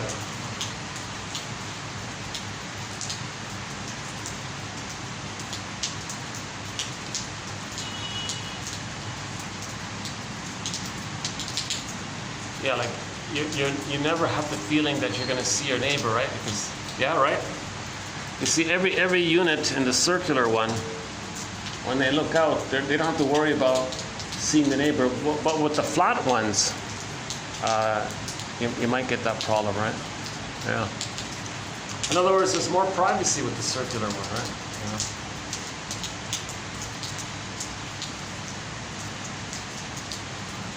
Yeah. Because of the fusion, right? In the beginning, the baby is blurred in with the mother psychologically. Okay, so in the memory system, the self and the other are blurred as one, and they become the shaming mother. It's all blurred up like that. So for a good example is the bully pattern. Okay? When the bully pattern is negative towards others, when they replay the record, or any stinger for that matter, when they replay the record is mother shamed them. But when they replay the record, they play the shaming mother shaming them, but they see them onto others, so they shame others. When they shame others to replay how the mother had shamed them, they're reviving and reliving how the mother shamed them. Now they're feeling badly by what the mother did. But they become the mother. So how do they account for why they're feeling badly after shaming someone else? So what they'll do is they'll say the one they just hurt is the cause for why they feel bad. See, it's hocus pocus, double focus, auto-hypnosis, double think, trance logic. Okay. So the idea about trance logic is that another key feature of the Stinger personality patterns is they're trying to use they're trying to induce what happened to them. What happened to them is that they've identified with the aggressor. Now, when the baby identifies with the aggressor, they take the mother's mind as their mind. Baby, so as I understand it, Martin Horn, 1957 or 9, something like that, he describes it as a lot of the advertising, propaganda, liars, triggers, comment, all these kind of things. First, they confuse you with something. And then you're like stunned a little bit. What do you mean? Well, I'm not clear what you're talking about. Then you're open to suggestion. The template is the baby was confused with the mother, identifies with the aggressor. The baby's voice, the baby takes the mother's opinions and voice and attitudes as theirs.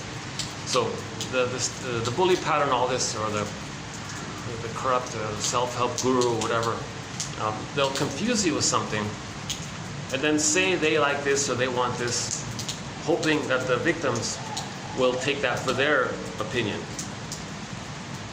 They're trying to recreate into others what had happened to them. They want others to believe what they say they like. So in other words, let's say you got some sales guy or something. He confuses the audience with some confusing things, some jargon, some glittering generalities or something. Everybody's confused. Then he says, oh, I like this. I believe this, I like this. That's the power of suggestion.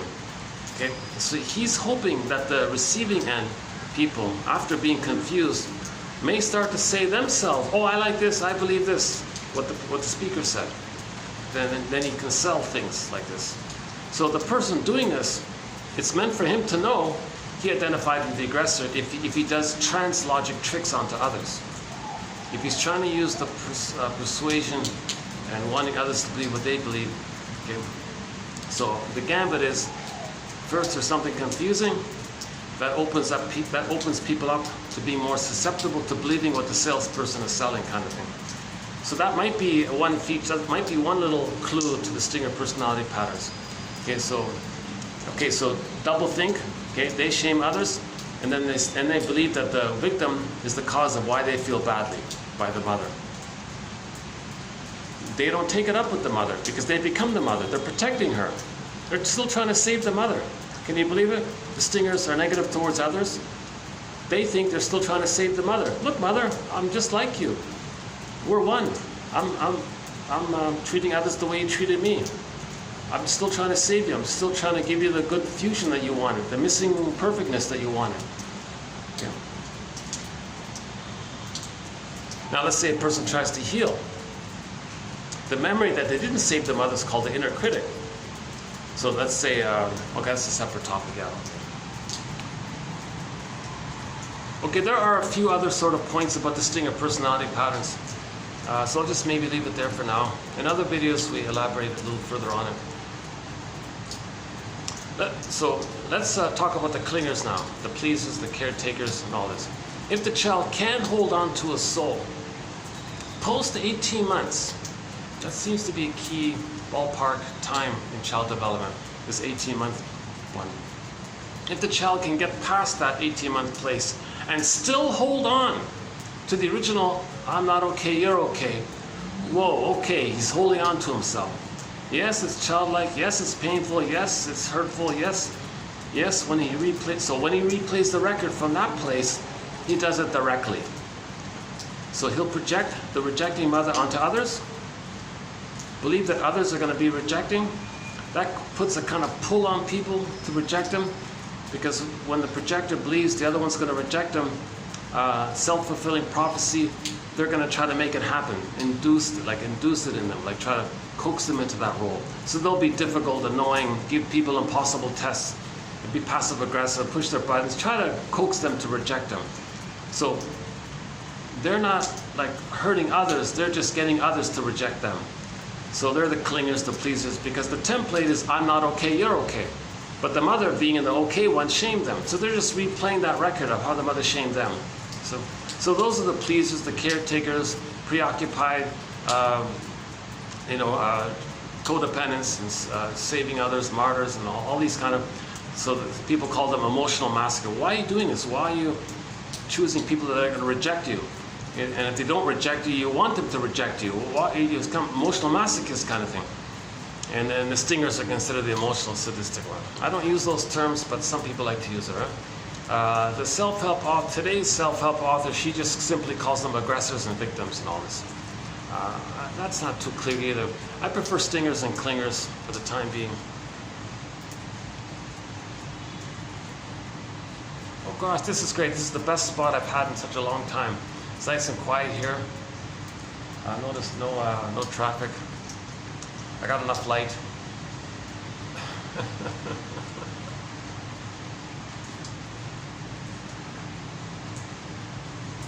Jeez, if I had a chair here, it'd be kind of nice, right? We could just get a chair here. Those are chairs. Yeah, I can't bring those over.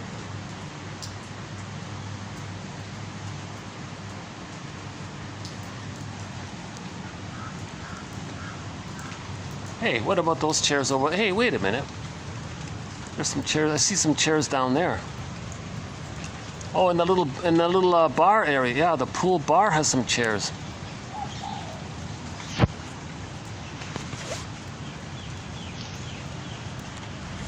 Uh-oh, hold on a sec. I don't want to get any water in the thing here. Hold on a sec. Let's see.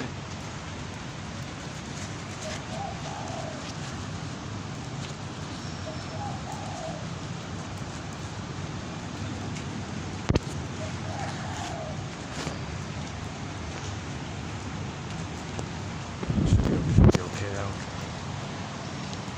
Gotta be careful with that, eh? Jeez. One drop of water could wreck my phone, huh?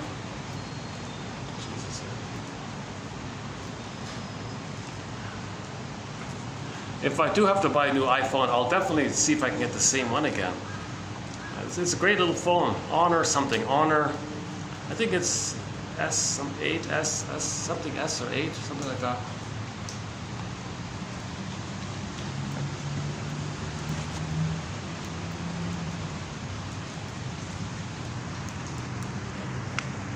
Let's see.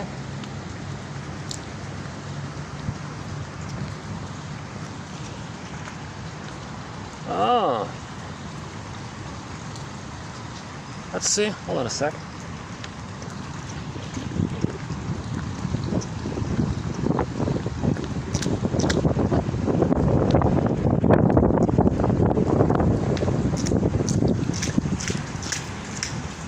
Is it wet here?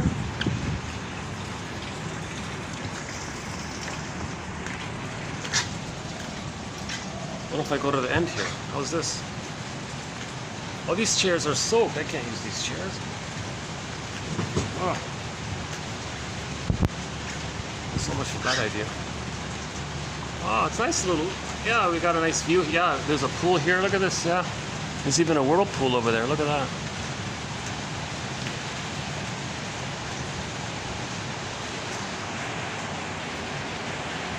Some kind of a little stage there, I guess. Yeah, nice. Oh, it's very nice here. Yeah. Oh, I didn't realize it was so nice up here. Yeah, look at that.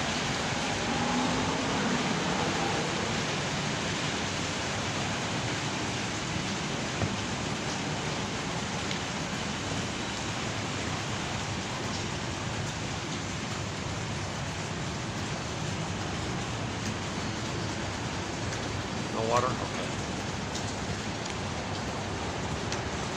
If the child can hold on to a soul post 18 months and maintain and stay on the development, stay on the developmental, emotional developmental track of I'm not okay, you're okay.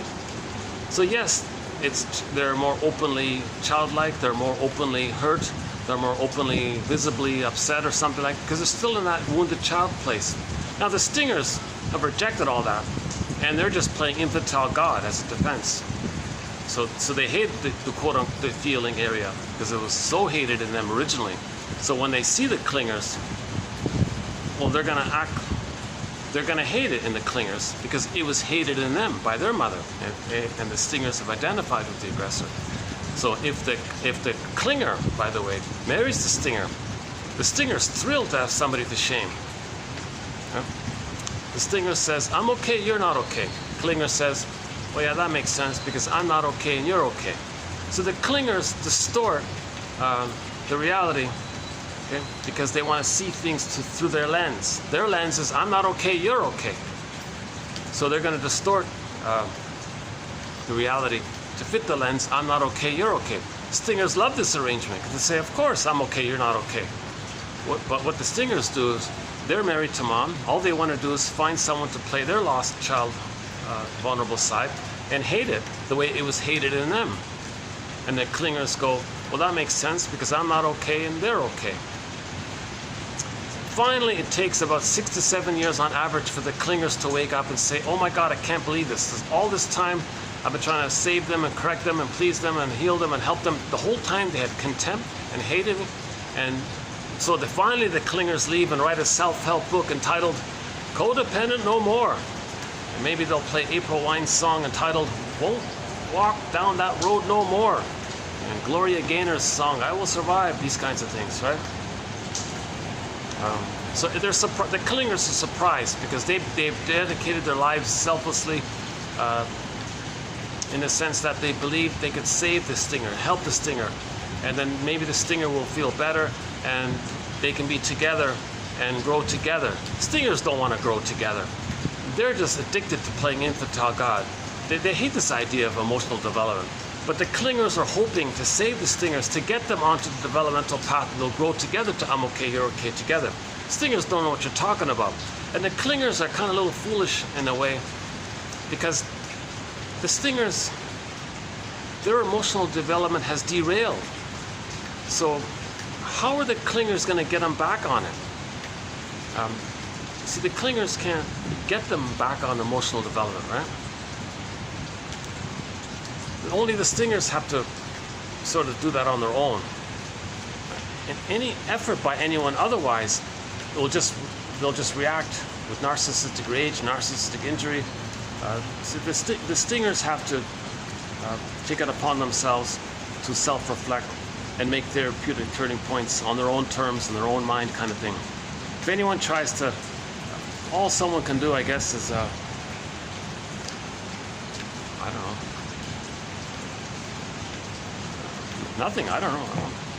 It's nothing, I can't think of anything, I don't know. The stingers would have to maybe accidentally, you know, be in a library and open a book and do it on their own terms kind of thing. Oh, it's nice here, yeah. Let me enjoy this rare time where I can have a nice and quiet around here. Look at that, eh?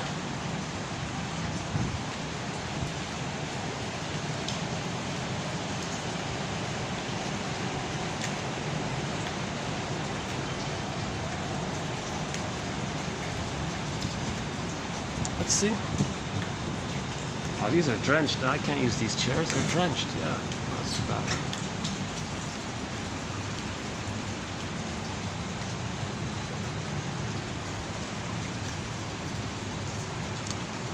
I noticed that tree has the nice white flowers on that tree. I'm not sure what they are. Look at that, eh? Do you see these two? There's two trees there. I don't know if they're showing up, but there's these large sized white flowers blooming in two of those trees over there. That's nice, eh?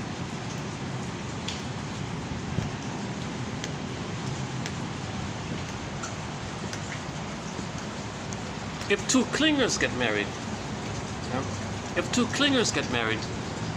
and they're aware of their situation, they can and they want and they will they are desirous to make I statements together. So the two clingers can use their marriage as a psychological healing journey together, and they can make I statements together because they're both conscious of it. And they can make I statements. That's the key thing here. They can make I statements. TQ 2360 on how to make an I statement. If you factor in Rosenberg's point called OFNR, OFNR, Observation, Feeling, Needs, Request, infuse that into Susan Campbell's Unilateral Repair Statement 2360. At least those two, plus the 5-word question and prompt. What's the hardest thing about, and you fill in the blank. And Tina Gilbertson's Truth acronym, TRUTH. If you put those, if you bundle them up together, you should, I think one can make a pretty good I statement if you put those together like that. The clingers love to do it. They want to do it. They're on the track. They want to move forward. They want to heal. Stingers, hell, forget all that. They don't want to heal. They're just addicted to playing infantile God. They're just addicted. It's like a replay the hurt, and they feel the endorphins. Replay the hurt onto them, but play the shaming mother, and they get the endorphins. It's a brain trick thinger. So that's why the clingers, won't walk down that road no more, sings April Wine. Huh?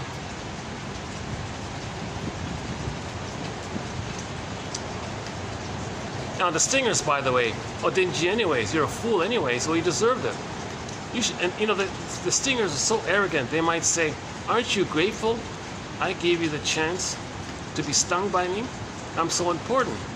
Like, they're so arrogant in their grandiosity, right? That's the search for glory.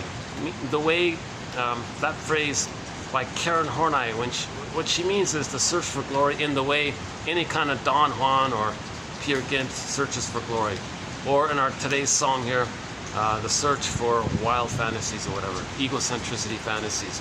In the Pied Piper film, 1957, the song for that was when the corrupt mayor there sang the song, the search for prestige. I want prestige. I want status. It's all that's important.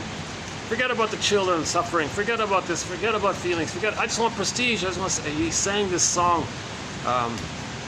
It's ironic because the actor who played that guy is the same actor who played the shrink in the film Now Voyager. The same actor, right? Played the two kind of extremes, right?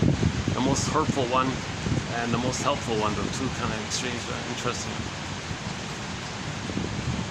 Yeah, Now Voyager, I recommend the film Now Voyager mainly for that scene with Bette Davis.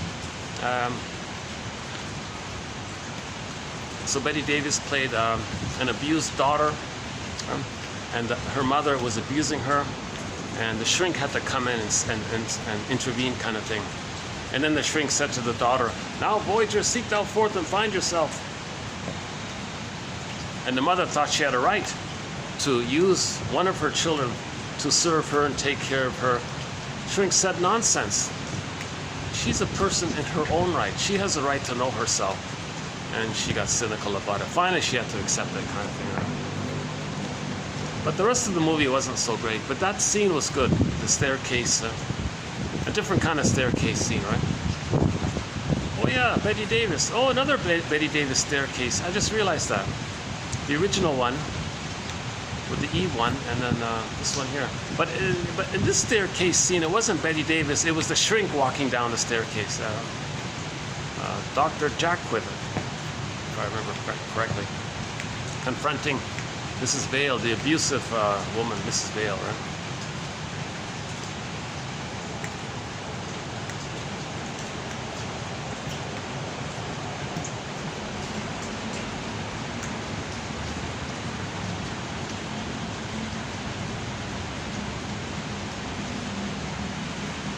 Well, if I can't sit here, I can just maybe walk around a bit. How's this? How's the lighting around here? Oh, not too good, eh?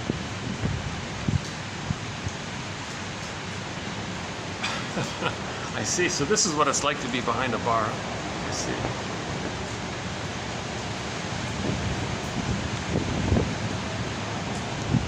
Yeah, you do get quite a view of everything here, right? Yeah.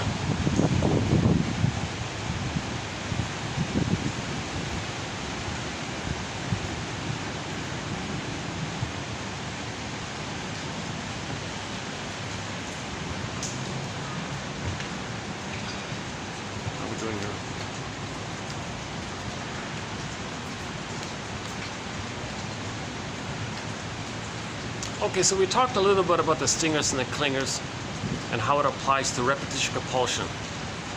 In the repetition compulsion, in the present, the stingers shame others to replay how the mother had shamed them. The clingers just coax others to shame them the way the mother shamed them. You see? Awareness of this is the therapeutic turning point. Observation of this. We repeat this staging thing to be aware of what happened originally. It's harder for the stingers, I would imagine, if they're imitating the mother. But to coax others, or the clingers will choose others who resemble the shaming mother, or coax others to play that role. Maybe it's more easier to see it that way, I guess. I'm not sure.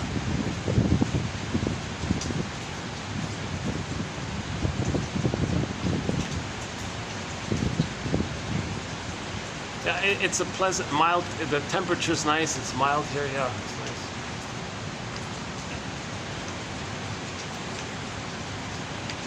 Oh, the sun is coming out. Look at that, eh?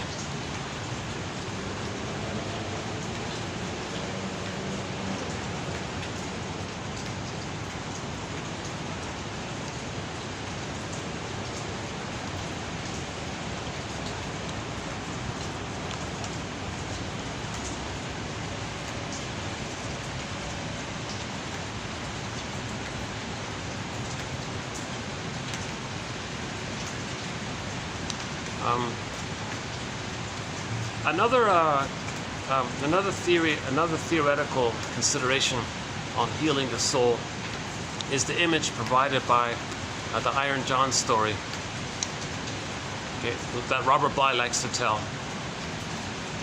So one of the key images is that the person's golden ball is in the forest. So forest, unconscious, dark, unknown, can't see it.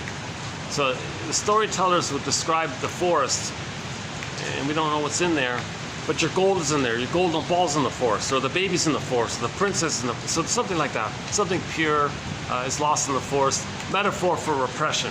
So the trauma is we lose our golden ball. It goes down a well, goes into the forest, into a cage, whatever form it takes. Okay. In the Pied Piper story, in the beginning, the children were lost in the forest. The leader didn't care, searched for prestige instead. That made things worse. Then the mountain opened up and the children were zooped into the mountain. That's a deeper repression. Again, myths and fairy tales are metaphors for psychological inner life. Myths and fairy tales are metaphors for, or they're psychological mirrors for inner life issues. Okay, they're true on the inside, not on the outside, right? They're metaphors for the inside.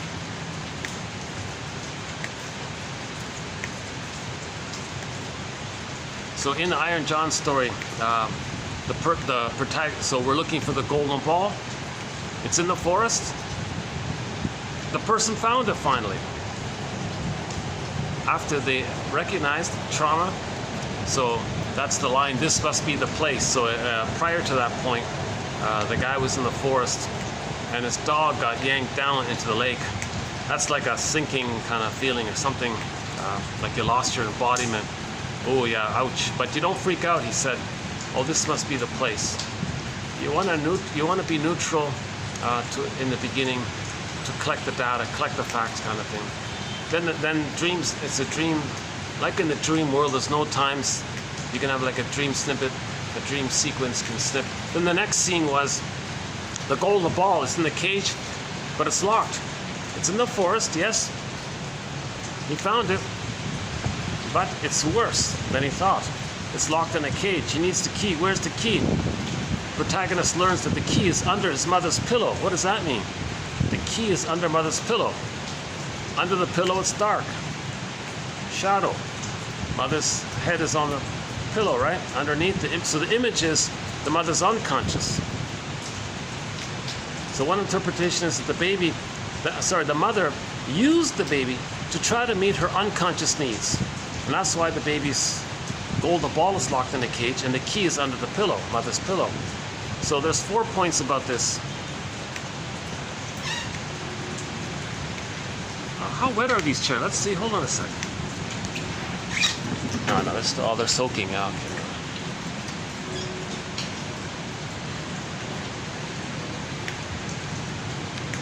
So theory, okay, so hang on. So let me run through this quickly. I've been doing it in the past videos. I'll just run through it quickly here again. And then maybe after that I'll go down to read the quotes. Oh, look at that. We got a bit of a rainbow. Yeah, can you see it? Let's see. Not too much, but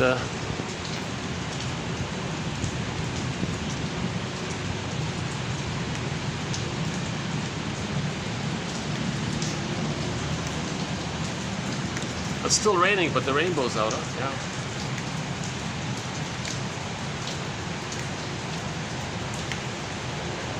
So here's a challenging one, okay? It's called The Greatest Hurt of All. The truth will upset you free. The greatest hurt of all, mother failed me. One way the mother fails the baby, among the many, is that she uses the baby in an attempt by the mother to satisfy her unconscious needs. So let's just stick with the main four. Mother has a baby and then replays her record. So the mother has a record. The mother has a record. New situation. She has a baby. On the mother's record, it says that the mother shamed her. She's going to play the shaming mother shaming her. But now she has a baby to stand in for her. So she'll shame the baby. Her playing the record. That's her cry for love. Burglar says, look, mother of mine, you see your grandchild here, my child? I'm going to show you what you did to me. This is me being just like you, me being one with you because you want a oneness. Well, I'm loyal to you. I'm showing you. Can you feel seen? Can you feel loved? I'm going to act just like you. I'm going to shame your baby the way you shamed me. Do you feel seen? Do you feel loved by this? Nonsense, ridiculous. This is perverse thinking, psychotic thinking. Okay?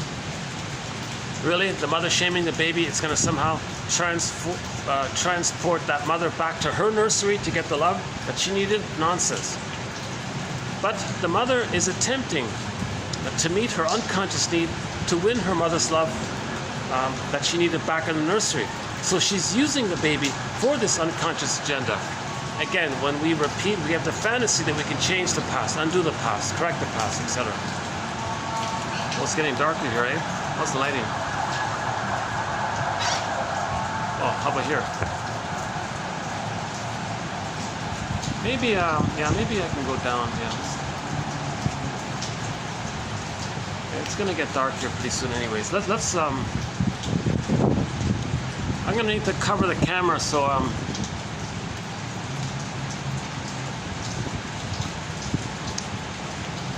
let's see. Okay, let's make a run for it. Okay.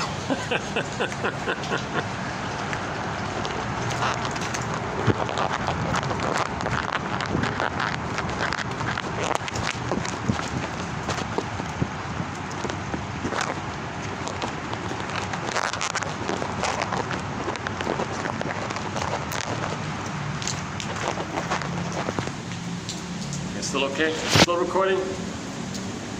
No accidents? No water? Okay. Yeah, it's gonna get dark here soon. Unless get some light somehow. Oh, how's that for a bit? Let's do that for a bit.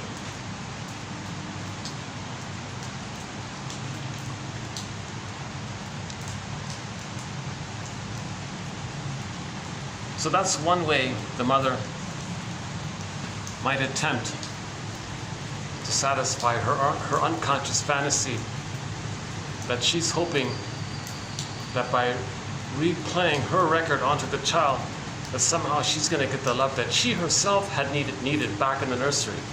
So she's using the child in this unconscious issue. Now again, it's unconscious, right? So how does the child feel by this? Of course the child's golden ball is going to go down a well locked in a cage. Case scenario B. Some others have a baby and say, at last. Now she can have somebody called menticide. She's going to brainwash the child. Okay? She can do it easily. She's got all the power, child, and she might do it. Miriam Minerbo says some mothers are actually have an abuse of power. They're extremely corrupt in their abuse of power over the baby. What the mother's doing is she's trying to meet her unconscious needs. She says, at last, now I can have someone who will be there for me, listen to me, respond to me, respect me, do what I say, follow me, be there for me, not let me feel alone, be reliable for me, accompany me, never leave me, etc. So the mother's going to try to parentify the baby. How do you think the baby feels by this? The baby's golden ball is going to go down, okay, the well, deep into the forest, down a tunnel, down a cavern where the light is never shown, into a cage, and the cage is locked and the key is under mother's pillow. Case scenario C. Okay, if the baby's crying,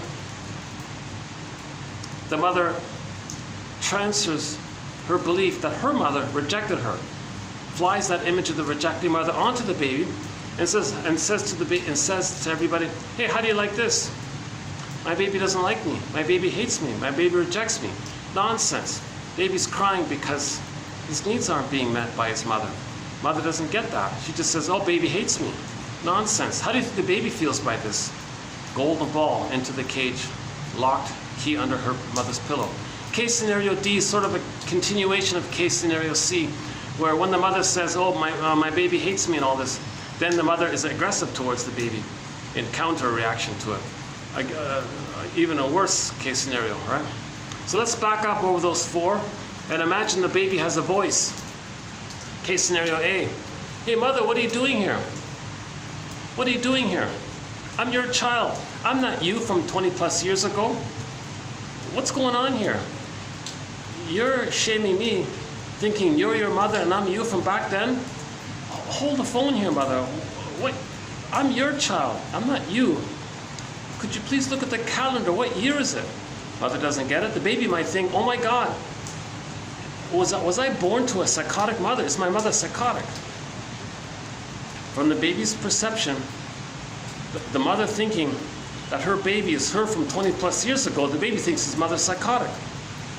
Case scenario B. Baby says, hold the phone, mother.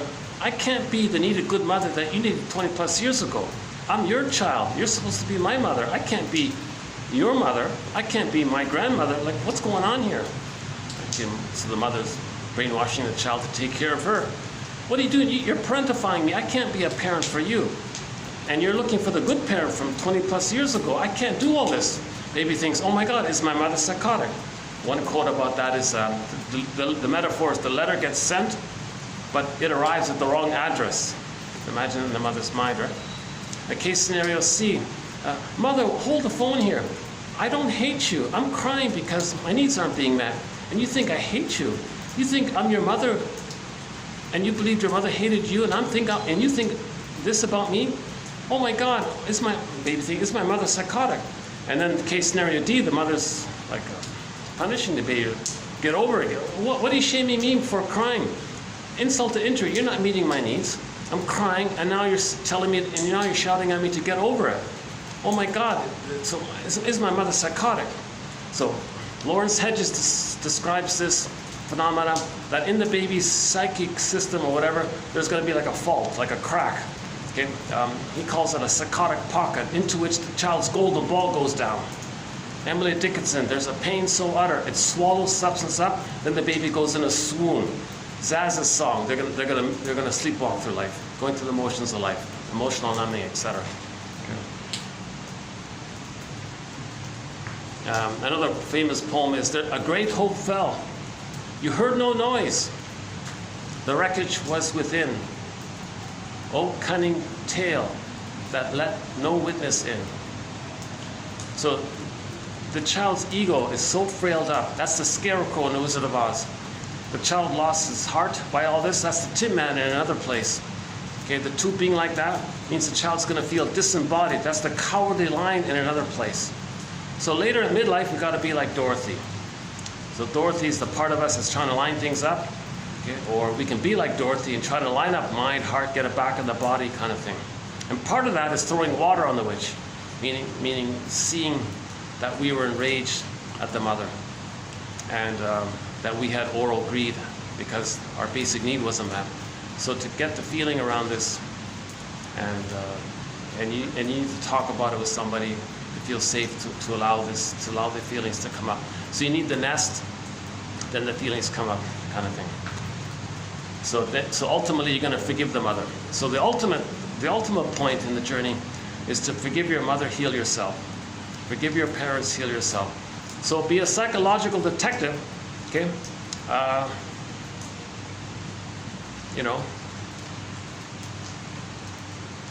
maybe if there's that app, maybe when the mother or father gets their app, Know Your Story app, and they fill it in, and they get like a result, maybe they can share that with the children. Maybe that'll help the children to heal. Somehow we got to get our parents a story.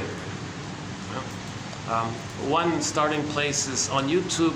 If you type in Bruce Springsteen, Independence Day, Toronto, and listen to the intro he gives to that song. Okay. So, part B, Rosanna Deerchild's quote. The more I learned of my mother's story, the more of a person she became to me. Okay, find out your parents' favorite jokes. If they're sardonic and all this, cynical and all this, they're probably a stinger. Find out your parents' earliest memories. That can be like a recurring kind of theme or pattern in their life that they're constantly dealing with. If were the parents both stingers, chances are one of the children was scapegoated. Now, sometimes if two stingers get married and they have two children, the other child might be idealized and given all the support and all the glory to be a star as an extension for their narcissistic pride and all this. And the other one is the shadow one. That's why same family, one child is a PhD, the other one is a wreck kind of thing. Right? But the parents created that, right? Oh, the rainbow's gone. Oh, that was quick.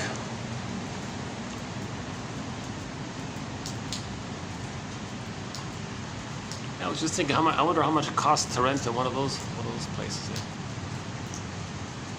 This is pretty expensive. See, this is a pricier area here. Yeah, takes me a while to walk to this area. Right?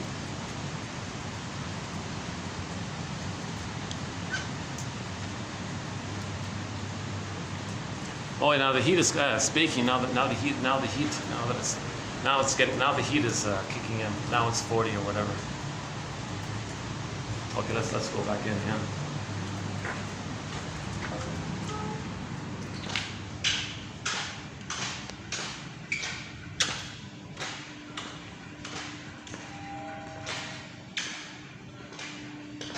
Wow, it's too dark to do the video here. Let's see what it's like at the laptop if it's quiet enough.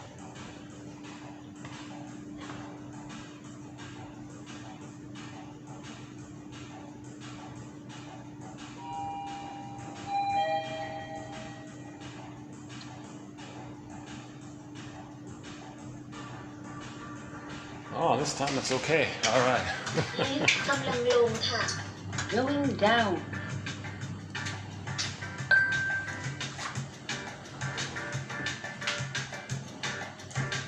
Well, they've got some jazzier music now, huh? Okay, I think I'll jump into today's quotes by the self-help author Beverly Engel. ชั้น1ค่ะ first floor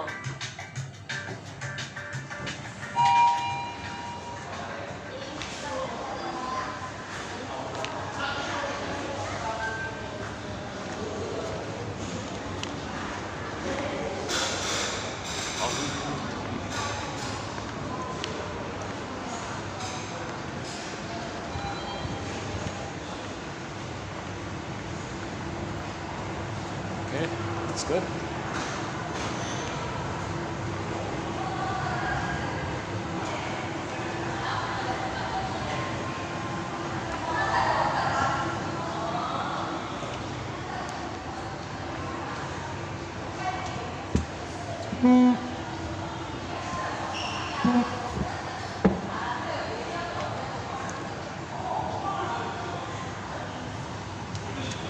Yeah, 67. Yeah, so it's draining. It's 67. Let me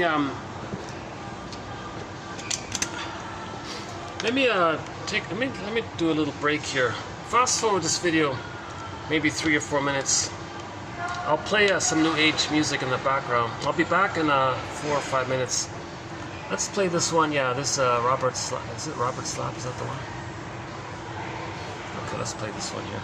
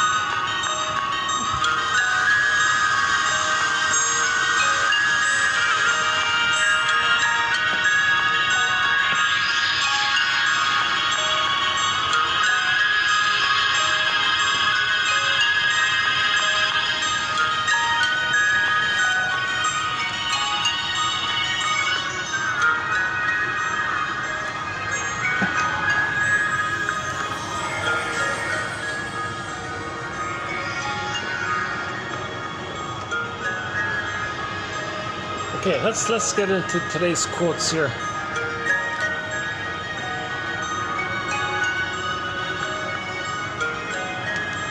Yeah, the song is called Voices from the Past, yeah.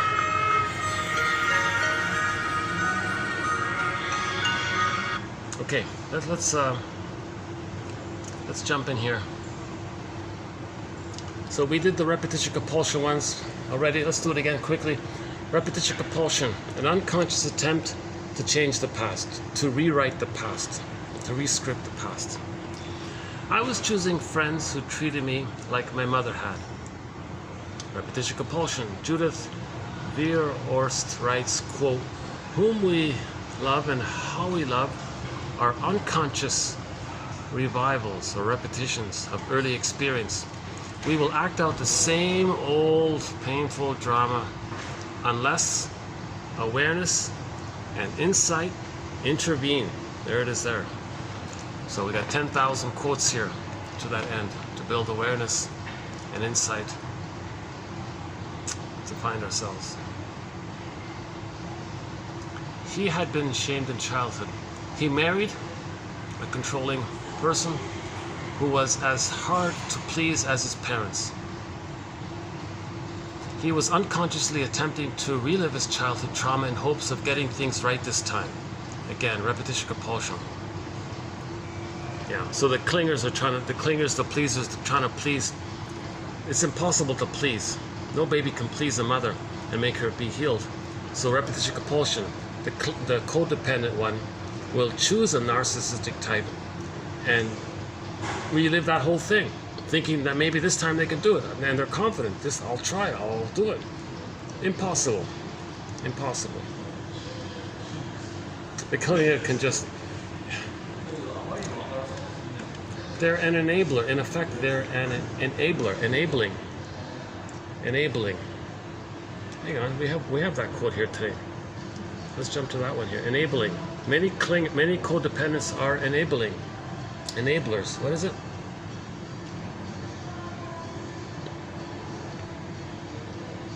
The word enable means to provide the means or opportunity, to empower, to permit, allow, or to facilitate. For example, someone who encourages or makes it possible for an emotionally abusive person to continue their emotionally abusive behavior. So the codependent is an enabler because they're making it possible. They're empowering the stinger. They're giving the stinger a means and an opportunity, and they're facilitating it, and they're allowing it, they're permitting it. Okay, so the clinger is an enabler, helping the stinger to shame them. The stinger is addicted to shame, the clinger. So the clinger, the codependent pleaser clinger is considered an enabler. Right? They're not going to save the stinger. The stinger will hate any kind of innuendo to that area. It's up to the stinger to do that on their own somehow, right? And John A. Sanford said maybe the best thing for the stinger is for them not to have any more enablers, kind of thing, right?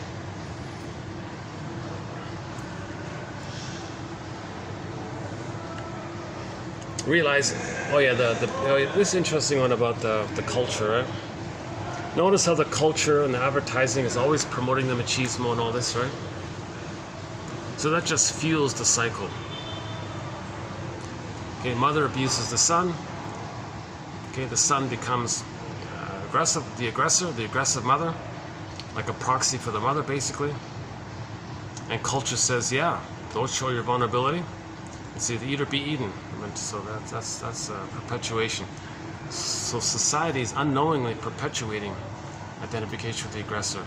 When they say it's not okay for men to say, I'm hurt, I didn't get my needs met, I'm sad about it, I admit the quote-unquote more human side of being human. They're so-called the feeling, and help get joy and sadness back, build a nest, and accept that they have a wounded soul, kind of thing. Society says, no, man, you don't accept that you have a wounded soul. You just repeat how your mother hurt your soul. You just repeat other soul because If you don't hurt others people soul, they'll hurt your soul. Okay, this is off. This is traumatic caveman brain trauma thinking. Let's see. Okay. So a lot of women will say a true man will admit and not repeat, not replay.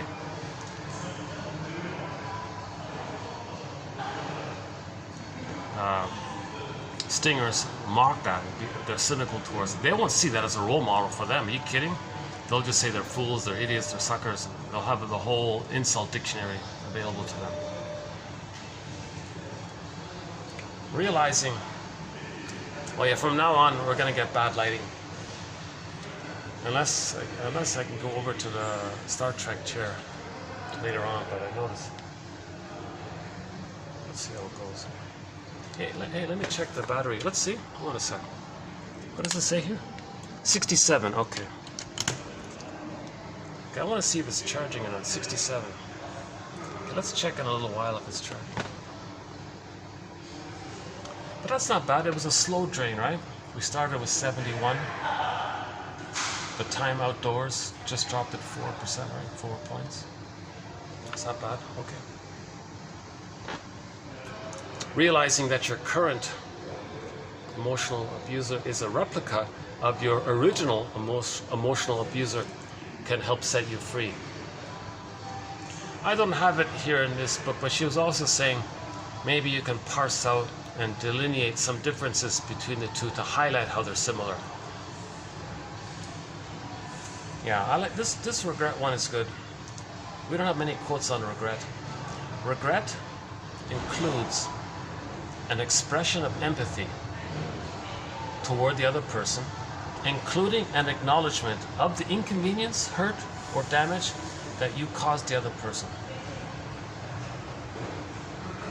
If you don't have empathy, your apology will sound empty. Empathy is the mediator. Empathy is the mediator, the bridge towards empathy, to forgiveness. Empathy is the mediating bridge towards forgiveness. If you are having difficulty developing the empathy that is necessary in order to forgive, remember that the person who wronged you is as fallible, vulnerable, even needy human being who is prone to failure, pettiness, and selfishness. Yeah, that's good. I think that's good. That's a good quote. I think this regret quote is maybe the best one here. Okay, next one. She realized in that moment that he would never really apologize because he was incapable of having any empathy for her and her pain. It was all about him. Yeah, so imagine a clinger who finally says, hey, for 6.5 years I've been taking care of you and I'm hurt by all this. He said, it's all about me. I don't know what you're talking about. It's all about me. He's incapable of empathy because he didn't have the primary experience of receiving enough love to differentiate from the mother. He's so pained by her. He identifies with the mother. So he's just shaming. So he's married. So if a man is married to mom, they're not going to have empathy for her. Put it that way, right? The most significant reason many have difficulty apologizing: lack of empathy for others. Again, that quality that enables us to put ourselves in the place of another person. Recognize that you share the same kind of feelings that they have. That you can have that you have those feelings.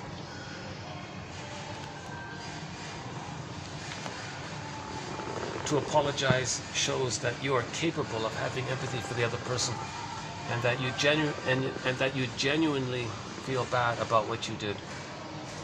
It also shows caring, since you are willing to set aside your pride to help relieve the pain of the one you hurt. You want to relieve the pain of the one you hurt. That's key. That's a good one. A lot of parents over 40, parents with adult children over 40 need to write letters. So on Mother's Day and on Father's Day, on those days, they apologize, right? Come clean. Tell about the first 3 years. So one suggestion of the many suggestions that we have here. Yeah, so today we made a new one, right? That the 200 AI programmers that are currently now either in San Francisco or online watching it all, that 0.1% of them, 200 of them, call in some shrinks, analytic shrinks, and the 400 of them together, get those 400 people, or more if you can, the more the better, more the merrier, develop a Know Yourself app, a lifelong app that continuously constructs one's narrative. The more we put into it, the more chance it'll have to find an accurate narrative. Maybe it can draw on all sorts of information. Only pick the genetic if it's helpful. I don't know about that one too much. But the recognition of patterns, case formulation, psychodynamic case formulation, okay, the construction theory, reconstruction, one story, putting the pieces together. That'd be awesome. Jesus. Can you imagine how valuable that is? Some wealthy people fly to New York, I guess, and spend maybe 3 years on the couch, spend, I don't know, $500,000 or I don't know what it is, to finally get their story. Can you imagine if an app can give that to everybody? We'll be back to Homo naturalis. We'll be Homo healingicus.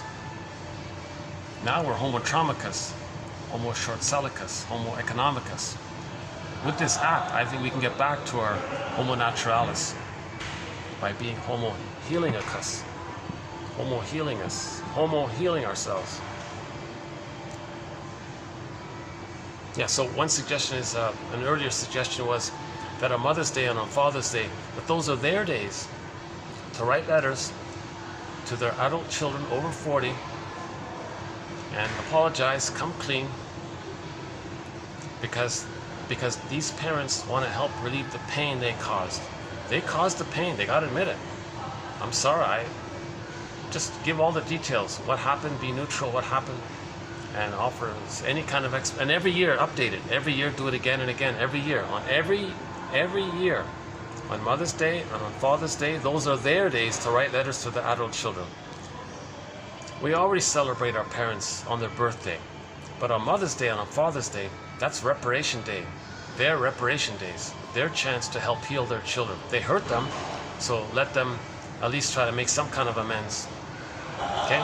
To apologize shows that you are capable of having empathy for the other person and that you genuinely feel bad about what you did. It also shows caring, since you are willing to set aside your pride to help relieve the pain of the one you hurt. Think of an incident when you felt wronged by another person. What did you want from that person in order to forgive him or her? I just left it there, but if you read in a book, in the survey, most people said, I just wanted an apology. Oh, I like this next one here. Forgive yourself for not knowing how to show people who you really are, and for not knowing how to express yourself in a way that allows others to understand the real you. I like that one. I really like this one. That's my second favorite one here, this one here. Forgive yourself for not knowing how to show people who you really are. We're afraid to. If you try to, what happens? The inner critic pops up. The self-saboteur pops up. Okay? The superego pops up. Oh, really? You want to be authentic? Did you save the mother? You didn't, did you? So no. Golden ball gold. You're reminded of it. So you got to face that inner critic. Look, inner critic, which is your own voice. It's a reflection of your own false belief that it was your job to save the mother. So forgive yourself for this belief. It's no baby's job to save the mother.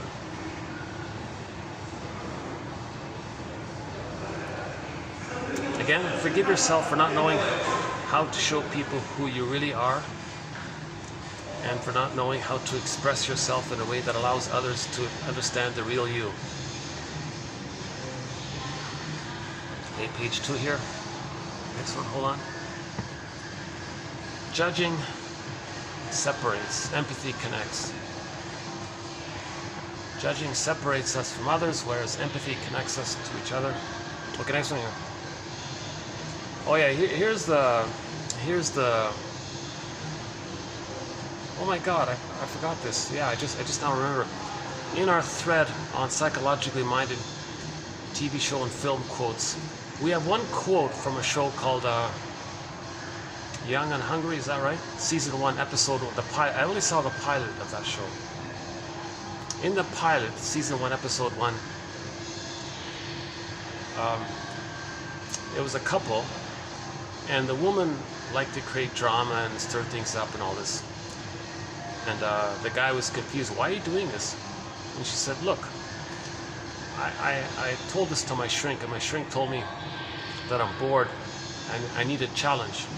You understand, right, boyfriend? He said, well, you're so beautiful and alluring and mysterious, just like my mother, so... Okay. If you find yourself with an increasing desire to stir things up or initiate a crisis, like that Caroline character in the show Young and Hungry. Is that right? It's a play on Young and Restless, right? Young and Hungry, right? Gabby, yeah, she was a cook. That one there. Living in a penthouse with two billionaires or something. If you find yourself in an increasing desire to stir things up, so maybe, in other words, a lot of women are bored and they want to stir things up. If you find men too, of course. Right? If you find yourself with an increasing desire to stir things up or initiate drama or a crisis, it may be because things have been getting better and you are simply not used to it. Anxiety, you're getting something good. Anxiety, goodness brings up anxiety. Defense against anxiety, create drama, distract you from healing. So let's say things do get better for a person. Inner critic says, hey, you want to have a better life? You want to be happy? Did you save the mother? Anxiety, create a distraction. Okay, so she stirs things up to create a distraction. In her book, The Agony of It All, The Drive for Drama and Excitement in Women's Lives, Joy, first time I'm hearing about this book here, again, in her book, The Agony of It All, The Drive for Drama and Excitement in Women's Lives, Joy Davidson proposes the theory that women are not given enough permission for excitement or provided enough constructive outlets for it. Instead, they seek excitement through their relationships, soap opera relationships, which can set them up to continually seek men who are emotionally unavailable or rejecting, etc.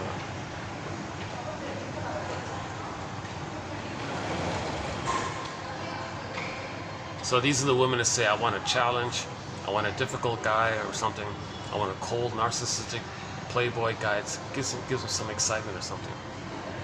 It doesn't matter that they treat her badly. She just wants the drama because she can't accept the goodness in her life that she has. To accept goodness in her life brings up the pain around once upon a time the baby had goodness with the mother, and then what happened. So it's a defense against accepting goodness.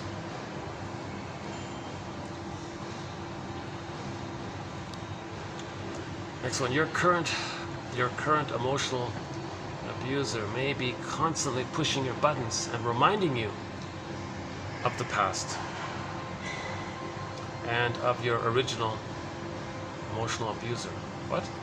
Your current emotional abuser may be constantly pushing your buttons and reminding you of the past and of your original emotional abuser. Yeah, okay. So the codependent, the pleaser, they choose a narcissistic pattern. So I think our song for this is Katie Lee. Yeah, I don't have it here on the laptop. I'm not online here, but if you look up Katie Lee, she's got a song called It Must Be Something Psychological. She says in there, it's really quite explainable. I like you because you're unattainable. her mother was unattainable, meaning she was emotionally abused by neglect, childhood emotional neglect or whatever, a form of abuse. Again, your current partner who's emotionally abusing you, let's say, in whatever form it takes, reminds you of the original. Okay, Katie Lee's song. It must be something. Yeah, she says it's not logical; it's psychological. But as much as he may be like your original emotional abuser, he is not that person. Work on making that distinction. You cannot hold your current emotional abuser responsible for what your original abuser did. Make a list of all the ways in which your current emotional abuser is different from your original emotional abuser. Oh yeah, we do have it in here. Yeah, I forgot. Okay, so her exercise is at least parse out that there are some differences. It highlights the commonality of the two.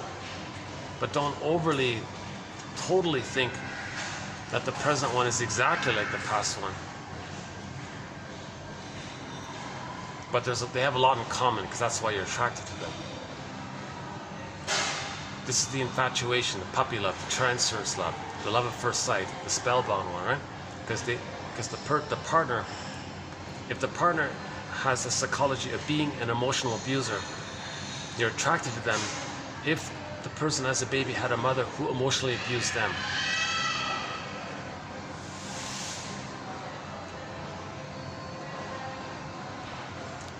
Okay, here's sort of it's like a self-help example of how to give an I statement. A very basic elementary I statement, so I thought I would include it here. She said to her boyfriend, part of the reason I feel hurt when you treat me that way, like that, is that it reminds me of the way my mother treated me. It pushes my buttons and makes me feel just as I did when I was a kid. I know you probably didn't mean to hurt my feelings like this, and I might not even react quite so strongly if I hadn't been treated like that by my mother, but I do feel it is rude, and I would appreciate it if you wouldn't continue doing it. That's not a bad I statement, actually. That's like a calm, like socially, manageable, socially kind of statement. Again, so fill in the blank. The boyfriend does something that triggered her.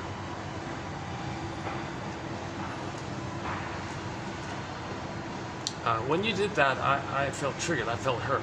Part of the reason I feel hurt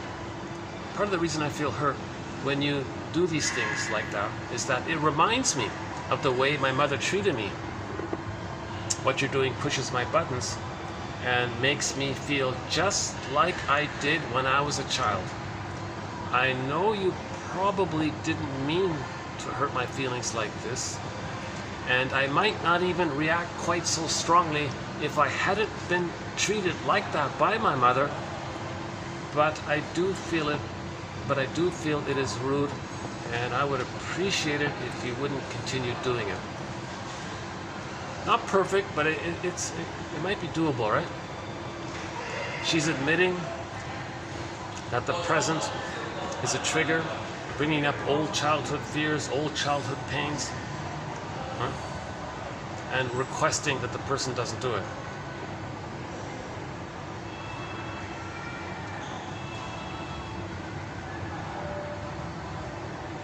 Most of your current beliefs and emotions actually come from your inner child.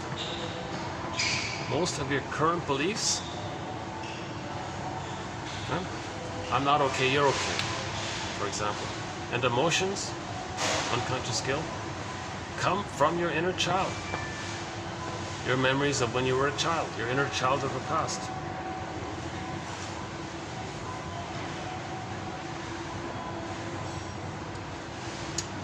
Here's another one on women who like to stir things up. Women who are drama junkies, are not interested in meeting normal, healthy men who will treat them with respect and love. These men would, they feel, be too boring. Instead, drama junkies prefer the excitement of someone who is distant and hard to reach. Someone they can't be too sure of. Even someone who is emotionally abusive.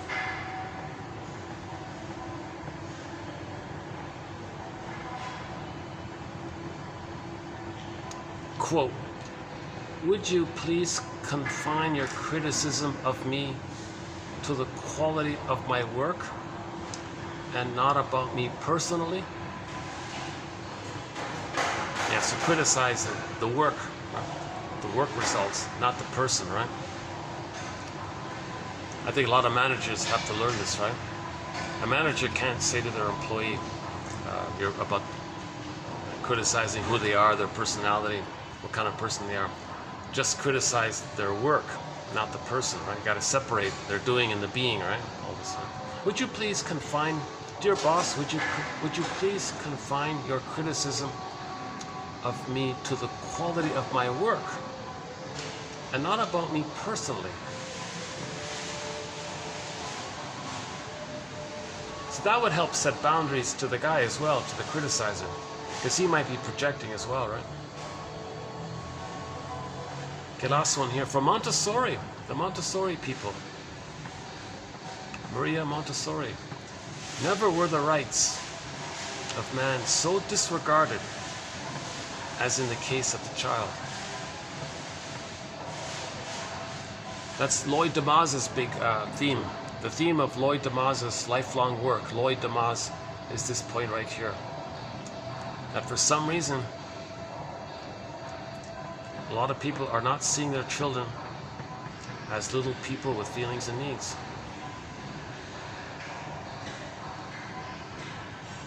How are we doing here?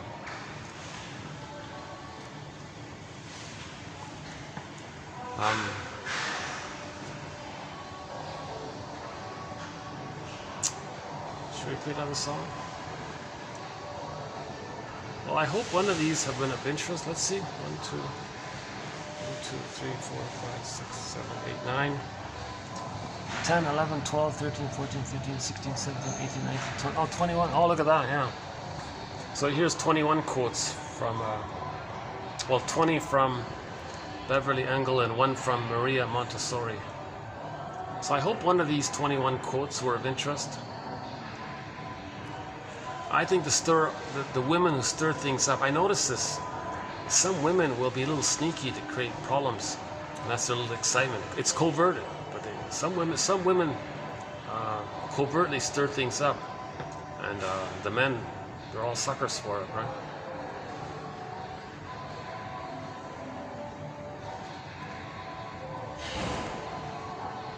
So women have to find a creative outlet, learn how to make I statements, etc.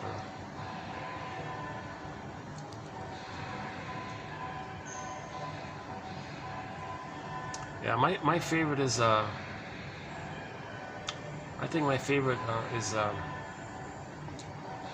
the regret one and the apology one. Is that the one? No, forgive yourself. Yeah, these are my two favorite. The one that begins with regret and the other one that begins with forgive yourself. Forgive yourself for not knowing how to show people who you really are. That right there almost brings a tear to my eye, that one there. Forgive yourself for not showing. Forgive yourself for not knowing how to show people who you really are. Why is it so quiet? Seems strange, huh? It's funny about this place. Sometimes it's just packed. Sometimes it's suddenly quiet. It's really like the weather in here. Let's see, what time is it? 7 o'clock.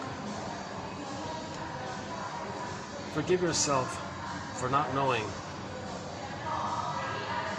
how to show people who you really are, and for not knowing how to express yourself in a way that allows others to understand the real you.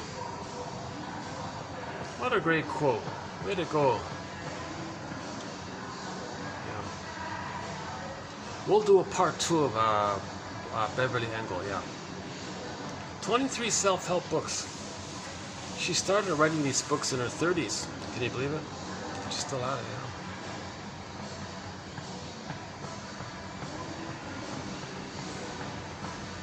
The regret one, yeah, regret. Regret includes an expression of empathy toward the other person, including an acknowledgement of the inconvenience, well, at least inconvenience, damage or hurt you caused. So you acknowledge the hurt. Or inconvenience, or even just inconvenience maybe. Or how they're feeling as a result. That they feel in connection to your actions.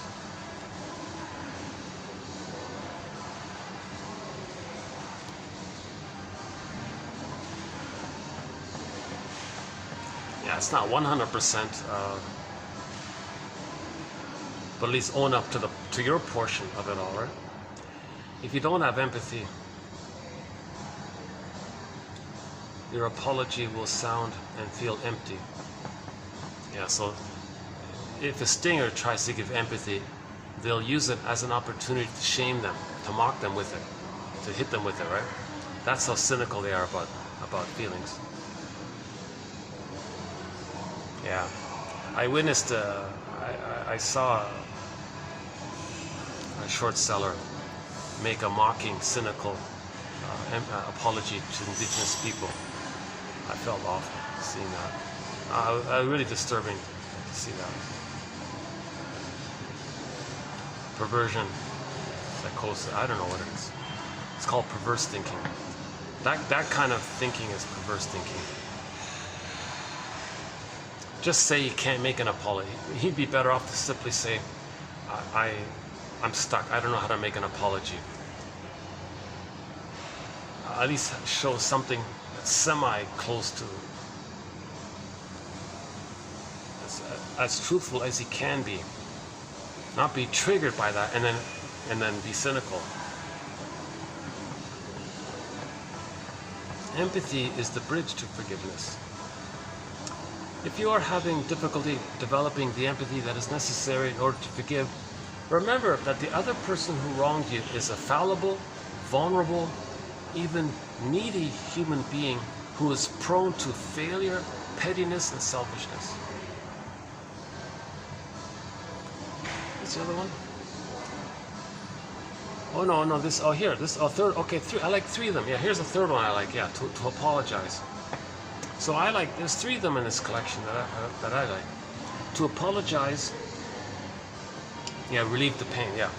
To apologize shows that you are capable of having empathy for the other person and that you genuinely feel bad about what you did. It also shows caring since you are willing to set aside your pride to help relieve the pain of the one you hurt. Okay, back to this self-help exercise. Think of a current behavior that you would like to change. Okay, and then do fill in the blank. Given the fact that it is unreasonable that, okay, and then it is more reasonable that,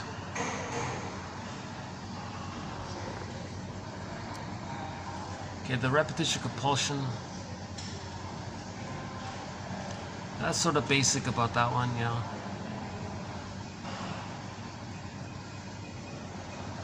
Judging separates, empathy connects. Okay, the drama queen woman, the drama junkie, the woman who stirs things up. Yeah, okay. Underappreciated point, I think. Yeah, so look up Young and Hungry, the TV comedy, sitcom, whatever. We just have the one quote in there from it. Caroline says to her boyfriend, Josh, I think, my shrink says that I create drama to create a challenge. You understand, right? He said, nope, I don't get it. But you know what? You're mysterious, you're cold, you're rejecting, you're narcissistic, you're emotionally unavailable. You see, so the guy is interested in her because his mother was like that. You see.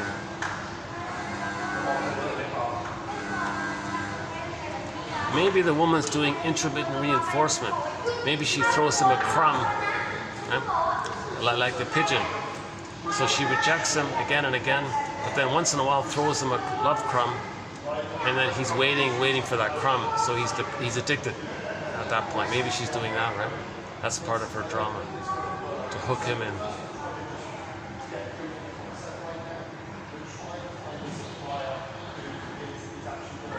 Women have to forgive their mothers, obviously. Women need to go on the second journey of midlife to forgive their mothers.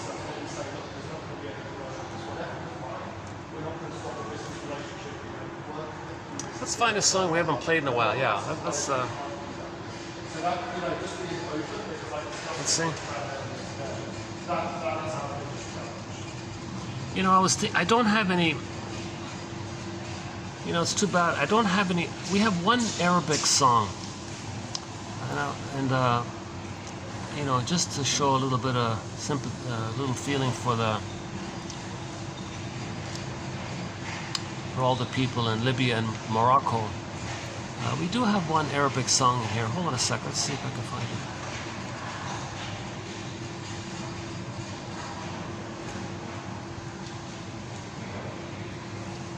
What's this one again? Is that it there?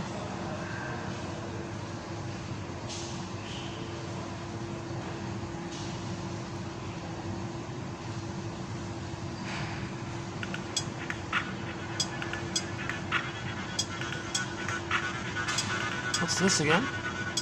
Hello, everybody. Well, the question's been asked many times, and there's been a lot of... Oh, that's not it. Okay, hang on a second. Oh my God, I forgot I had that. Okay.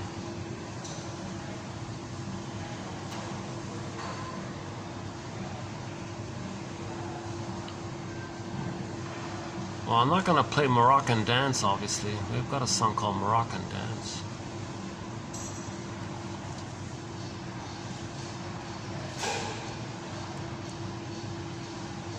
Oh, I guess I don't have it. Was it the piano? Was it this one? Okay, let's just play Ooh Child. Maybe we'll just play Ooh Child.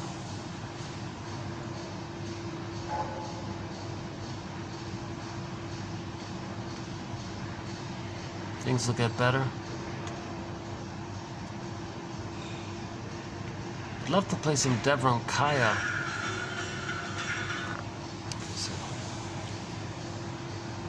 Called it the Moose. Came up by accident. Hold on a sec. I thought I had an Arabic song in here. Hold on a sec. Wait a second.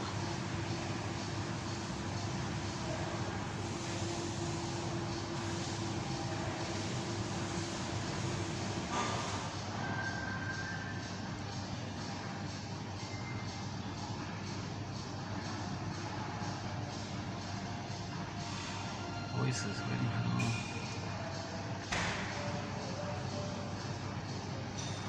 It's been such a long time we've played it. Maybe I don't have it.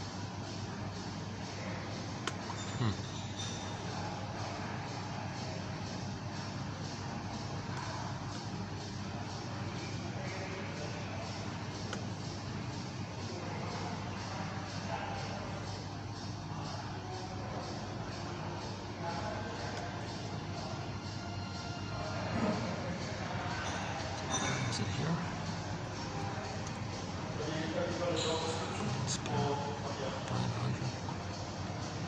Castle by the Sea. No, not you, sorry, for the parallel.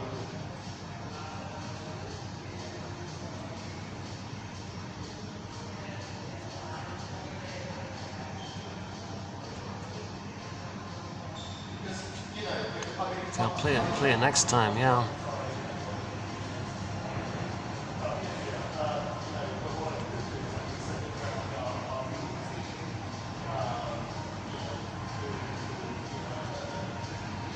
Spirit Castle by the same one. It's the same one, right?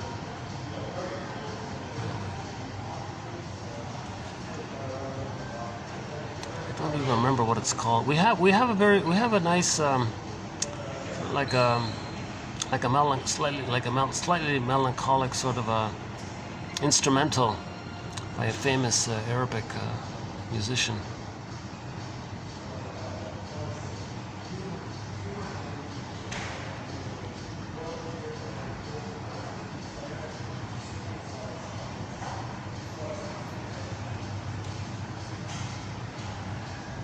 Oh, wait a minute. This is also an Arabic song. Hang on. What's this one again? Offering.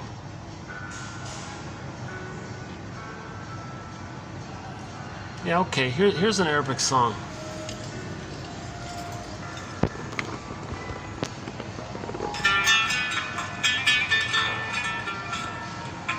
Hopefully it's reasonably appropriate.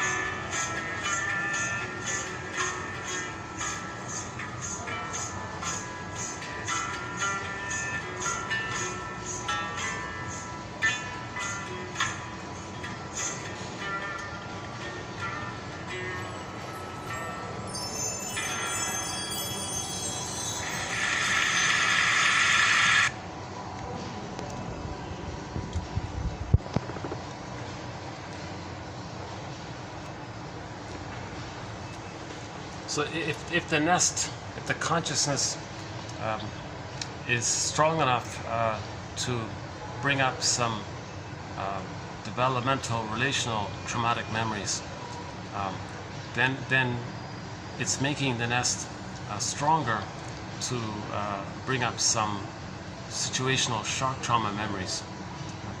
So the idea is to build a nest for both kinds of trauma, the developmental trauma and the situational trauma.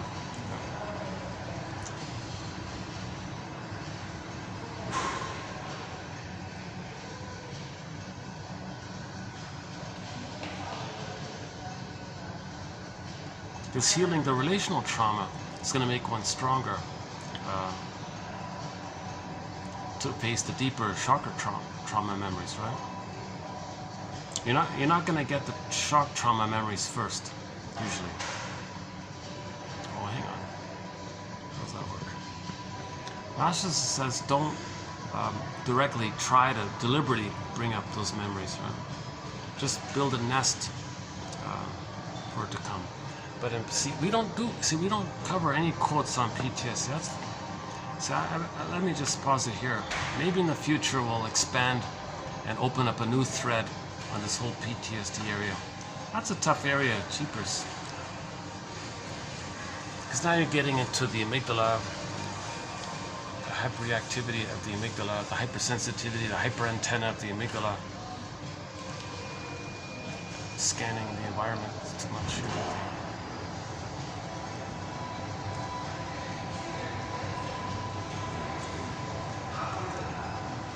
But the theory about damaging the planet, the underlying theory based on what one famous short seller said, I mentioned earlier.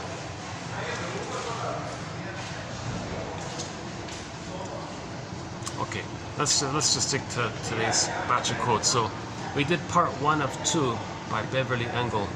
I thought her writing was quite clear. I like her quotes. Overall I like her quotes. We'll add another batch in the next video. How are we doing here? 5 hour, yeah. I can either start to wrap it up here or maybe okay, let's visit the Star Trek chairs. Let's see if many of them are available. Hold on a second.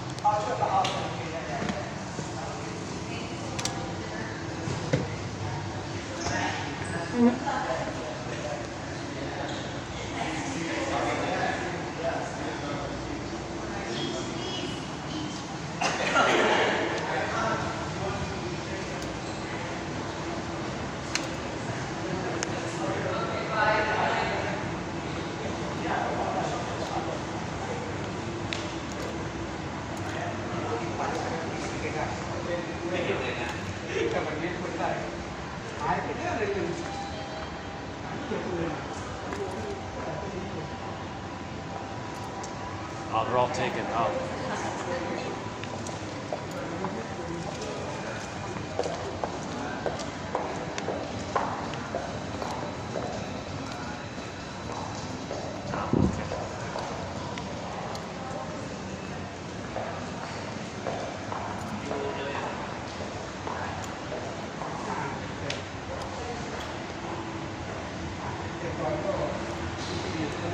Well, let's check upstairs, see what it's like.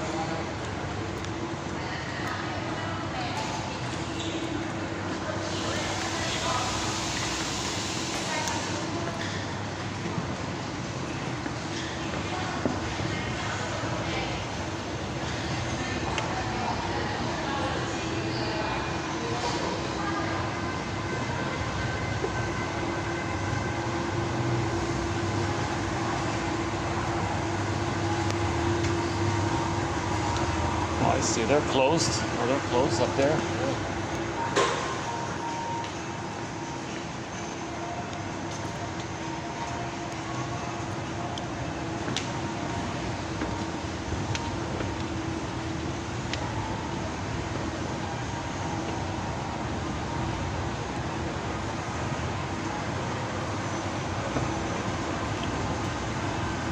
Hey, it's pretty quiet up here for a change. Oh, look at that. Huh. Usually this is pretty busy. Yeah, here's the carpet shop. Yeah. The sales guy is going to jump out in 1 second. So I only got 1 second to show you this before he jumps out.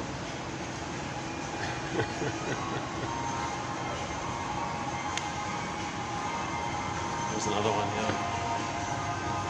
Nice carpets, eh?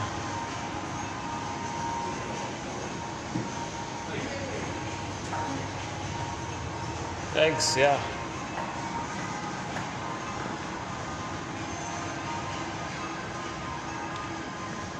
Oh, see, this used to be a little shop here. It's closed down.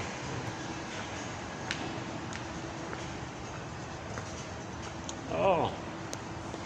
This was like a tea shop right here. They closed it. Wow, what happened there? They were busy. I don't know what happened. Huh. There used to be, yeah, tables here, yeah. A lot of turnover. Let's see. Oh, this is open. Let's see.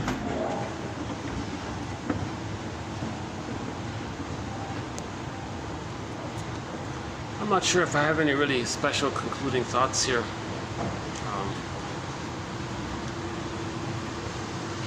I'm just sticking to the basic premise that we got to raise consciousness here, look at theories, that kind of thing. Hi. Yeah.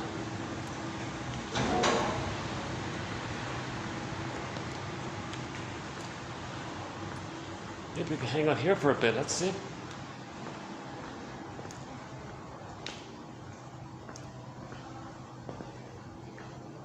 Wow. Oh, this is a rare moment to find this place quiet. Oh my goodness, yeah. This is the main sort of conference event place here.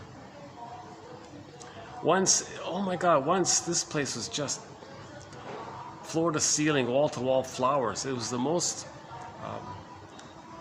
beautiful, you know, it really made like a magical kind of feel to it, yeah.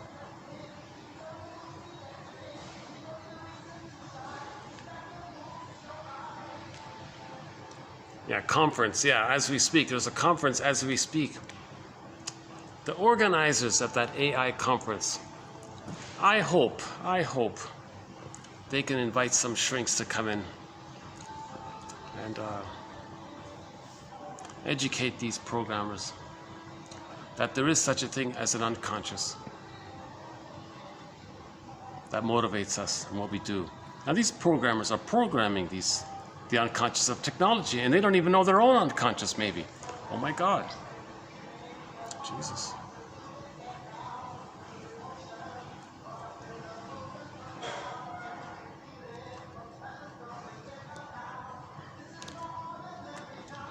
Yeah, so the pattern is just keep adding quotes here and see what comes up. Just keep weaving the basket. You know, maybe I need to be reminded of that bird. You know, he's going to pick some twigs and leaves. Maybe he'll say, oh, okay, not those ones, some other ones. So maybe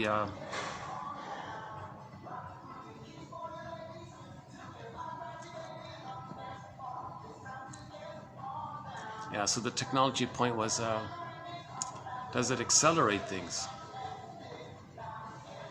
But if the current system is envy driven, destroying the goodness on the planet, to reenact and recreate and to communicate the cry for love, that on the record our goodness was destroyed, but originally the baby had a cry for love, that his goodness be seen, respected, and all this, but it was destroyed. Identification with the aggressor, project that onto the planet. If that's what's going on, and I'm very troubled by this famous, one of these short seller guys. I remember seeing him on a news clip, waving his iPhone in the air, saying, "Hey everybody, I'm very excited.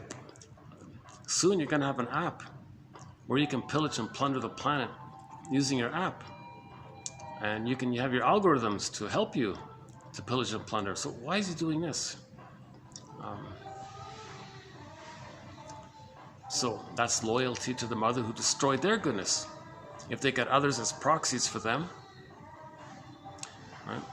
Now greed is part of it, right?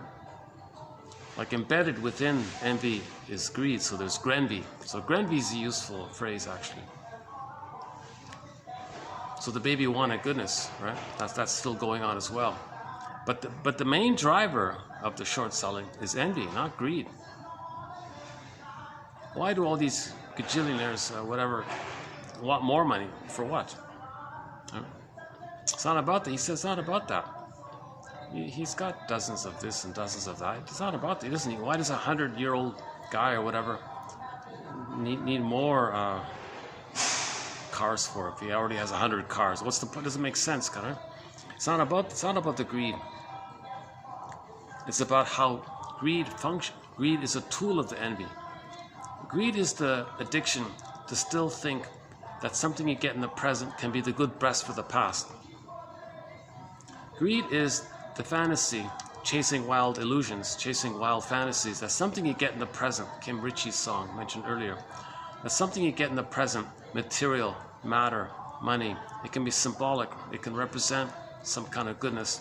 But nothing you get in the present, no material or symbol of mother, can be the good mother that was needed originally back in the nursery 20 X number of years, X decades ago in the nursery. It doesn't make sense. But the trick with greed is that it does give the person a blip of serotonin. And in that phenomena of getting the blip of serotonin, and that dissipates, serotonin means you felt safe, that dissipates, then by comparison you felt less safe. Enter dopamine for the chase, dopamine, serotonin from the catch. So the greed is this cycle, this kind of insatiable, loopless cycle. All the time still thinking that by doing so you're going to save the mother, really? Greed means you're going to save the mother in the nursery? Not making sense. Kristen Wilson says we're not making sense. If we lose our feelings, we're not making sense. All these confusing things people are doing, it's a cry for love, but it's just so convoluted because in the cry for love, they're imitating the mother and getting others to play them crying for their love. And nobody's aware of this. Very few people are aware of this.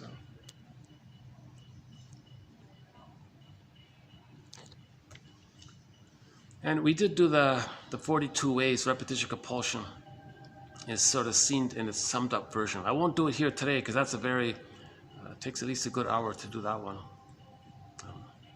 Baby was given emotional poverty, identification with the aggressor. Okay, so they want to create poverty outwardly to be loyal to the mother who gave them emotional poverty. This whole area, right? So we do 42 points in this point. We do 42 facets or examples of seeing the summed up repetition compulsion.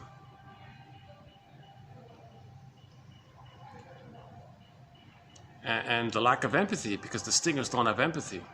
Someone says, don't you care?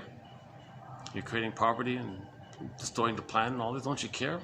You're polluting the planet and destroying the ecology and birds becoming extinct, don't you care? My mother didn't care.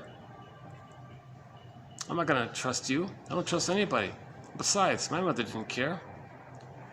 Why would you imply that I should care? You're not giving me empathy, that I never got enough love to care. So they're enraged. You're not even providing. They don't want the empathy, but if you're going to provide the empathy, at least be spot on with it. And so you fail in both ways, kind of thing. So they'll be enraged at the feedback, right? It's the stingers have to be conscious themselves. It's the stingers that have to somehow. All the clingers can do is not enable them. Okay, so clingers would marry other clingers, right? And then the stingers will be busy. Filled with hate for some third, but the third doesn't go along with it. Fine, then the stingers might say, "Hey, wait a minute, what's going on here? Something's off here." Then enter the hero's journey, the second journey in midlife. Now they're going to be like Odysseus. Odysseus, 20 years to get back home, to get to himself. 20 years, on average from 40 to 60, but that doesn't matter. The numbers don't matter. It can be from 50 to 70. It can be from 60 to 90, whatever it is. It doesn't matter. Masterson, I remember in a book, he had a guy in his 80s, and in 2 years he found his soul in 2 years. So it's kind of there's no set thing here. A lot of people are saying people in their 30s are starting midlife in their 30s already.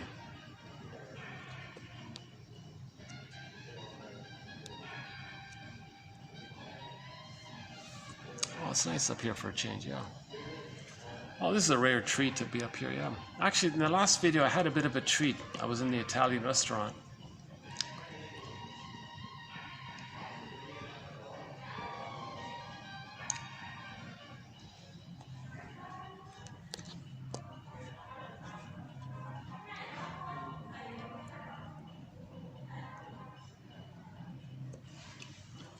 Yeah, the Arabic song I wanted to play, I couldn't find it. I found another one.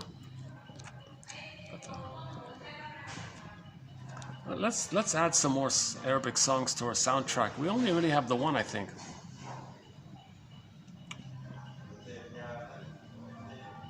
I'm trying to get songs from all around the world.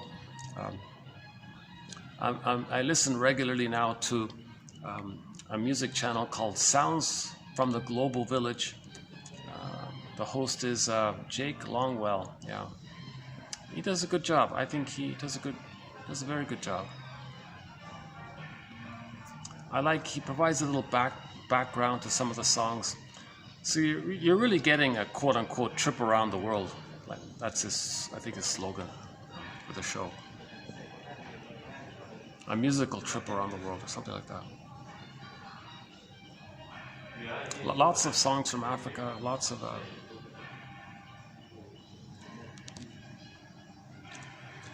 yeah, he's not obsessed with too much of the Latino music. Some other musical shows that feature world music, oh my God, it's almost constantly this Latin music. Can't you be more balanced and have music from around the world in a more balanced way?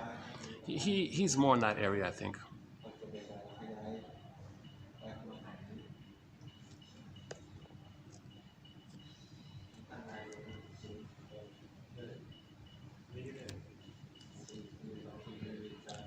Yeah, I want to eventually get one song from Egypt's most famous singer, I think you pronounce it Kulthum, is that right? Or Kulthum, something like that.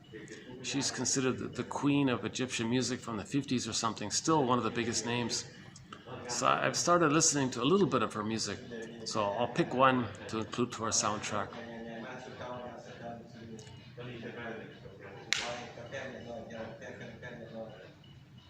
Yeah, on YouTube, if you see her sing, the audience, they love her immensely. Yeah, the audience. Yeah, maybe a little bit similar to the popularity of Fateh Ali Khan, Nusrat Fateh Ali Khan in Pakistan. He's like a big star over there. Maybe similar, something similar. I think it's On Wikipedia, they have different spellings for it. It's like Om or or Aum or something like that, and then Kulthum or Kulthum. It's funny. She's got like a dozen variations of her name.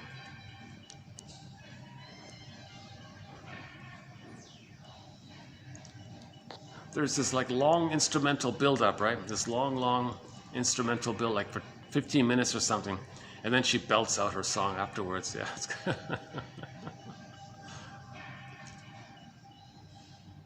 I'm assuming it's also love songs and missing somebody. I need you, I love you. I'm sure it's a lot of those songs.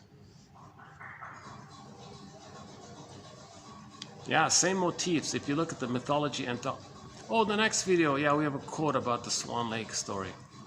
Just a simple one.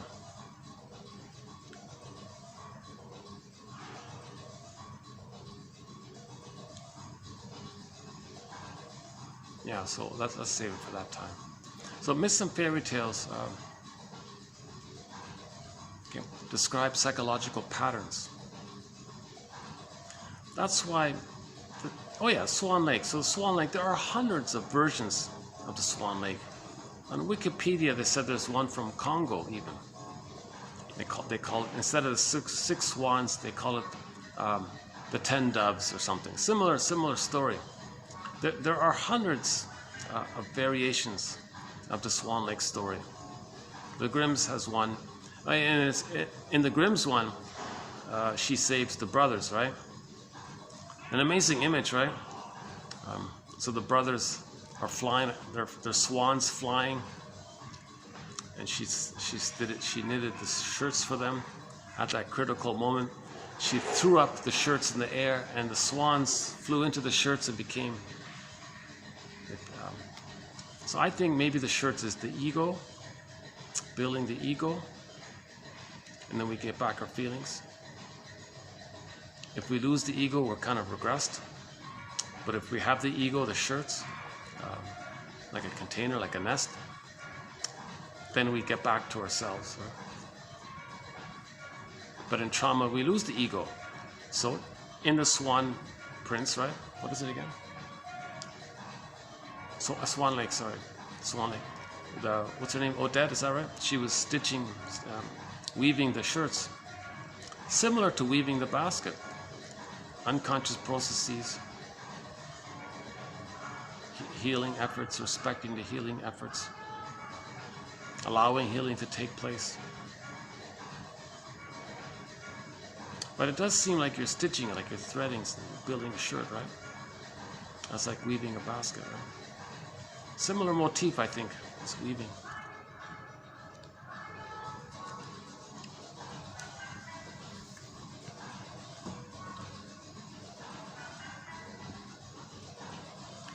Oh, wow.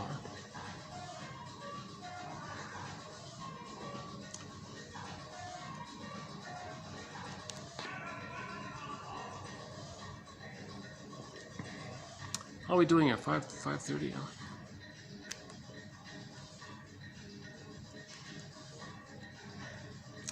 Yeah, my mind's I feel a little kind of foggy today. I feel not too present today. Partly by the news items. I did feel my mood kind of really drop a fair bit with that news items. Is it Derma or something? A city called Derna or Derma or something like that? In eastern Libya, the whole city is kind of like all they were sleeping, right? 3 in the morning or something, they were sleeping. And then suddenly this massive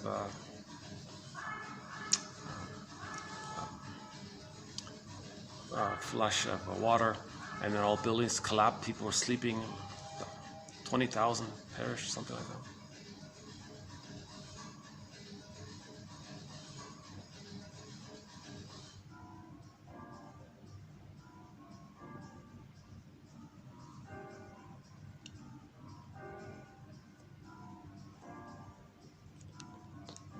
Yeah, and Turkey had a massive earthquake about a year ago, right? Turkey had lost a lot of people as well. Jesus Christ, eh? So I've started listening to that Radio Eco Shock show recently. Radio Eco Shock. He interviews various climate scientists and all this. And, yeah, and I mentioned in the last video, water vapor syndrome, you know. If the atmosphere is all mucked up with pollution and all that, it compensates by looking for moisture. So it sucks up the moisture from the soil and the trees. The trees dry up as a result, making them more drier. And during the normal wildfire season, it's compounded because of the dryness of the trees, due to the atmosphere searching for water. Right? But it's doing so because we're putting too many pollutants in the air, kind of thing, right? Interesting theory about that, right? Because it reminds me of a theory about hair loss. That's why.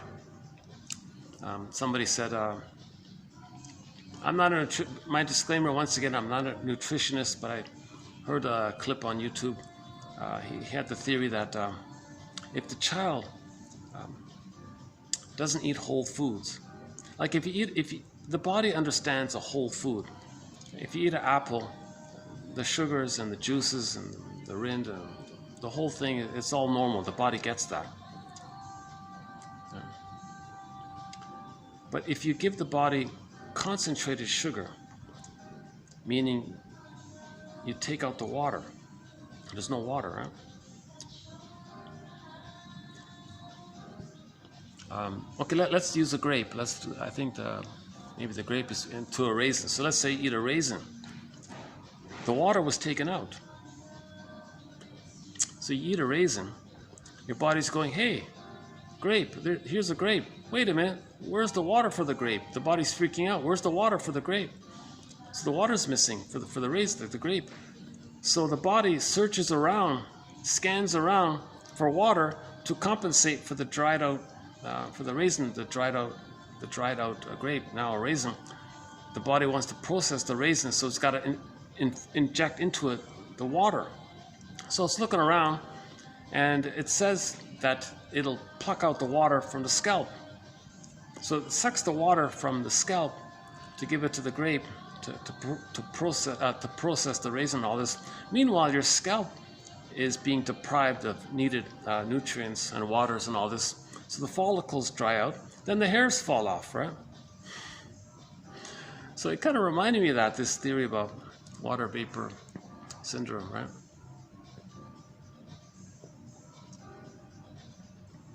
Oh, but the short seller said, you know, you can buy shares and make a profit. So the reenactment is,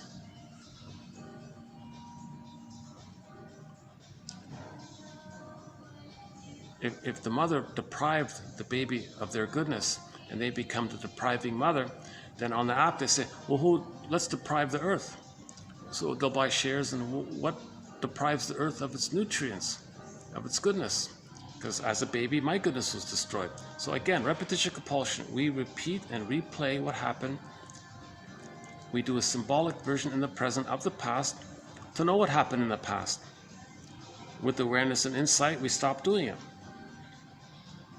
Without awareness and insight, we keep doing it until we get awareness and insight. So that's why I'm very excited that I think if you type in the phrase repetition compulsion in the search engine, in this channel here, you'll get hundreds of the best quotes, I believe, on this topic of repetition compulsion. And today we added a new one, right? Like from a self-help version of it.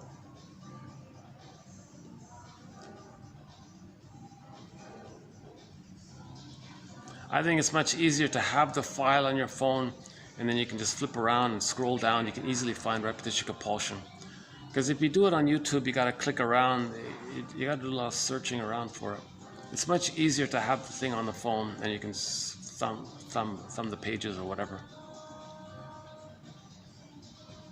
And just read all of the quotes on repetition compulsion. And then read all the quotes on transference, because they're very similar. And then identification with the aggressor, or negative magic gesture by Burglar. Things will start to make sense, I think.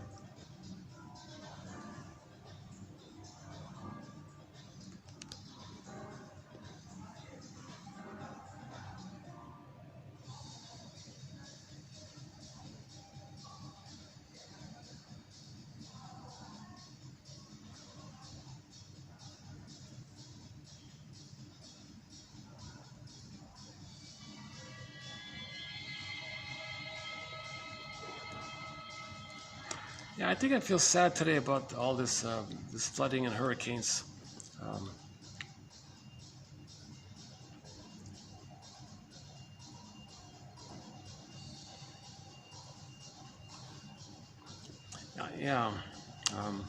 I was even hesitant to do a video today. Why don't I just wait a couple of days?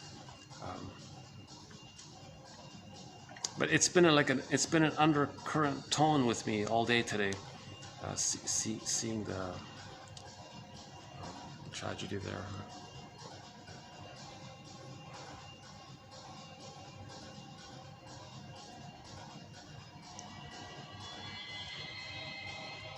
See, we're all one family. Like, forget about any kind of, well, we or they. Like, forget that. We're all from Homo bodoensis. All Homo sapiens. We're all Homo sapiens. Meaning we're a 2.0 version of our earlier version of us called Homo bodoensis. Of all the hominids, only one kind of adapted. That was Homo bodoensis, an earlier version of us. He looks like us, but without the cortex, without the mid-prefrontal cortex. No language, no conscious sense of self, no insula or whatever it is, no time. Can't write or speak, no vocabulary, no speech, no writing skills, no memory or something like that, no conscious memory. But he looks like us. It took us 1,000,000 years to become us. So we all came from Homo bodoensis. Homo bodoensis was around for almost 1,000,000 years in what is now the northeast of the Congo or Eastern Africa somewhere now. And we all came from that lineage. Okay, so Jane Elliott says we're literally all cousins, 30 to 50 times removed. We can all trace back to that massive family of the time when we became when we developed the cortex and then called ourselves Homo sapiens. Yeah? All of the other hominids, right, didn't adapt or whatever. I don't know what happened, right? So we're all from this Homo bodoensis, this one hominid, right? So what's the big deal? When we became Homo sapiens, and then we got conscious awareness. Okay, there was a quote that said, the Great Spirit wants someone to be conscious of it, of the miracle, of the uniqueness of it, whatever that is. But we became Homo sapiens as part of the evolutionary trajectory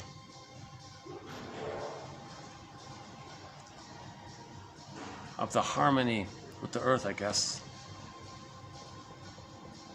to be conscious of ourselves so we can express our uniqueness. So Sanford says everything in nature becomes individuated, what it's meant to be, right? A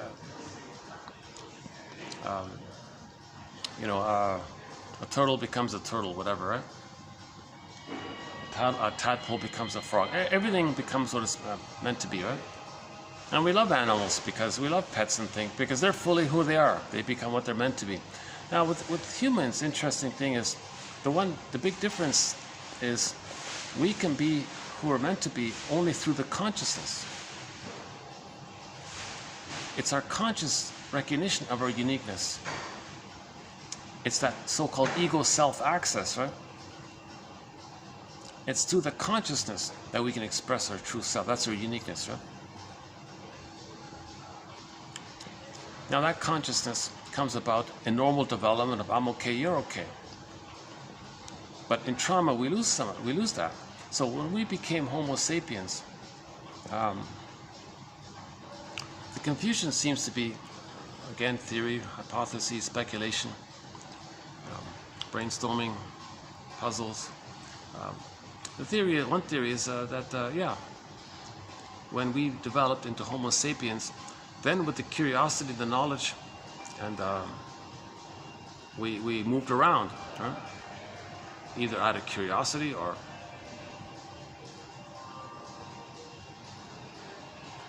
to be more in harmonious interplay with nature. I don't know what it is. So we moved around.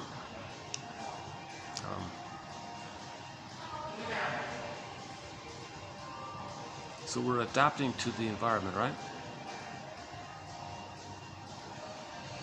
So we developed the cortex to better adapt to the environment. But the environment is we're one with Earth, right? Like humans are 70% salt water. The Earth is 70% salt water. We come from the Earth, right? So we're all meant to be in a harmonious ecology, ecosystem, right? So Homo bodoensis, hominids need a consciousness for that, I guess. Maybe that's part of the balance or something. Consciousness.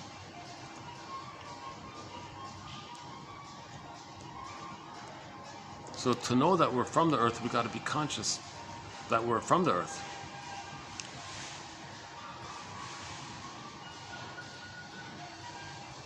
And then yesterday's quote, well, part of the evolutionary drive is that the Great Spirit behind all of this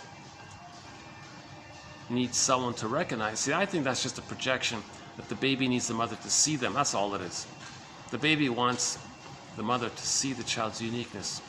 And that author was Mr. Fox or whatever, projected that onto this idea. So we project our issues onto nature, right? Back to Carl Sagan.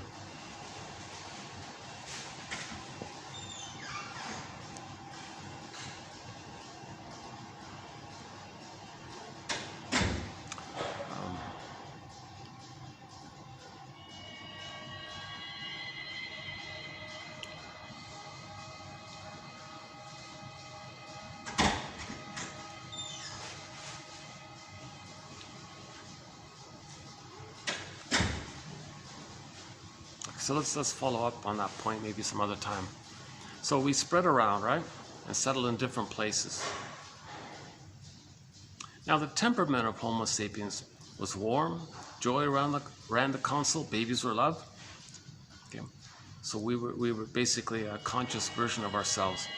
someone joked, well, if we used to be Homo bodoensis, were we like the bonobos? Maybe there's a little reference there that our temperament was warm and affectionate, and there was tender touch or something. We were tender, we were safe, we were kind. There was no danger, there was no fears, there was no trauma. That's why if there's no trauma, there's no anger and projection and all these aberrations in them, and so on, right? So no babies were traumatized, put it that way, right? So the temperament was calm and normal and easygoing, relaxed manner, calm, friendly, and so on. Long life, healthy, by the way, they said. So then the curiosity was spread around, right? And then people settled in different places, right? So that's fine, right? And then there were trivial biological variations due to the different exposure to the sun. So someone said the chemical related to the color of our eyes, hair, and skin tone is a thing called melanin. They said, and everybody's got an amount of melanin between 1 to 6 or something like that. So the melanin color is some kind of shade of brown, let's say. So some people had a different relationship with the sun, so it adjusted. So some people lost their tan, so to speak, or got less melanin. So they developed like a lighter shade of brown, or maybe a shade of beige, let's say. And some maintained the regular melanin count based on the sun exposure. Big deal. It's just a trivial, cosmetic, superficial thing based on the sun exposure, right? Jen Elliott says that technically speaking, a shade of beige tone of skin is a shade of brown tone of skin. So we're all a shade of brown tone of skin. The tone is related to the melanin amount. So there's no white or black. Forget about that. Forget about this annoying white or black. Nobody has white skin or black. I'm so tired personally of, oh my God. So, okay, fine. Everybody's a shade of beige tone of skin or a shade of brown tone of skin. Okay, maybe you think of it that way. Shade of beige or shade of brown. Keep it in that kind of shade, beige, brown. We're all in that shade, beigey, browny kind of skin. It's okay. Trivial, superficial, biological variation.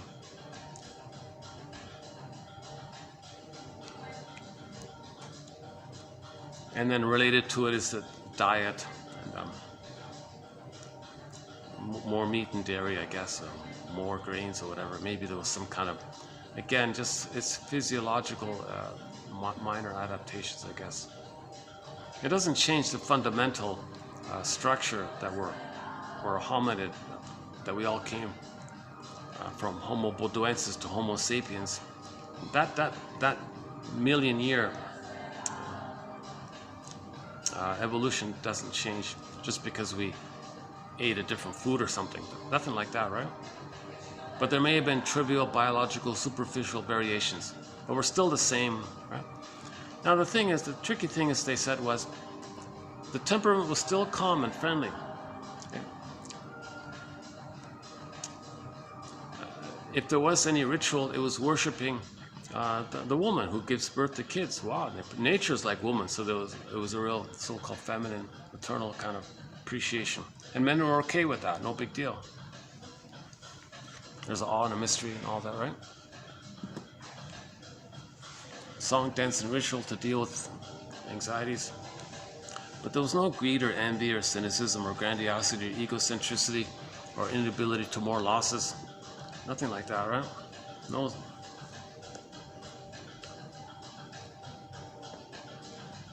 So the confusing thing is, since we all have the same brain, roughly at the same time, more or less, we all discovered farming and agriculture. I'm not so sure about this 100th monkey phenomenon. I question that one personally. Anyways, we all discovered the trajectory of using our brain over time. Maybe we kind of figured things out at a similar time, whatever. It doesn't matter. So the point was, the theory was, 10,000 years ago, we discovered farming and agriculture.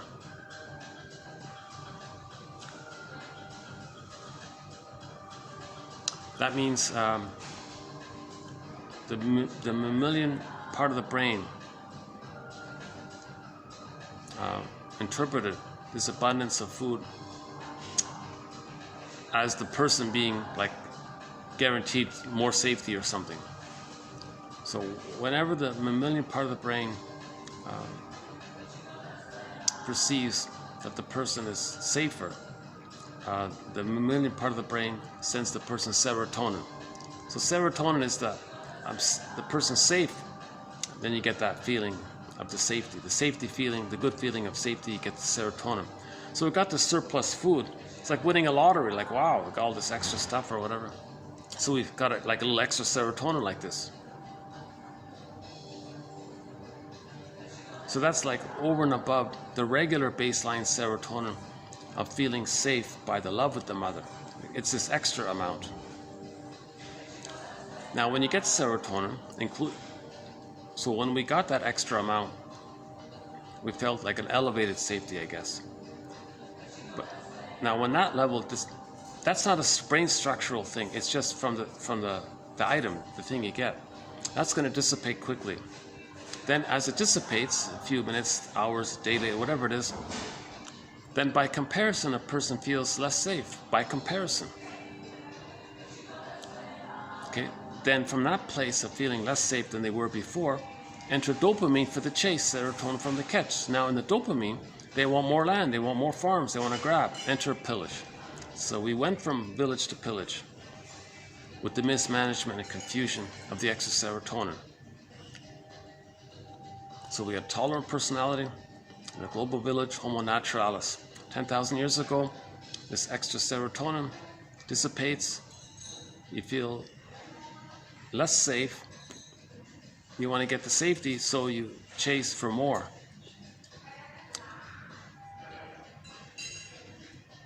So you get it, and you get used to it. Maybe the exciting thing, I don't know. No, forget about that.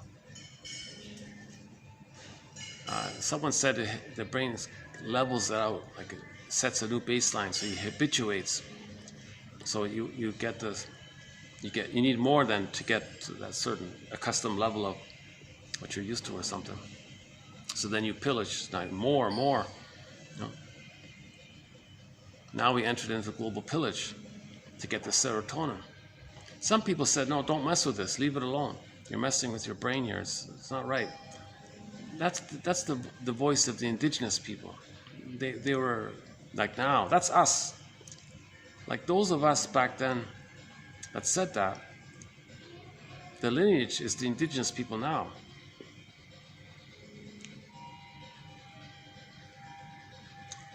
It must have been a great panic, a great temptation, a mismanagement, lack of self-awareness, whatever it is. So we kind of got astray, so to speak. So we became Homo short-sellicus, Homo economicus, Homo traumicus. Homo traumicus, because in order to pillage, people thought, wait a minute, we need people to do all the work. And they're in this panic to get more and more, right? So for the first time ever, the prejudiced mind was created. The prejudiced personality was created. Because in the prejudiced personality, you're going to have my greed or your greed, either or, repetition, compulsion. Now you're getting into the traumatized mind with all these complicated defense mechanisms and repetition, compulsion. So babies were traumatized to create this kind of panicked mind, and the repetition, compulsion to replay and repeat and replay and repeat. And that's the hoarding and the gobbling by the replay and the repeat. Insatiable greed, timeless no greed, okay, envy, greed, grandiosity, envy, greed, mother pillage them, they pillage outwardly, okay. So now you're entering into the prejudiced personality. So the one quote was, in order to pillage, they wanted a pool of poorly paid workers to do all the work. But it wasn't in our normal nature to treat ourselves badly like this. But if they traumatize the babies, they don't remember, right? If the babies were removed from the mother, they feel a great pain by this. They create some imagining, frightening image that caused this, identify with that to connect to the mother, and then do to others what was done to them. So later on, somebody says, oh, we want the stuff over there on the other side of the lake. Remember, in trauma, we repeat. Now they're going to be the aggressor. So their mother image pillaged and plundered their soul, let's say. Identification with the aggressor. Symbolization, metaphor for the nursery. All they plunder and pillage on the other side of the lake. Okay, they were given poverty. They give others poverty. So now poverty was invented. Poverty's man-made, totally man-made.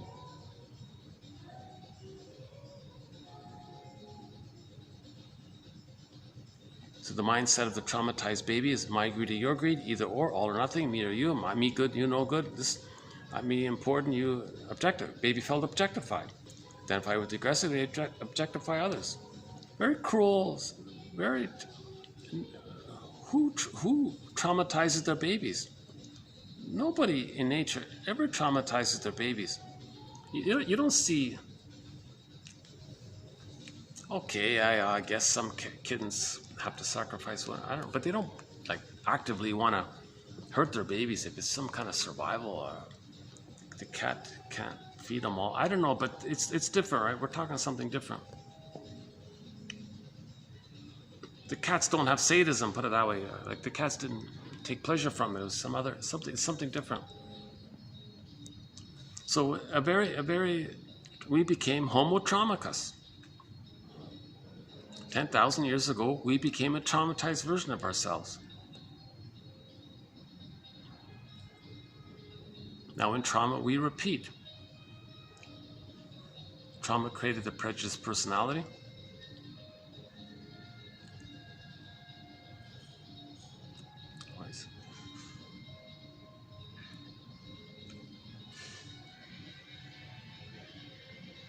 I guess that's the guards or whatever. Yeah, they know me by now. Yeah, they know me. Oh, that's great. I appreciate the staff here being a little kind of okay with me doing this. And the other one in yesterday's video, they've been great. It depends on the space. I know it's kind of just like some places. I know I can't do it anywhere. There's no like space anywhere really. Some places aren't really set up with a little openness or something. Right?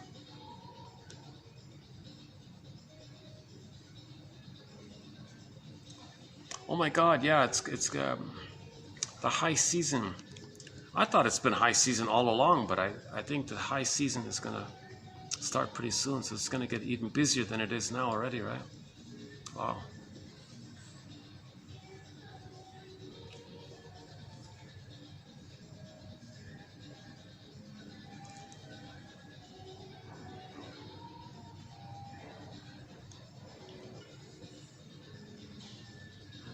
So, yeah, so built into the evolution, if something's wounded, we're trying to heal. So enter the storytellers, philosophers, poets, novelists, etc. Right? So now all of the storytellers came up and created stories about how to recognize the trauma, to notice it, recognize it, so we can heal it, have story. Okay, so storytellers came on the scene. So they're the original soul doctors were the storytellers, right?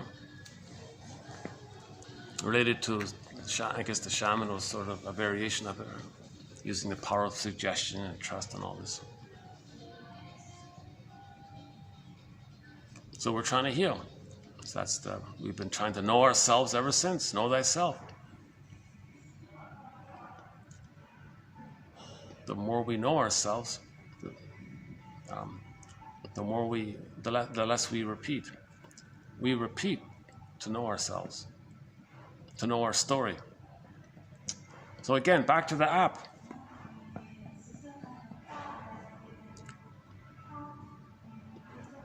Know your story app. Right? Use AI to help people know their story, to know themselves. Use AI for healing. Yeah. One guy said, well, AI is going to accelerate the pillage and the plunder. That's just going to cause more. It depends on the weight. Like, is there more weight on the greed and the envy and the manic and the excitement, right? Or can there be more weight on well, let's let's not chase wild traumatic illusions anymore, like the song. And let's find love, like Zaz sings. Let's envy is wrong, like the other song says. Let's get on the sweet ride of healing ourselves, and get joy back at the console. Joy is meant to be at the console. With trauma, joy gets zooped away. That's the message of the Disney film Inside Out. With trauma, joy and sadness get zooped away. If sadness is zooped away, the person doesn't mourn. The person becomes a curmudgeon late in life because they can't mourn. First, we got to get sadness back. How do we get sadness? Through forgiveness, we get a sense of self. That's a floor for sadness to stand on. Then, after the sadness, then sadness and joy can swap seats. And then joy can run the console again.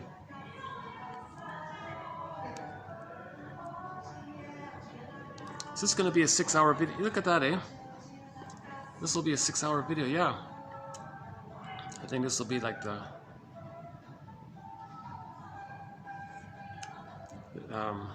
my videos are getting longer lately. Is it the summer? I'm not sure. Maybe, is it the summer?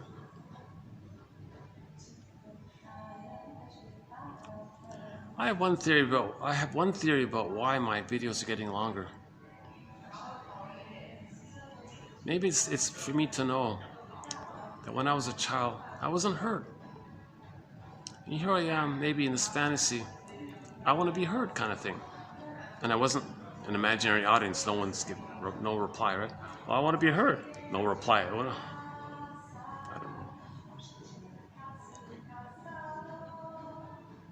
Okay, maybe I should move on here. Okay, let's move on. Hold on a second.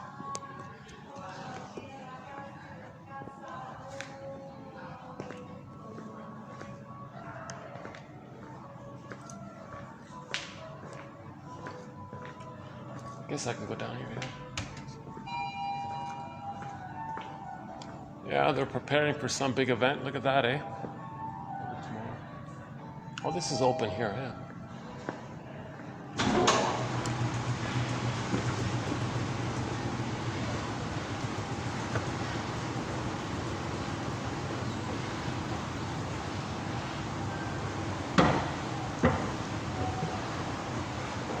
Surprisingly quiet here. Well, I don't think I don't get this. This was a very popular little like a tea kind of a, and they had all tables here, yeah, instead of these little stools.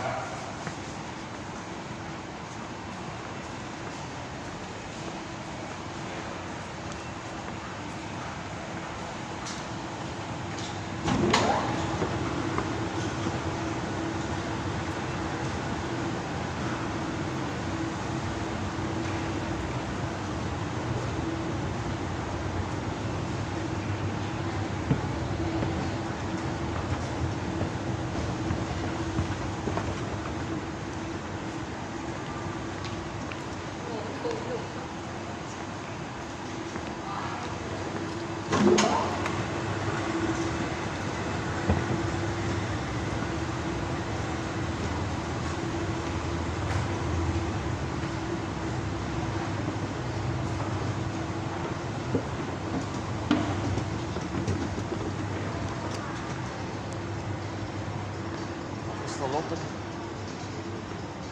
Let's see.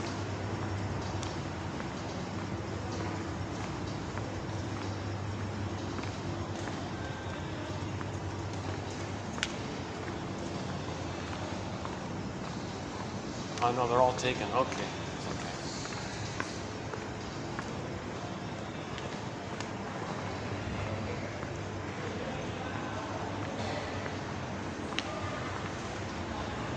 Yeah, maybe I'll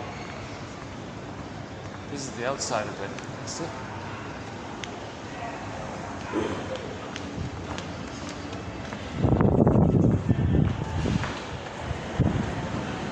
Oh.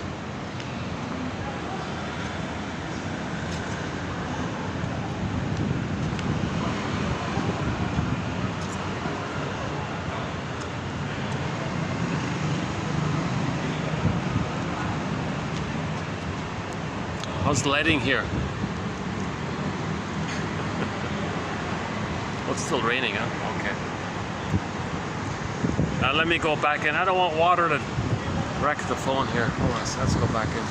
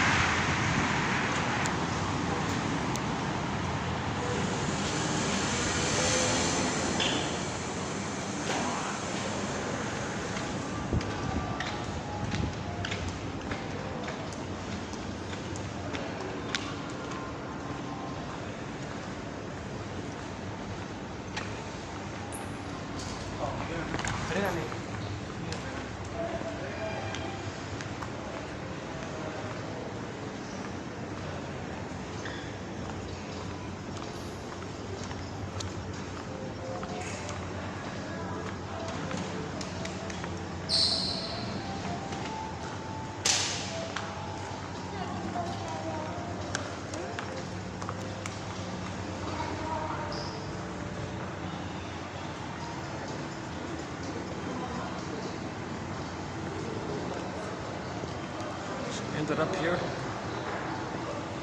Any final thoughts here? I guess I should start to wind it down. Yeah, so Homo Traumicus. And there's more to the story about this issue of this innate drive for healing. Part of this innate drive for healing is to raise consciousness of ourselves. Yeah? So that's why, so that's one option, I think, to raise consciousness, that one can have this encyclopedia of insights on their phone, right? So www.buymeacoffee.com/psychoanalysis. It's available for the price of an ordinary coffee, not an expensive coffee, just a basic coffee. It's an incredible deal. Yeah.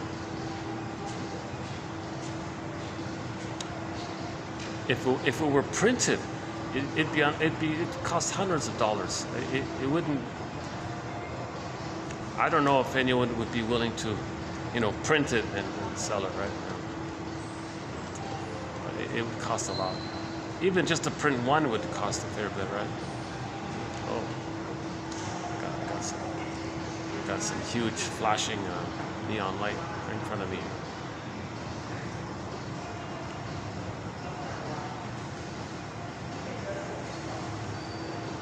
Yeah, I don't get much lighting over there. Let's see. Or do we? Let's see.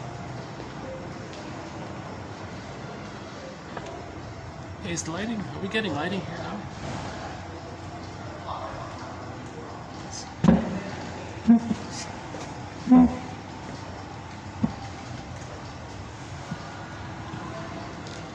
Are we getting better lighting here?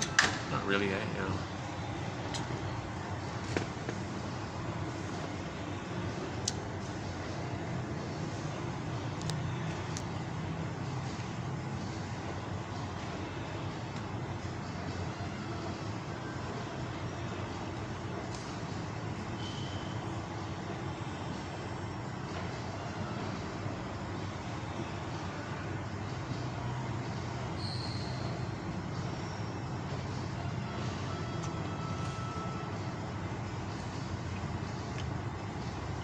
Our theme song is Katja Epstein's German cover of the song Windmills of the Mind, right here.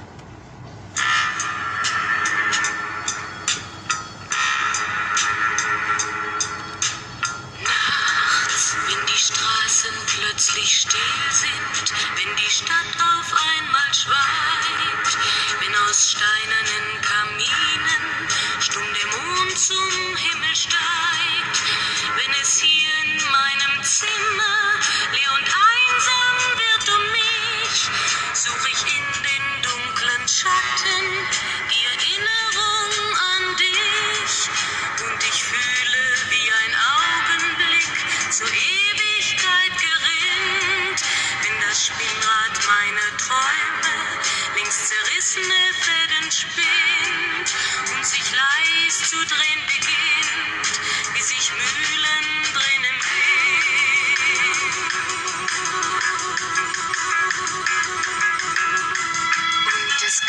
kreisen die Gedanken ohne Anfang, ohne Ziel, wie die schnellen Wellenringe, wenn ein Stein ins Wasser fiel, wie ein Kreisel, den die Peitsche übers Straßenpflaster treibt, wie Spiralen, die ein Adler in den Abendhimmel schreibt.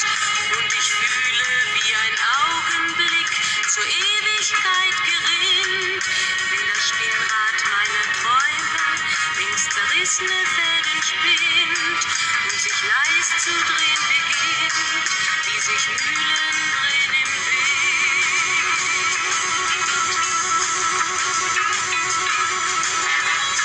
1000 Fragen ohne Antwort, 1000 Fragen ohne Sinn. Warum flog für uns der Sommer wie ein Pfeil so schnell dahin? Hat der Herbstwind gar die Spuren unserer Liebe schon verweht? Wenn erst weiße Flocken fallen, ist es dann für uns zu spät. Sah ich eben nicht im Dunkel deinen Schatten an der Tür, hoffte für ein paar Sekunden, kämst doch zurück zu mir. Doch warum sich selbst belügen? Längst ist meinem Herzen klar, dass der Pulsschlag dieser Hoffnung nur mein eigener Schatten war.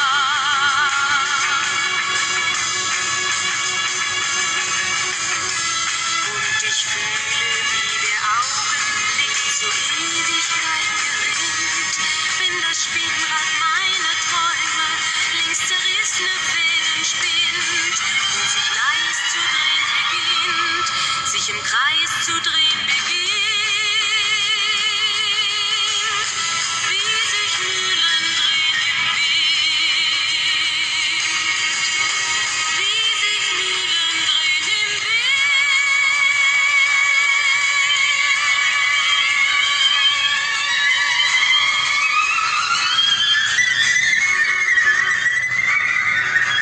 Okay, so thanks very much. In the next video, we'll be doing part 2 of the work of Beverly Engel.